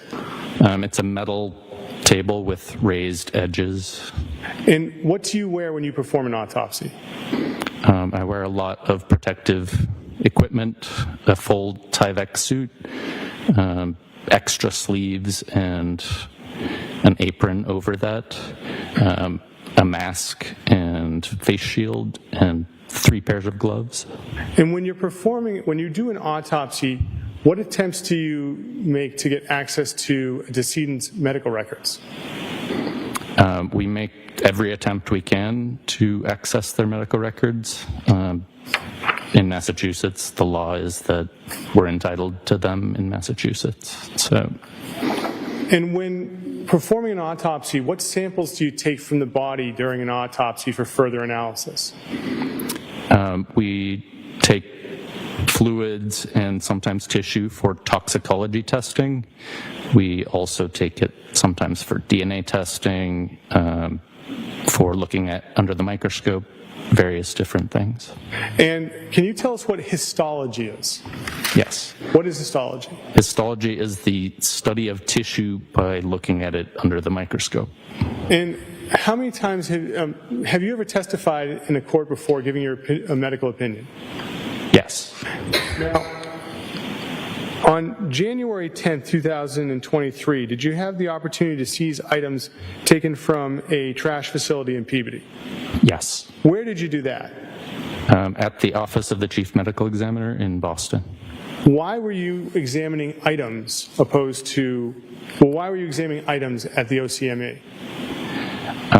Normally we're not involved in examining items, just bodies of people.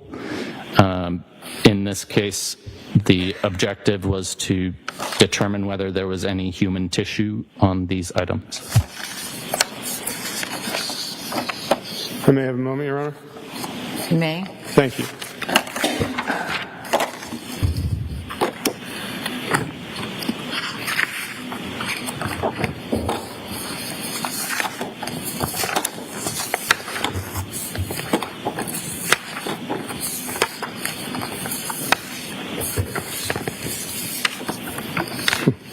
Okay.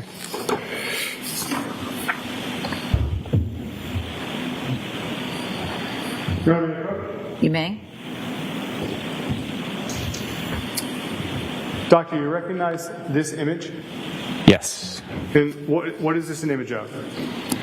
This is an image of several pieces of blue and white carpet that I examined. Commonwealth would seek to have this image marked as the next exhibit, Your Honor. Any objection? No objection. Can I see that? Yes, I apologize, Your Honor. Thank you. Yes.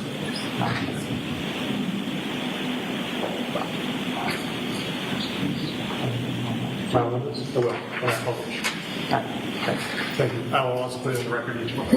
Yes. So for the record, what's the JPEG number of 178 that's now in evidence? It's PC 110181. All right. The photo of the rug with that JPEG number is now in evidence as 178. And Your Honor, may the Commonwealth publish? You may. Thank you, Your Honor. Ms. Gilman, could we have PC 110181? Doctor, can you see that? Yes. So, Doctor, can you tell us what are we looking at here in this image? There were 7, though I think some of them are not in the image, 7 pieces of rolled up blue and white carpet with some stains on them, and the pieces of debris that you can see just above the ruler were also present on some of the pieces of carpet. And who places the ruler there? I do.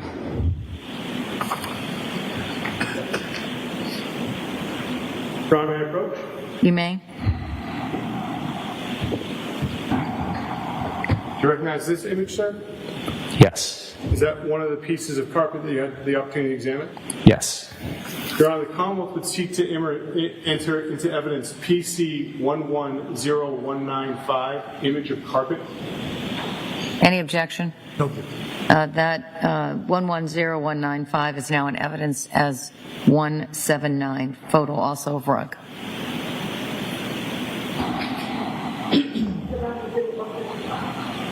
And may the Commonwealth publish, Your Honor? You may.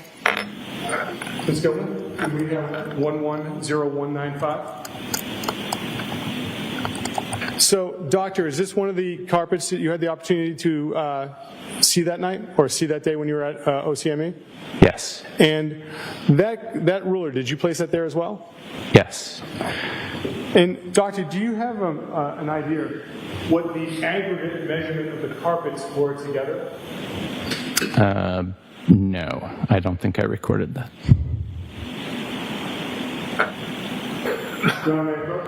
Yes? Doctor, do you recognize this image? Yes. Is this another one of the pieces of carpet you had the opportunity to examine that day? Yes. Your Honor, the Commonwealth would seek to enter in PC 110198, second image of carpet. No objection. The photo of the rug 110198 is now in evidence as Exhibit 180.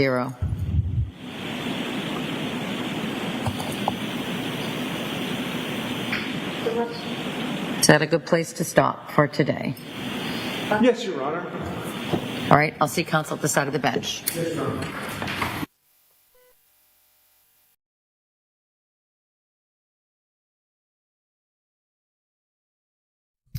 All right, 1 o'clock. They will be stopping right as they're getting into medical examiner. Did not see that coming. Yeah, that one caught me by surprise. So we're going to have to wait till Monday.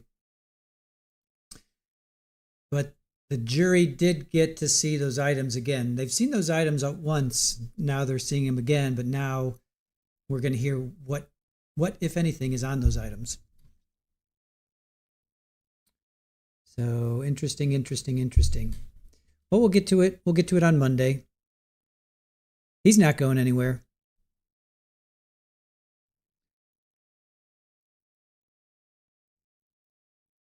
So I wonder if that was strategy for the defense to take up all that time. I wonder if that was strategy, that they're like, hey, you know what? We need to drag this out. It could have been strategy to drag things out.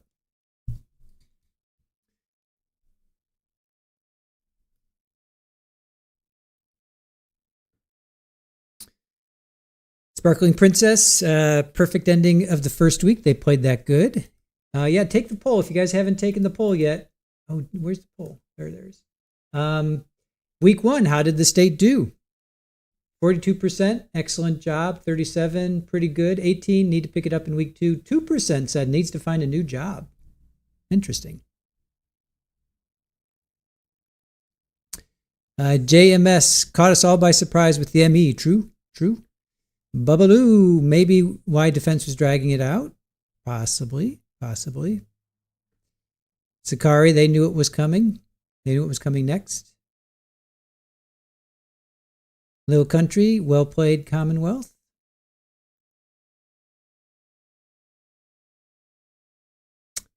Lazy Boys, we're going to end the stream. We're actually going to do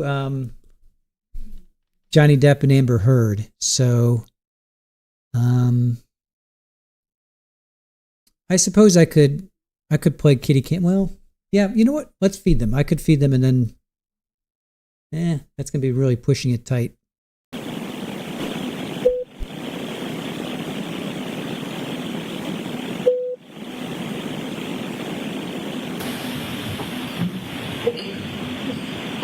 I always like to check in with the lawyers, particularly. I check in with them, as you've seen, at the end of every day, but particularly at the end of the week, to take stock of sort of where we are right now in the case and to give you my best estimate. And it's only that, it's the best estimate. But the case has been moving in quite efficiently. I think when I impaneled you, I told you that we expected 3.5 to 4.5 weeks of evidence. I don't think it's going to go that long. My best estimate at this point is that the evidence in this case will be concluded within a total time frame of 3 weeks. So we just put 1 week in the bank, so to speak. I don't think the evidence will go any further than 2 additional weeks. So I just try to keep you as advised, because, as I've said to you, I'm ever mindful of the sacrifice to your personal lives that have been made. That's my best estimate right now. And as we go through those next 2 weeks, I'll give you further updates. All right? So, jurors, I hope you all, I appreciate the work you've done this week. I hope you all get some rest this weekend. And while you're getting that rest, you must not do the following things. Do not speak to anyone about this case. Do not go on any social media or any news media of any sort. Don't do any research of any kind about this case. And continue to have open minds as you listen to the evidence in this case. Again, I appreciate all you're doing. Have a really nice weekend. All rise for the court, please. Jurors, close your notebooks. Follow me. Nice weekend. You too. Good weekend.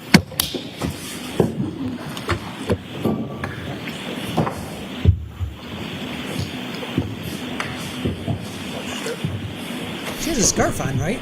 Looks like, or a turtleneck? Yeah, thanks, widespread. I thought she had like a scarf. I mean, it makes sense. It's cold up there. Thank you.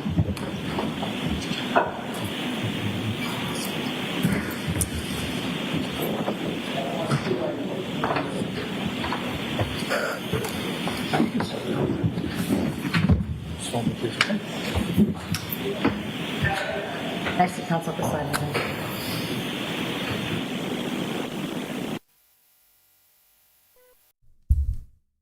All right, so yeah, when we end here, we're going to pick up on our last Ego Takes the Stand episode.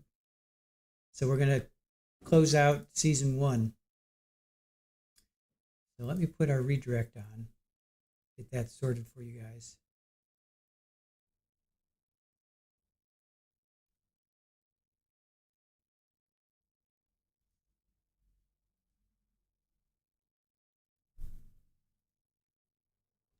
All right, I'm going to end the poll. If you haven't had a chance to vote, vote again. Or if you haven't had a chance, go ahead and vote. I'm going to give it another few minutes, and then I'm going to end the poll.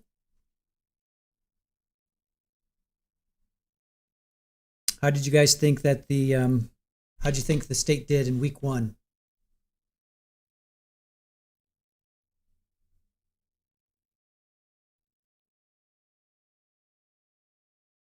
Welcome back in, Camille. Glad your shopping is done.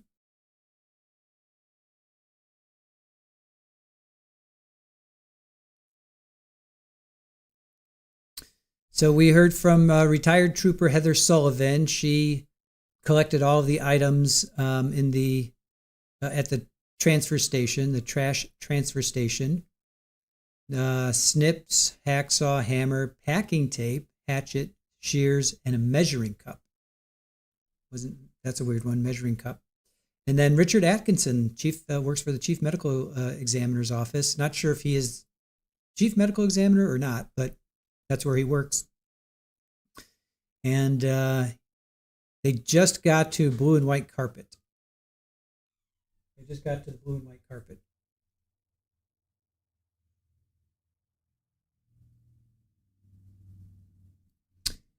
Danny, don't worry. You're going to yoga. It's about an 8-hour stream, so you can catch us when you're out of yoga if you want. It's going to be a long stream because we're going through redirect, which is like 3 or 4 hours, and then closing is like 3 hours, and then the verdict. Yeah, it's like a 7 or 8 hour stream. We'll be done around 8 o'clock Eastern.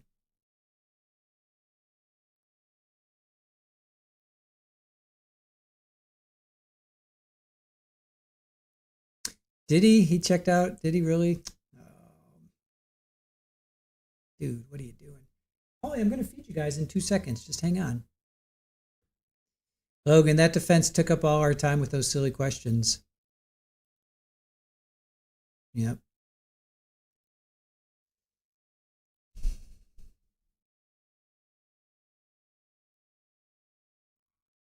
They were using Adam Lally? I don't think so, Lazy Boys. I didn't see him at all in any of the pretrials. We watched pretrials from the beginning to the end. We missed a few in the middle, but I don't think Adam was anywhere near this. I didn't see him. I didn't see Adam. I didn't see Mr. Lally at all. Measuring cup for baking soda. Yes, Sharon. There you go. Measuring cup, because that was one of his searches. Good one. Hey, Grampy. Wayne's friends. When his son get here, we are dragging his stubborn to the ER. Oh, no. He got dizzy in the lobby. Wayne, no. Yes, please, Sharon, get him to the emergency room, please. Please. Silver Fox. Yes, he did well standing for the jury walking out.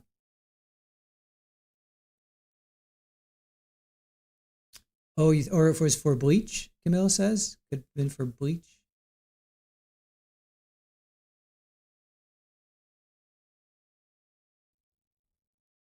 And no, Adam is not on. Yeah, Lally's not on this trial.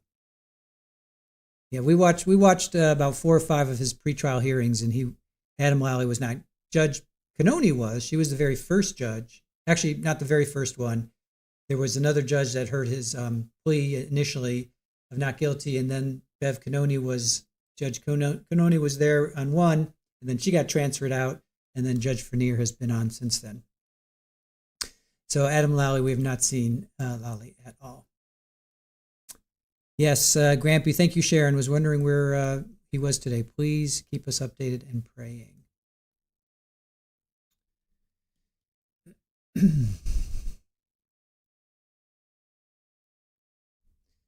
All right, we've got a stream to start. I'm gonna have to push my ego takes the stand out a little bit. It starts in 5 minutes.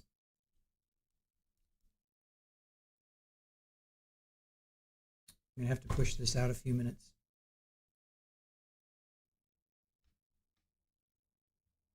Let's go with 20.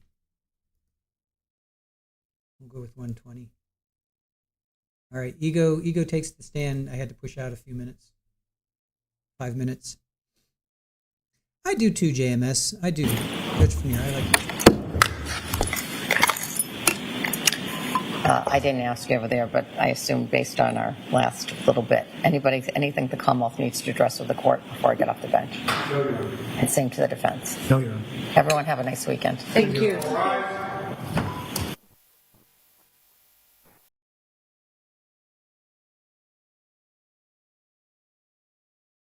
All right. Yep, they're done here.